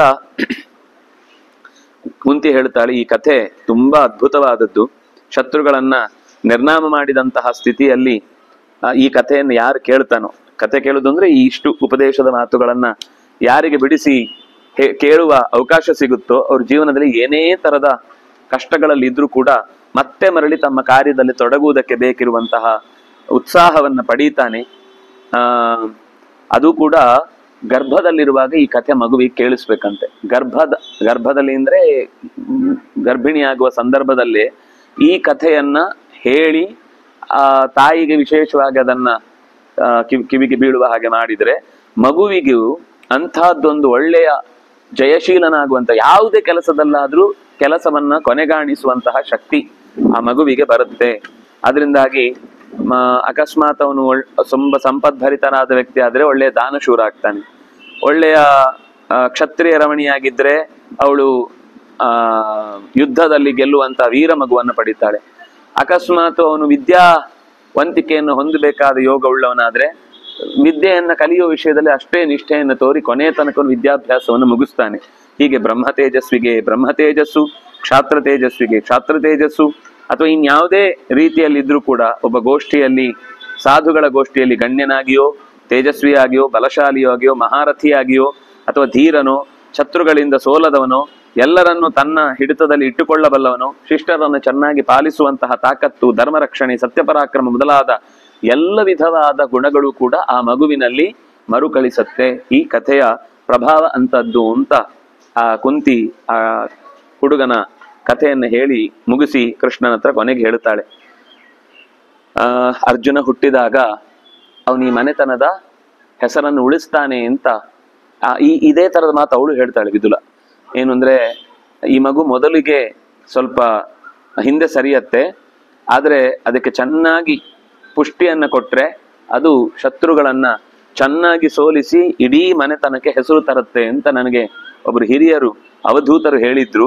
ಆದ್ರಿಂದಾಗಿ ನಾನು ಇಷ್ಟು ನಿನ್ನನ್ನು ಪುಸಲಾಯಿಸ್ತಾ ಇದ್ದೇನೆ. ಹೌದು, ನೀನು ಈಗ ಹತ್ಕೊಂಡು ಬಂದಿದ್ದಕ್ಕೆ ನಾನು ಬೈತಿಲ್ಲ, ಆದ್ರೆ ಹತ್ಕೊಂಡು ಇಲ್ಲೇ ಕೂತಿರ್ಬಾರ್ದು, ಮುಂದೆ ವಾಪಸ್ ನಿನ್ನ ಪ್ರಯತ್ನದಲ್ಲಿ ತೊಡಗಬೇಕು ಅನ್ನೋದಕ್ಕೋಸ್ಕರ ಇಷ್ಟು ಮಾತು ಹೇಳ್ತಾ ಇದ್ದೇನೆ ಅಂತ ಹೇಳಿದಾಗ ಅವನು ಹೋದ ಅಂತ ಬಂದ ಹಾಗೆ ಇಲ್ಲೂ ಕೂಡ ಅವಳು ಹೇಳ್ತಾಳೆ, ಸಾಕ್ಷಾತ್ ದೇವೇಂದ್ರನೇ ಅವನಿಗೆ ಸಮಾನನಾದ ಸ್ಥಿತಿಯಲ್ಲಿರುವವನೇ ನನಗೆ ಮಗನಾಗಿ ಹುಟ್ಟಿರುವುದರಿಂದ ಧರ್ಮಕ್ಕೆ ಮತ್ತು ರಾಜಕಾರಣಕ್ಕೆ, ಅರ್ಥಶಾಸ್ತ್ರಕ್ಕೆ ಬೇಕಿರುವಂತಹ ಎಲ್ಲಾ ತರದ ಬಲಗಳನ್ನು ಕೂಡ ನಾನು ಮಕ್ಕಳ ರೂಪದಲ್ಲಿ ಆಯಾ ದೇವತೆಗಳನ್ನು ಪ್ರಾರ್ಥಿಸಿ ಪಡೆದಂತದ್ದಾದ್ರಿಂದ ಅವರು ಹೀಗೆ ಕೈಚೆಲ್ಲಿ ಕೂಡುವುದರಲ್ಲಿ ಯಾವ ಅರ್ಥವೂ ಇಲ್ಲ. ಅಗಚ್ಚನ್ ವೈನತೆ ಯೋಪಿ ಪದಮೇಕಂ ನ ಗಚ್ಚತಿ ಗಚ್ಚನ್ ಪಿಪೀಲಿಕೋಸ್ತು ಗಚ್ಚನ್ ಪಿಪೀಲಿಕೋ ಯಾತಿ. ಹೋಗುತ್ತಿರುವ ಇರುವೆ ಊರು ಮುಟ್ಟತ್ತೆ, ದೊಡ್ಡ ರೆಕ್ಕೆ ಉಳ್ಳ ಹಾರದ ಗಿಡುಗ ಇದ್ದಲ್ಲೇ ಕೊಳೆತು ಸಾಯತ್ತೆ. ರೆಕ್ಕೆ ಇದೆ ಎಂದ ಮಾತ್ರ ಕೂರ್ ಸೇರಲ್ಲ, ಹಾರ್ಬೇಕು. ರೆಕ್ಕೆನೇ ಇಲ್ಲ ಅಂತಂದ ಮಾತ್ರಕ್ಕೆ ಇರುವೇನು ಒಂದೇ ಕಡೆ ಬಿದ್ದಿರಲ್ಲ, ಅದು ನಡ್ಕೊಂಡಾದ್ರೂ ಅಷ್ಟು ದೂರಕ್ಕೆ ಹೋಗಿ ತನ್ನ ಗುರಿ ಮುಟ್ಟತ್ತೆ. ಅದನ್ನಾಗಿ ನಾವು ಎಷ್ಟು ದೊಡ್ಡವರಾಗಿದ್ದೇವೆ ಅನ್ನೋದು ಮುಖ್ಯ ಅಲ್ಲ, ಪ್ರಯತ್ನ ಎಷ್ಟು ನಿರಂತರ ಮಾಡ್ತಾ ಇದ್ದೇವೆ ಅನ್ನೋದು ಮುಖ್ಯ. ಆ ಪ್ರಯತ್ನದಲ್ಲಿ ನನ್ನ ಮಕ್ಕಳು ಸ್ವಲ್ಪ ಪ್ರಯತ್ನ ಪಟ್ರೆ ಅವರಿಗೆ ಬೇಕಿರುವುದನ್ನು ಅವರು ಸಂಪಾದಿಸ್ತಾರೆ ಅಂತ ನನಗೆ ವಿಶ್ವಾಸ ಇದೆ. ಇದು ಇಡೀ ಕುರುಗಳ ವಂಶಕ್ಕೆ ಸಂಬಂಧಪಟ್ಟ ಒಳ್ಳೆಯ ಪ್ರವೃತ್ತಿ ಆಗುತ್ತೆ. ಸಹೋದರರೆಲ್ಲ ಸೇರಿ ಮಹಾಯಾಗಗಳನ್ನ ಮಾಡಿದ್ದಾರೆ, ಅವರು ಮುಂದೆ ಅಂತ ಯಾಗದಿಂದ ವಿಶೇಷವಾದ ಫಲ ಪಡೀತಾರೆ ಅಂತನೂ ನನಗೆ ಅಶರೀರವಾಣಿ ಆಗಿತ್ತು. ಆದ್ರಿಂದಾಗಿ ಇವರೆಲ್ಲರ ಈ ಎಲ್ಲ ಮಾತುಗಳನ್ನು ನಂಬಿ ನಾನು ದೇವತೆಗಳ ವಾಕ್ಯದಲ್ಲಿ ಯಾವತ್ತೂ ಸಂದೇಹ ಇಟ್ಟವಳಲ್ಲ. ಆದ್ರೆ ಇವ್ರು ಮಾಡುವ ಪ್ರವೃತ್ತಿಯನ್ನು ನೋಡಿದಾಗ ಇವರ ಮೇಲೆ ಯಾಕೆ ಹೀಗೆ ಮಾಡ್ತಾರೆ ಅಂತ ಕಾಳಜಿಯಿಂದ ನಾನು ಅದನ್ನ ಒತ್ತಿ ಹೇಳ್ತಾ ಇದ್ದೇನೆ. ಯುದ್ಧೋನ್ಮಾದ ಆಗ್ಬಾರ್ದು, ಯುದ್ಧೋತ್ಸಾಹ ಇರಬೇಕು, ಉನ್ಮಾದ ಆಗ್ಬಾರ್ದು. ಅದು ಮೈ ಮರೆತು ನಮ್ದು ಹಾಗೆ ಆಗುತ್ತೆ, ನಾವೇ ಎಲ್ಲ ಗೆಲ್ಲುವುದು ಅಂತ ಅನ್ಕೊಂಡು ಹೋಗ್ಬಾರ್ದು. ಅಷ್ಟೇ ಬಿಟ್ರೆ ಎದೆಗುಂದದೆ ಭೀಮನ ಸ್ವಭಾವ, ಅವನು ಶತ್ರುಗಳನ್ನು ಸೋಲಿಸ್ತಾನೆ, ಆದ್ರೆ ಅಣ್ಣನ ಮಾತು ಅಲ್ಲಿ ಬೇಕಿದೆ ಅನ್ನೋದಷ್ಟೇ ಅವನು ಕಾಯ್ತಿರ್ತಾನೆ. ಅದಕ್ಕೆ ನೀನು ಧರ್ಮಾತ್ಮನಾದಂತಹ ಧರ್ಮರಾಜನಿಗೆ ಅನೇಕ ವಿಷಯಗಳಿಂದ ಅವನನ್ನ ಎಚ್ಚರಿಸಬೇಕು ಅಂತ ಹೇಳ್ತಾರೆ. ಆ ನಂತರ ಎಲ್ಲ ನೆನಪಿಸ್ತಾಳೆ, ದ್ರೌಪದಿಗೆ ಹೇಗಾಯ್ತು, ಎಷ್ಟು ಪರುಷವಾದ ಕಠೋರವಾದ ಮಾತುಗಳನ್ನು ಕೌರವರು ಆಡಿದ್ರು, ಇದನ್ನೆಲ್ಲ ನೆನಪಿಟ್ಕೊಂಡು ಕೂಡ ಇನ್ನೂ ಕೂಡ ಆನಂದವಾಗಿ ಕೌರವರ ಜೊತೆಗೆ ಸಂಧಿ ಮಾಡ್ಕೊಂಡು ಬದುಕ್ತೇವೆ ಅಂದ್ರೆ ಏನ್ ಅರ್ಥ? ಅವ್ರಿಗೇನ್ ತೊಂದರೆ ಅಲ್ಲ. ಹೆಣ್ಮಗಳ ಬದುಕಿನಲ್ಲಿ ನಾಳೆ ಮತ್ತೆ ಅವರೇ ಎದುರುಗಡೆ ಬಂದು ಅವತ್ತು ನೋಡು ನಿನ್ನನ್ನು ನಾವು ಹೇಗೆ ಆಟ ಆಡಿಸಿದ್ರು ಕೂಡ ಇವತ್ತು ನಮ್ಮ ಹತ್ರನೇ ಬಂದು ನೀವು ನಮ್ಮ ಪಾಲಿನಲ್ಲಿ ಒಂದು ಪಾಲು ತಗೊಂಡು ಹೋಗ್ತಾ ಇದ್ದೀರಿ ಅಂತ ಆಡಿಕೊಳ್ಳುವವರೇ ಅವ್ರು ಬಿಡುವವರಲ್ಲ. ಇವತ್ತಲ್ಲ ಅಂದ್ರೆ ನಾಳೆ ಆದ್ರೂ ಏನಾದ್ರೂ ಇಂಥದ್ದನ್ನೇ ಮಾತಾಡ್ಲಿಕ್ಕೆ ತಯಾರಿದ್ದಾರೆ. ನಾವು ರಕ್ತಪಾತ ಆಗ್ಬಾರ್ದು ಅಂತ ಬಯಸುವುದರ ಉದ್ದೇಶ ಇನ್ನೂ ಇದರಲ್ಲಿ ಒಳ್ಳೆಯವರೆಲ್ಲ ಪ್ರಾಣ ಬಿಡಬಾರ್ದು ಅನ್ನೋ ಅಷ್ಟೇ ಕಾರಣ ಕೊರತು ಅವ್ರು ಯಾವತ್ತೂ ಕ್ಷಮ್ಯರಲ್ಲ, ಅವ್ರು ಯಾವತ್ತೂ ಕೂಡ ನಿಗ್ರಾಹ್ಯರೇ. ಆದ್ರೆ ಆ ವಿಷಯದಲ್ಲಿ ದ್ರೌಪದಿಯ ಮಹಾವ್ಯಸನವನ್ನಾದ್ರೂ ನೆನ್ಪಿಟ್ಕೊಂಡು ಅವರು ಕೊಡುದಿಲ್ಲ ಅಂದ ಮಾತ್ರಕ್ಕೆ ಬೇಡ್ಕೊಂಡು ಬದುಕ್ತೇವೆ ಅಂತ ಮಾತ್ರ ಅವರು ನಡ್ಕೊಳ್ಬಾರ್ದು. ಕ್ಷತ್ರ ಧರ್ಮದಲ್ಲಿ ಅತ್ಯಂತ ರತಳಾದಂತಹ ದ್ರೌಪದಿಗೆ ನಾನು ಏನೂ ಹೇಳಲ್ಲ, ಅವಳಿಗೆ ನನ್ನ ಮಕ್ಕಳನ್ನೇ ನಾನು ಧಾರೆ ಎರೆದು ಕೊಟ್ಟಿದ್ದೇನೆ, ಅವಳು ನೋಡ್ಕೊಳ್ತಾಳೆ ಅನ್ನೋ ಧೈರ್ಯದಲ್ಲಿ. ಆದ್ರೆ ಅವಳಿಗಾದ ಅನ್ಯಾಯವನ್ನು ಮಾತ್ರ ಅವ್ರು ಹಾಗೆ ಸಹಿಸಿಕೊಂಡು ನಮ್ ತೊಂದರೆ ಇಲ್ಲ ಅಂತ ಅನ್ನೋ ಹಾಗೆ ಕೂಡಬಾರ್ದು. ಅವಳ ವಿಷಯದಲ್ಲಿ ಯೋಚನೆ ಮಾಡ್ಲೇಬೇಕು. ಅದರಲ್ಲೂ ಅರ್ಜುನನಿಗೆ ಭೀಮನಿಗೆ ನೀನು ಹೇಳಲೇಬೇಕು. ತುಂಬಾ ಒಳ್ಳೊಳ್ಳೆ ಮಾತುಗಳಿವೆ. ಅರ್ಜುನನನ್ನು ಹೇಳುವಾಗ ಭೀಮದ್ವಿತೀಯ ಅಂತ ಕರೀತಾರೆ ಅರ್ಜುನನನ್ನು. ಯಾವಾಗ್ಲೂ ಭೀಮ ಅರ್ಜುನನಿಗೆ ಸಪೋರ್ಟ್ ಮಾಡ್ತಾ ಇದ್ದ. ಏನೇ ಆದ್ರೂ ಕೂಡ ಅವನ ಫಸ್ಟ್ ಸಪೋರ್ಟ್ ಸಿಗುದು ಅರ್ಜುನನಿಗೆ. ಅಂದ್ರೆ ಅರ್ಜುನ ಏನೆಲ್ಲ ಒಳ್ಳೆ ಕೆಲಸ ಮಾಡ್ತಾನೆ ಅದರಲ್ಲಿ ಒಂದು ಪಾಲು ಹಿಂದಿನಿಂದ ಭೀಮನದ್ದಿರ್ತಿತ್ತು.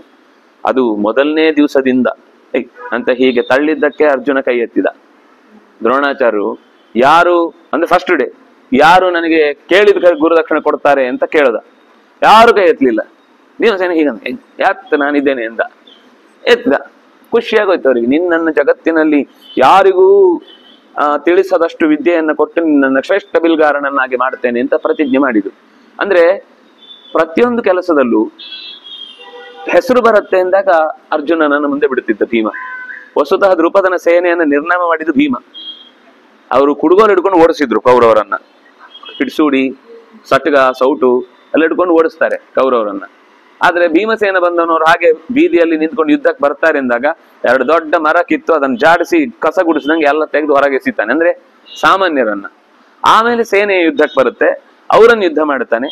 ಒಳಗೆ ಹೋದಾಗ ದ್ರುಪದ ಸಿಗ್ತಾನೆ. ಆಗ ನೀನೋಗು, ನಾನು ಇಲ್ಲಿ ನೋಡ್ಕೊಳ್ತೇನೆ ಅಂತಾನೆ. ಹೊರಗಡೆಯಿಂದ ನಾನು ಇರ್ತೇನೆ, ನೀನ್ ಒಳಗೆ ಹೋಗು. ಅವ್ನು ಯುದ್ಧ ಮಾಡುವುದನ್ನ ದ್ರುಪದ ನೋಡಿ ಖುಷಿ ಪಡ್ತಾನೆ. ಖುಷಿಪಟ್ಟು ಇಂಥ ಒಬ್ಬ ವೀರನಿಗೆ, ಯಾಕಂದ್ರೆ ಇಲ್ಲಿ ತನಕ ಯಾರಿಗೂ ಬರ್ಲಿಕ್ಕೆ ಸಾಧ್ಯ ಇಲ್ಲ. ದೇಶಭಕ್ತಿಯ ವಿಷಯದಲ್ಲಿ ಪಾಂಚಾಲ ದೇಶದ ವೀರ ಯೋಧರ ಬದುಕುಂಟಲ್ವಾ, ಪ್ರಾಣ ಬಿಡ್ತೇನೆ ಅಂತ ಸಾಮಾನ್ಯ ಜನ ಅನ್ಕೊಳ್ತಾ ಇದ್ರು. ಕ್ಷತ್ರಿಯರಲ್ಲ, ಯುದ್ಧ ಮಾಡೋರಲ್ಲ. ಯುದ್ಧ ಅಂದ್ರೆ ಏನು ಅಂತ ಗೊತ್ತಿಲ್ಲದ ಸಾಮಾನ್ಯ ಮನುಷ್ಯರೇ ತಮ್ಗೆ ಕೈಯಲ್ಲಿ ಸಿಕ್ಕಿದ ಪದಾರ್ಥ ತೆಗೆದುಕೊಂಡು ಕೌರವರನ್ನು ಓಡಿಸ್ತಾರೆ. ಅಂತಹ ದೇಶದ ನಡುವೆ ಇಷ್ಟು ವೀರನಂತೆ ಒಳಗೆ ಬಂದು ನುಗ್ಗಿದ್ದಾನೆ ಅಂದ್ರೆ ಇಂಥವನನ್ನು ಒಬ್ಬನನ್ನ ನನ್ನ ಮನೆ ಅಳಿಯನನ್ನಾಗಿ ಮಾಡ್ಕೊಳ್ಬೇಕು ನಾನು ಅಂತ ಅವನಿಗೆ ಬಹಳ ದೃಢವಾಗಿ ಅನ್ನಿಸ್ತು. ಎರಡು ಕಾರಣ ಇತ್ತು. ಒಂದು, ಪಾಂಡವರ ಸ್ನೇಹ ಬೇಕು ಅಂತ ಅನ್ನಿಸ್ತು. ಅದಕ್ಕೊಂದು ನೆಪ ಬೇಕು. ಸುಮ್ಮನೆ ಸ್ನೇಹ ಕೊಡಿ ಅಂದ್ರೆ ಕಾರಣ ಇಲ್ಲದೆ ಯಾವ ಸ್ನೇಹವು ಪಕ್ಕ ಸಿಗಲ್ಲ. ಅದಕ್ಕೋಸ್ಕರ ಇಂಥ ವೀರನಿಗೆ ಕೊಡುವಂತ ಒಂದು ಮಗಳನ್ನ ನಾನು ಪಡಿಬೇಕು ಅಂತ ಸಂಕಲ್ಪ ಮಾಡ್ದ. ಸೋತ್ರು ಅವನಿಗೆ ಅರ್ಜುನನ ಮೇಲೆ ಕೋಪ ಬರಲಿಲ್ಲ, ದ್ರೋಣಾಚಾರ್ಯರ ಮೇಲೆ ಕೋಪ ಬಂದ. ಯಾಕಂದ್ರೆ ಕಳಿಸಿದವರು ಅವರು. ಹಾಗಾಗಿ ಅದೆಲ್ಲ ನೆನ್ಪಿಟ್ಕೋ. ಪಡೆದ ವಿದ್ಯೆಯನ್ನ ಸರಿಯಾಗಿ ಬಳಸುವ ಸಮಯ ಬಂದಾಗ ಅದನ್ನು ಬಳಸದೆ ಒಳಗೆ ಇಟ್ಕೊಂಡು ಕೂತ್ರೆ ಅದು ತುಕ್ಕು ಹಿಡಿಯುತ್ತೆ. ಆ ಕತ್ತಿಗೆ ಬೆಲೆ ಇಲ್ಲ ಅಂತ ಆಗುತ್ತೆ. ಕತ್ತಿಗೆ ಕೆಲಸ ಕೊಡ್ತಾ ಇರ್ಬೇಕು. ಆದ್ರೆ ಯಾರ ಕೈಯಲ್ಲಿ ಕೆಲಸ ಕೊಡ್ಬೇಕು ಅವ್ರಿಗೆ ಕೊಡ್ಬೇಕು. ಸುಮ್ನೆ ಕೂತಿದ್ದವನು ಏನೋ ಮಗುವಿನ ಅಂಡಿಕೆತ್ತಿದ ಅಂತ ಇದ್ದ ಹಾಗೆ ಅವನಿಗೆ ಕೊಟ್ರೆ ಉಪಯೋಗ ಇಲ್ಲ ಕೆಲಸ. ಕ್ಷತ್ರಿಯನಿಗೆ ಕೊಟ್ರೆ ಅವನು ಯುದ್ಧದಲ್ಲಿ ಅದನ್ನು ಬಳಸ್ತಾನೆ. ನೀವು ಯಾರೋ ಒಬ್ಬ ಸಾಮಾನ್ಯ ಮುನಿಗೆ ಕೊಟ್ರೆ ಅವನು ಮರ ಕಡಿತಾನೆ ಮರ ಕಟ್ಟಿ ಸಾಕಾಗ್ಲಿಲ್ಲ, ಪ್ರಾಣಿ ಕಡಿತಾನೆ ಸಾಕಾಗ್ಲಿಲ್ಲ, ಮನುಷ್ಯನ ಕಡಿತಾನೆ, ಆಮೇಲೆ ಅಸಮಾಧಾನ ಆಗುತ್ತೆ ಅವನಿಗೆ. ಅಂದ್ರೆ ಅದು ಅವನ ಸ್ವಭಾವದಲ್ಲಿ ಅದು ಹೊಂದುವಂಥದ್ದೇ ಅಲ್ಲ. ಯಾರು ಶತ್ರುಗಳು ಯಾರು ಮಿತ್ರರು ಅಂತ ಗುರುತಿಸಿ ಯುದ್ಧ ಮಾಡುವಂತ ಪ್ರಕ್ರಿಯೆ ಬೇಕು. ಹಾಗಾಗಿ ನೀವು ಹೋಗಿ ನನ್ನ ಮಕ್ಕಳಿಗೆ ಅವಮಾನವಾಗುವಂತಹ ಸ್ಥಿತಿಯಿಂದ ನಾನು ಭೀಮನನ್ನ ಎಷ್ಟು ಕಠೋರವಾಗಿ ಅವರನ್ನ ತಪ್ಪಿತಸ್ಥರು ಅಂತ ಹೇಳಿದ್ದೇನೆ ಅದನ್ನ ಹೇಳು. ದ್ರೌಪದಿಯನ್ನ ಚೆನ್ನಾಗಿ ಕ್ಷೇಮವಾಗಿ ನೋಡ್ಕೊಳ್ಬೇಕಾದ ನಿಮ್ ಕರ್ತವ್ಯ ಅನ್ನೋದನ್ನ ನೆನಪಿಸು ಅಂತ ಹೀಗೆ ಹೇಳಿದ ಮೇಲೆ ಕೃಷ್ಣ ನಮಸ್ಕಾರ ಮಾಡಿ, ಎಷ್ಟು ಚಂದ ಇದೆ ಅಂದ್ರೆ ಕುಂತಿಗೆ ಪ್ರದಕ್ಷಿಣ ಬಂದು ನಮಸ್ಕಾರ ಮಾಡ್ತಾನೆ. ಧರ್ಮರಾಜನಿಗೂ ಹಾಗೆ ಅಲ್ಲಿ ಹೊರಡುವಾಗ ಪ್ರದಕ್ಷಿಣ ಬಂದು ನಮಸ್ಕಾರ ಮಾಡಿ ಹೋಗ್ತಾನೆ. ರಾಮಚಂದ್ರನು ಹಾಗೆ ದಶರಥನನ್ನ ಬಿಟ್ಟು ಬೀಳ್ಕೊಟ್ಟು ಹೋಗುವಾಗ ಕೌಸಲ್ಯಗೆ ಮತ್ತೆ ದಶರಥನಿಗೆ ಪ್ರದಕ್ಷಿಣೆ ಒಂದು ಪ್ರತ್ಯೇಕವಾಗಿ ಪ್ರದಕ್ಷಿಣೆ ಬಂದು ಆಮೇಲೆ ನಮಸ್ಕಾರ ಮಾಡಿ ಹೋಗ್ತಾನೆ. ಪ್ರದಕ್ಷಿಣೆ ನಮಸ್ಕಾರ ಅನ್ನೋದೇ ಒಂದು ಜೋಡಿ ಪದ. ಅದು ದೇವಸ್ಥಾನದಲ್ಲಿ ನಾವು ಯಾಕೆ ಪ್ರದಕ್ಷಿಣೆ ಹಾಕಿ ನಮಸ್ಕಾರ ಮಾಡುದು, ಅದೆರಡು ಬೇರೆ ಪ್ರಕ್ರಿಯೆ ಅಲ್ಲ. ನಮಸ್ಕಾರ ಅಂದ್ರೆ ಪ್ರದಕ್ಷಿಣೆ ಮಾಡಿಯೇ ನಮಸ್ಕಾರ ಮಾಡುವುದು ನಿಜವಾದ ಕ್ರಮ. ಅದು ಇವತ್ತು ಬಿಟ್ಟೇ ಹೋಗಿದೆ. ಯಾರಿಗೂ ನಮ್ಗೆ ನಮಸ್ಕಾರ ಮಾಡುದು ಈಗ ಮಾಡಿದ್ರೆ ಇವನಿಗೆಲ್ಲ ತಲೆ ಸುತ್ತ ಕಮ್ಮಿ ಆಗಿದೆ ಅನ್ಕೋತಾರೆ. ಯಾಕೆ ಹಿಂಗ್ ಮಾಡ್ತಿದ್ದಾರೆ, ಏನು ವಿಚಿತ್ರ ಇದೆಲ್ಲಪ್ಪ ಈ ವ್ಯಕ್ತಿ ಅಂತ. ಟೈಮೇ ಇರುದ್ರೆ ಇಲ್ಲಿ ನಮಸ್ಕಾರ ಮಾಡ್ಬೇಡ್ರಿ, ಮುಂದೋಗಿ ನಮಸ್ಕಾರ ಮಾಡ್ರಿ ಅಂತಿರ್ತಾರೆ. ಅಲ್ಲಿ 1000 ಜನ ಇರ್ತಾರೆ ಕೈಗೆ ಬಂದು ಅಂತರಾಕ್ಷತನೋ ಇನ್ನೇನೋ ಪ್ರಸಾದನೋ ತಗೊಳ್ಳಿಕ್ ಬರೋರು. ಕೊನೆಗೆ ಅದು ಬಿಟ್ಟೇ ಹೋಗ್ಬಿಟ್ಟಿದೆ. ಆದ್ರೆ ನಿಜವಾಗಿ ನಮಸ್ಕಾರದ ಕ್ರಮ ಪ್ರದಕ್ಷಿಣೆ ನಮಸ್ಕಾರ ಅಂತ. ಕೃಷ್ಣ ಪ್ರದಕ್ಷಿಣೆ ಮಾಡಿ ನಮಸ್ಕಾರ ಮಾಡಿ ಸಿಂಹದಂತೆ ಗಂಭೀರವಾಗಿ ಹೋಗಿ ರಥದಲ್ಲಿ ಕೂತ್ಕೊಳ್ತಾನೆ. ಭೀಷ್ಮಾದಿಗಳನ್ನೆಲ್ಲ ಕಳಿಸಿಕೊಡ್ತಾನೆ. ಅರ್ಜುನನನ್ನು ಮಾತ್ರ ಕರ್ಣನನ್ನು ಮಾತ್ರ ರಥದಲ್ಲಿ ಕೂಡಿಸಿಕೊಂಡು ಉಪಪ್ಲಾವ್ಯದ ಕಡೆಗೆ ಪ್ರಯಾಣ ಮಾಡ್ತಾನೆ. ಆ ಮಧ್ಯದ ಕತೆ ಹೇಳಲ್ಲ, ಕರ್ಣ ಏನ್ ಮಾತಾಡಿದ ಅಂತ. ಇಲ್ಲಿ ಸೀದಾ ಉಪಪ್ಲಾವ್ಯಕ್ಕೆ ಬಂದ ಕತೆ ಹೇಳ್ತಾರೆ. ಕೌರವರೆಲ್ಲರೂ ಮತ್ತೆ ಇಲ್ಲಿ ಸೇರ್ಕೊಳ್ತಾರೆ. ಭಗವಂತನ ವಿಶ್ವರೂಪ ದರ್ಶನ ಆಗಿದ್ದರ ಬಗ್ಗೆ ಅವ್ರಿಗೆ ಎಲ್ಲ ಡಿಸ್ಕಷನ್. ಏನ್ ಮಾಡಿದವನು, ಏನೋ ಬೆಳಕು ಬಂತು, ಏನಾಯ್ತು, ಎಲ್ಲಿಂದ ಬಂತು, ಮಳೆ ಬಂತ ಜೋರಾಗಿ, ಎಲ್ಲೂ ನೀರೇ ಕಾಣಿಸಲ್ಲ ಅಂತ ಅವ್ರವ್ರಿಗೂ ಅರ್ಥ ಆಗದವರೆಲ್ಲ ಅವ್ರು ಯಾರಿಗೆ ಯಾವ ಮಟ್ಟ ಇರುತ್ತೋ ಅವ್ರು ಆ ಮಟ್ಟದಲ್ಲೇ ಅದನ್ನ ಡಿಸ್ಕಸ್ ಮಾಡ್ತಿರ್ತಾರೆ. ಯಾರಿಗೆ ಅರ್ಥ ಆಗಿದೆ ಅವ್ರು ಹೆಚ್ಚು ಮಾತಾಡ್ಲಿಕ್ಕೆ ಹೋಗಲ್ಲ. ಹೌದಾ, ಮಳೆ ಬಂತ, ಸರಿ ನಮ್ ದೇವರನ್ನ ನೋಡಿದೆ ಅಂತ ಹೇಳಿದ್ರೆ ಅದು ಯಾವ ದೇವ್ರು, ಎಲ್ಲಿದ್ದ? ನಿಮ್ಮ ಹತ್ರ ಸಿಕ್ತು, ನಾವೇ ಕಣ್ಣಾರ ಅಲ್ಲೇ ಇದ್ವಿ, ನಮ್ಗೆ ಕಾಣಿಸ್ಲಿಲ್ಲ, ಇವ್ರಿಗೇನು ಹುಚ್ಚಿಡಿದ್ರಿ, ಅವರಿಗೆ ಏನೇನು ಕಾಣಿಸುತ್ತಂತೆ, ನಮ್ಗೆಲ್ಲ ಕಾಣಿಸ್ತಾ ಇದೆ ಅಂದ್ರೆ ಇದು ಸ್ವಲ್ಪ ತಲೆ ನೆಟ್ಟಿಗೆಲ್ಲ ವಯಸ್ಸಾಯ್ತಲ್ಲ, ಗಡ್ಡ ಬಂದ್ಮೇಲೆ ಬೆಳ್ಳಗಾದ್ಮೇಲೆ ಕಣ್ಣು ಮಸುಕಾದ್ಮೇಲೆ ಇದೆಲ್ಲ ಕಾಣಿಸ್ತಿರ್ತೆ, ಇವ್ರನ್ನೆಲ್ಲ ಹೇಗಪ್ಪ ಯುದ್ಧ ಕರ್ಕೊಂಡು ಹೋಗಿ ಗೆಲ್ತೀವಿ ನಾವು ಅನ್ಕೊಳ್ಳೋದು ಅಂತ ಅವ್ರವರೇ ಇವರ ಆ ದರ್ಶನದ ಬಗ್ಗೆ ಅವ್ರು ಪ್ರಾಮಾಣಿಕವಾಗಿ ಒಪ್ಪಿಕೊಂಡ್ರು ಕೂಡ ಅದನ್ನ ಅರ್ಥ ಮಾಡಿಕೊಳ್ಳುವ ಶಕ್ತಿ ಯಾರಿಗಿಲ್ಲ ಅಲ್ಲಿ. ಹಾಗಾಗಿ ಒಬ್ಬೊಬ್ರು ಒಂದೊಂಥರ ಮಾಡ್ತಾ ಇದ್ರು. ಕೆಲವರೆಲ್ಲ ಈ ದುರ್ಯೋಧನನ ಅಪರಾಧದಿಂದಲೇನೆ ಪ್ರಪಂಚ ನಾಶ ಆಗ್ತಾ ಇದೆ, ಇನ್ನು ಕೆಲವರು ಯಾಕೆ ದುರ್ಯೋಧನ ಅಧಿಕಾರ ಸಿಗಬಾರ್ದು, ನೀವು ಹೊಟ್ಟೆ ಕಿಚ್ಚು, ಯಾಕೆ ಅವರೆಲ್ಲ ಕ್ಷತ್ರಿಯರಲ್ವಾ, ಅವರಿಗೆ ರಾಜ್ಯಾಧಿಕಾರ ಸಿಗಬಾರ್ದ, ಅವ್ರು ಕಷ್ಟಪಟ್ಟು 13 ವರ್ಷ ಚೆನ್ನಾಗಿ ನೋಡ್ಕೊಂಡಿಲ್ಲ, ಯಾಕಂದ್ರೆ ಅವ್ರಿಗೆ ಬೇಕಾದ ಬಕ್ಷಿಸ್ ಸಿಕ್ಕಿರುತ್ತೆ. ಯಾವಾಗ್ಲೂ ಅಜೆಂಡಾ ಸರಿಯಾಗಿ ಪರವಾಗಿ ಮಾತನಾಡುವಂತ ಸರ್ಕಾರದ ಮಂದಿ ಒಂದಿಷ್ಟು ಜನ ಇರ್ತಾರೆ, ಅವ್ರಿಗೇನು ಸಿಕ್ಕಿಲ್ಲ ಅಂತ ಸರ್ಕಾರದ ವಿರುದ್ಧ ಮಾತಾಡೋರು ಇರ್ತಾರೆ. ಎಲ್ಲಾ ಕಾಲದಲ್ಲೂ ಸೇಮ್ ಅದು. ಅದರಿಂದಾಗಿ ನಾವು ಅದು ಪರವಾಗಿ ಬಂತು ಅಂತ ಅಂದ ತಕ್ಷಣ ಸರಿ, ವಿರುದ್ಧವಾಗಿ ಬಂತು ಅಂದ ತಕ್ಷಣ ಅದು ತಪ್ಪು ಅಂತ ಡಿಸೈಡ್ ಮಾಡ್ಲಿಕ್ಕೆ ಆಗುದು. ನಮ್ಗೆ ನ್ಯಾಯ ಅನ್ಯಾಯದ ದೃಷ್ಟಿ ಲೋಕದ ವ್ಯವಸ್ಥೆಯಲ್ಲಿ ಸರಿ ಹೋಗುತ್ತೆ ಇಲ್ಲೋ ನೋಡ್ಬೇಕು ಹೊರತು ಅವನಿಗೆ ಉಪಯೋಗ ಆಯ್ತೋ ಉಪಯೋಗ ಆಗ್ಲಿಲ್ಲ ಅನ್ನೋದ್ರಿಂದ ಬರುದಿಲ್ಲ. ಲೋಕ ಒಂದು ದಿವಸ ಪೂರ್ತಿ ಔದಾಸೀನ್ಯಕ್ಕೆ ಬಿದ್ದು ಪೂರ್ತಿ ಜಡ್ಡು ಕಟ್ಟಿ ಹೋಗುತ್ತೆ ಅಂತ ಅನ್ನೋ ಯೋಜನೆಗಳಿದ್ರೆ ಅದು ಈಗ ಯಾರಿಗ್ ಬೇಕಾದ್ರೂ ಲಾಭ ಆಗಿರ್ಲಿ, ಆದ್ರೆ ನಾಳೆ ಇಡೀ ಜನಾಂಗವೇ ಒಂದು ರೀತಿಯಲ್ಲಿ ಪೂರ್ತಿ ನಿಶ್ಚೇಷ್ಟಿತವಾಗುವ ಅಥವಾ ಸ್ವಾವಲಂಬಿತನವನ್ನೇ ಮರೆತು ಬಿಟ್ಟ ಒಂದು ಪರಾವಲಂಬಿ ಮರಗಳಿಗೆ ಬರುವ ಕ್ಯಾನ್ಸರ್ನ ಹಾಗೆ ಬಂದಡಿಕೆಯ ತರದ ಬದುಕನ್ನು ನಡೆಸಿದ್ರೆ ಮರ ಸತ್ತೋದ್ರೆ ಅದರ ಜೊತೆಗೆ ಅದು ಸತ್ತೋಗುತ್ತೆ. ಹಾಗೆ ಪ್ರಪಂಚದ ಸಿಸ್ಟಮ್ ಅಲ್ಲಿ ಏನಾದ್ರೂ ಹೆಚ್ಚು ಕಮ್ಮಿ ಆದ್ರೆ ಈ ಇಡೀ ಯೋಜನೆಗಳೇ ಬಿದ್ದು ಹೋದಾಗ ಅವರು ತುಂಬಾ ಹುಲಿಗಳಾಗ್ಬಿಡ್ತಾರೆ, ಕ್ರೂರಿಗಳಾಗ್ಬಿಡ್ತಾರೆ. ಯಾಕೆಂದ್ರೆ ನಮ್ಗೆ ಆನಂದವಾಗಿ ದುಡಿಯದೆ ಸಿಗ್ತಾ ಇತ್ತು, ಈಗ ದುಡಿಯದೆ ನಾವು ಯಾಕೆ ಅದನ್ನ ದುಡಿದು ಯಾಕೆ ಪಡ್ಕೊಳ್ಬೇಕು, ದೋಚಿ ತಡ್ಕೊಳ್ತೇವೆ. ನಮ್ಮ ಹಕ್ಕದು, ನಮಗೆ ನಾವು ಕೂತಲ್ಲೇ ತಿಂದು ಅಭ್ಯಾಸ ಆಗಿರುವುದು 10-16 ವರ್ಷದಿಂದ ನಾವು ಅದನ್ನೇ ಫ್ರೀ ಆಗಿ ತಿನ್ಕೊಂಡು ಬದುಕ್ತಾ ಇರೋದು ನಮ್ಮ ಕರ್ತವ್ಯ. ನಾವು ಹೀಗೆ ಬದುಕ್ಬೇಕು. ಇದು ಸಂಪ್ರದಾಯ ಶುರು ಮಾಡ್ತಾರೆ ಕೊನೆಗೆ. ಸಂಪ್ರದಾಯ ಮಾಡಿ ನಾವು ಹಾಗೆ ದುಡಿದು ತಿನ್ನೋ ಅಭ್ಯಾಸವೇ ಇಲ್ಲ ನಮ್ಮ ಮನೇಲಿ. ಅವ್ರು ಯಾರೋ ದುಡಿತಾರೆ ನಮ್ಮ ಮನೆಗೆ ತಂದು ಹಾಕ್ತಾರೆ. ಇದು ನಡೆದ ಘಟನೆ. ಅವರೇ ಹೇಳ್ತಿದ್ರು, ಯಾರೋ ತಮಾಷೆಗೆ ಹೇಳಿದ ಕಥೆ ಆದ್ರೂ ನಿಜ ನಡೆದಿದ್ದ ಕಥೆ ಹೌದು. ಯಾರೋ ಒಬ್ಬ ಹೇಳ್ತಾನೆ, ನನಗೆ ಒಬ್ಬನೇ ಮಗ ಇರುದು, ಸಿಕ್ಕಾಪಟ್ಟೆ ದುಡಿತೀನಿ, ಆದ್ರೂ ಮಗನ ಬಗ್ಗೆ ಟೆನ್ಷನ್ ಆಗುತ್ತೆ. ಕೆಲ್ಸದವನು ಯಾರು, ಅವನಿಗೆ ಹೇಳ್ತಾನೆ, ನಿನ್ಗೆ 10 ಮಕ್ಳಿದ್ದಾರೆ, ಒಬ್ಬನೇ ನೀನು ದುಡಿಯುದು, ಅದು ನನ್ನ ಕೈ ಕೆಳಗೆ ಕೆಲಸ ಮಾಡ್ತಿದ್ದಿ, ನಿಂಗೆ ಹೆಂಗೆ ಸಮಸ್ಯೆ ಎಲ್ಲ ಮಕ್ಕಳಿಗೆ ಮುಂದೇನ್ ಪರಿಹಾರ? ಅಯ್ಯೋ ನೀವ್ ಇದ್ದೀರಲ್ಲ ದುಡಿಲಿಕ್ಕೆ, ನಿಮ್ದಾದ್ಮೇಲೆ ನಮ್ಮ ಮಕ್ಕಳಿಗೆ ಅದೆಲ್ಲ ಅಂತ ನೋಡು. ಅದು ಲಿಟರಲಿ ಕಾಶ್ಮೀರದಲ್ಲಿ ನಡೆದದ್ದು ಹಾಗೇನೆ. ಬಾಯಿ ಬಿಟ್ಟು ಅವ್ರು ಹೇಳಿದ್ರು, ಪಾಪ ಅವ್ರು ನಂಬಲಿಲ್ಲ. ಹೇಳಿದ್ದಾರೆ, ಇಲ್ಲ ಇನ್ನೊಂದು 2 ವರ್ಷದೊಳಗೆ ನಿಮ್ಮನ್ನೆಲ್ಲರನ್ನು ಕೂಡ ಇಲ್ಲಿಂದ ಓಡಿಸ್ತಾರೆ ಅಂತ. ಇಷ್ಟು ವರ್ಷದಿದ್ದೀನಿ ನಮ್ಮನ್ನ ಓಡಿಸುದು ಇವ್ರು. ಅವರಲ್ಲೂ ಪರಸ್ಪರ ಒಬ್ರಿಗೂ ಬೇಕಾದ್ರೆ ಅವರನ್ನು ಓಡಿಸು, ಅವನು ಸುಮಾರು ದಿವಸದಿಂದ ಅಲ್ಲೇ ತಿನ್ಕೊಂಡು ಜಾಂಡ ಊರ್ಬಿಟ್ಟಿದ್ದಾನೆ, ಇವನನ್ನು ಓಡಿಸು ಅಂತ ಇವ್ರು ಅವ್ರವ್ರಿಗೆ ಹೇಳ್ಕೊಟ್ಟಿದ್ದಾರೆ. ಆದ್ರೆ ದೌರ್ಬಲ್ಯ ಏನಾಯ್ತು ಅಂದ್ರೆ ಅಷ್ಟು ಬುದ್ಧಿವಂತರಾಗಿಯೂ ಕೂಡ ಅಪಾಯದ ಕಾಲದಲ್ಲಿ ಒಗ್ಗಟ್ಟಿಲ್ಲದೆ ಇರುವುದರಿಂದ ಅಂತಹ ಒಂದು ದೊಡ್ಡ ಅವ್ಯವಸ್ಥೆಯೂ ಆಗ್ಲಿಕ್ಕೆ ಅವರದ್ದು ಒಂದು ವ್ಯಕ್ತಿಗತವಾಗಿ ಪಾಪದವರು. ಯಾವ ವ್ಯಕ್ತಿಯ ಮೇಲೂ ಅವರು ದಂಡೆತ್ತಿ ಹೋದವರಲ್ಲ. ಅಥವಾ ಇವರೆಲ್ಲ ಕೊಡುವ ಕಾರಣ ಏನು ಅಂದ್ರೆ ಕೆಲಸ ಎಲ್ಲ ಅವರೇ ತಗೊಳ್ತಾ ಇದ್ರು, ಇವ್ರಿಗೆ ಕೆಲಸವೇ ಸಿಗ್ತಿರ್ಲಿಲ್ಲ, ಹಾಗೆ ಬರೀ ಸುಳ್ಳು. ಯಾಕಂದ್ರೆ ಕೆಲಸದಲ್ಲಿ ಇದ್ದವರು ಅದಕ್ಕೆ ಅರ್ಹರಾದವ್ರು ಇದ್ರು ಬಿಟ್ರೆ ಉಳಿದದ್ದೆಲ್ಲ ಇವರೇ ನುಂಗಿ ನೊಣಿತಾ ಇದ್ದದ್ದು. ಯಾವತ್ತು ಸರ್ಕಾರದ ವ್ಯವಸ್ಥೆಯಲ್ಲಿ ಅವ್ರಿಗೆ ಕೆಲಸ ಕಮ್ಮಿ, ಇವ್ರಿಗೆ ಕೆಲಸ, ಎಲ್ಲಿ ಯಾರಿಗೆ ಯೋಗ್ಯ ಇತ್ತೋ ಅದು ಅವ್ರಿಗೆ ಸಿಗುತ್ತಷ್ಟೇ, ಯಾರು ತಪ್ಪಿಸ್ಲಿಕ್ಕೆ ಆಗುವಂಥದ್ದಲ್ಲ.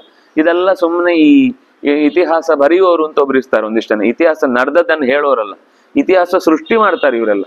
ಈ ಸೃಷ್ಟಿ ಮಾಡುವಂತ ಇತಿಹಾಸಕಾರರು ಕೊಟ್ಟಂತಹ ಘಟನೆಯಲ್ಲಿ ಇಂಥ ಸುಳ್ಳು ಸಂಗತಿಗಳೆಲ್ಲ ಸೇರ್ಕೊಂಡಿರುತ್ತೆ. ಹಾಗಾಗಿ ಕೃಷ್ಣ ನೇರವಾಗಿ ಪಾಂಡವರ ಕಡೆಗೆ ಹೋದ್ಮೇಲೆ ಇವ್ರು ಇಲ್ಲಿ ಚರ್ಚೆ ಮಾಡ್ತಾ ಕೂತ್ರು. ಕರ್ಣ ಬಂದ ಮೇಲೆ ಹೇಗ್ ಮಾಡುದು, ಏನ್ ಮಾಡುದು ಇತ್ಯಾದಿಗಳನ್ನೆಲ್ಲ ಡಿಸ್ಕಸ್ ಮಾಡ್ತಾರೆ. ಕೃಷ್ಣ ಆ ಕಡೆಯಿಂದ ದಾರುಕನಿಂದ ಪಾಂಡವರನ್ನು ಹೋಗಿ ಸೇರ್ಕೊಳ್ತಾನೆ ಅನ್ನುವಲ್ಲಿಗೆ 137ನೇ ಅಧ್ಯಾಯ ಮುಕ್ತಾಯವಾಗುತ್ತೆ. ಮತ್ತೆ 138ನೇ ಅಧ್ಯಾಯದ ಕಥೆಯನ್ನ ಮುಂದಿನ ಚಿಂತನೆಯಲ್ಲಿ ಅನುಸಂಧಾನ ಮಾಡೋಣ ಅಂತ ಹೇಳ್ತಾ, ಕಾಯೇನ ವಾಚಾ ಮನಸಾ ಇಂದ್ರಿಯರ್ವಾ ಬುದ್ಧ್ಯಾತ್ಮನಾ ವಾ ಅನುಸೃತ ಸ್ವಭಾವ ಕರೋಮಿ ಯದ್ಯತ್ ಸಕಲಂ ಪರಸ್ಮೈ ನಾರಾಯಣಾಯೇತಿ ಸಮರ್ಪಯಾಮಿ. ಶ್ರೀಕೃಷ್ಣಾರ್ಪಣಮಸ್ತು.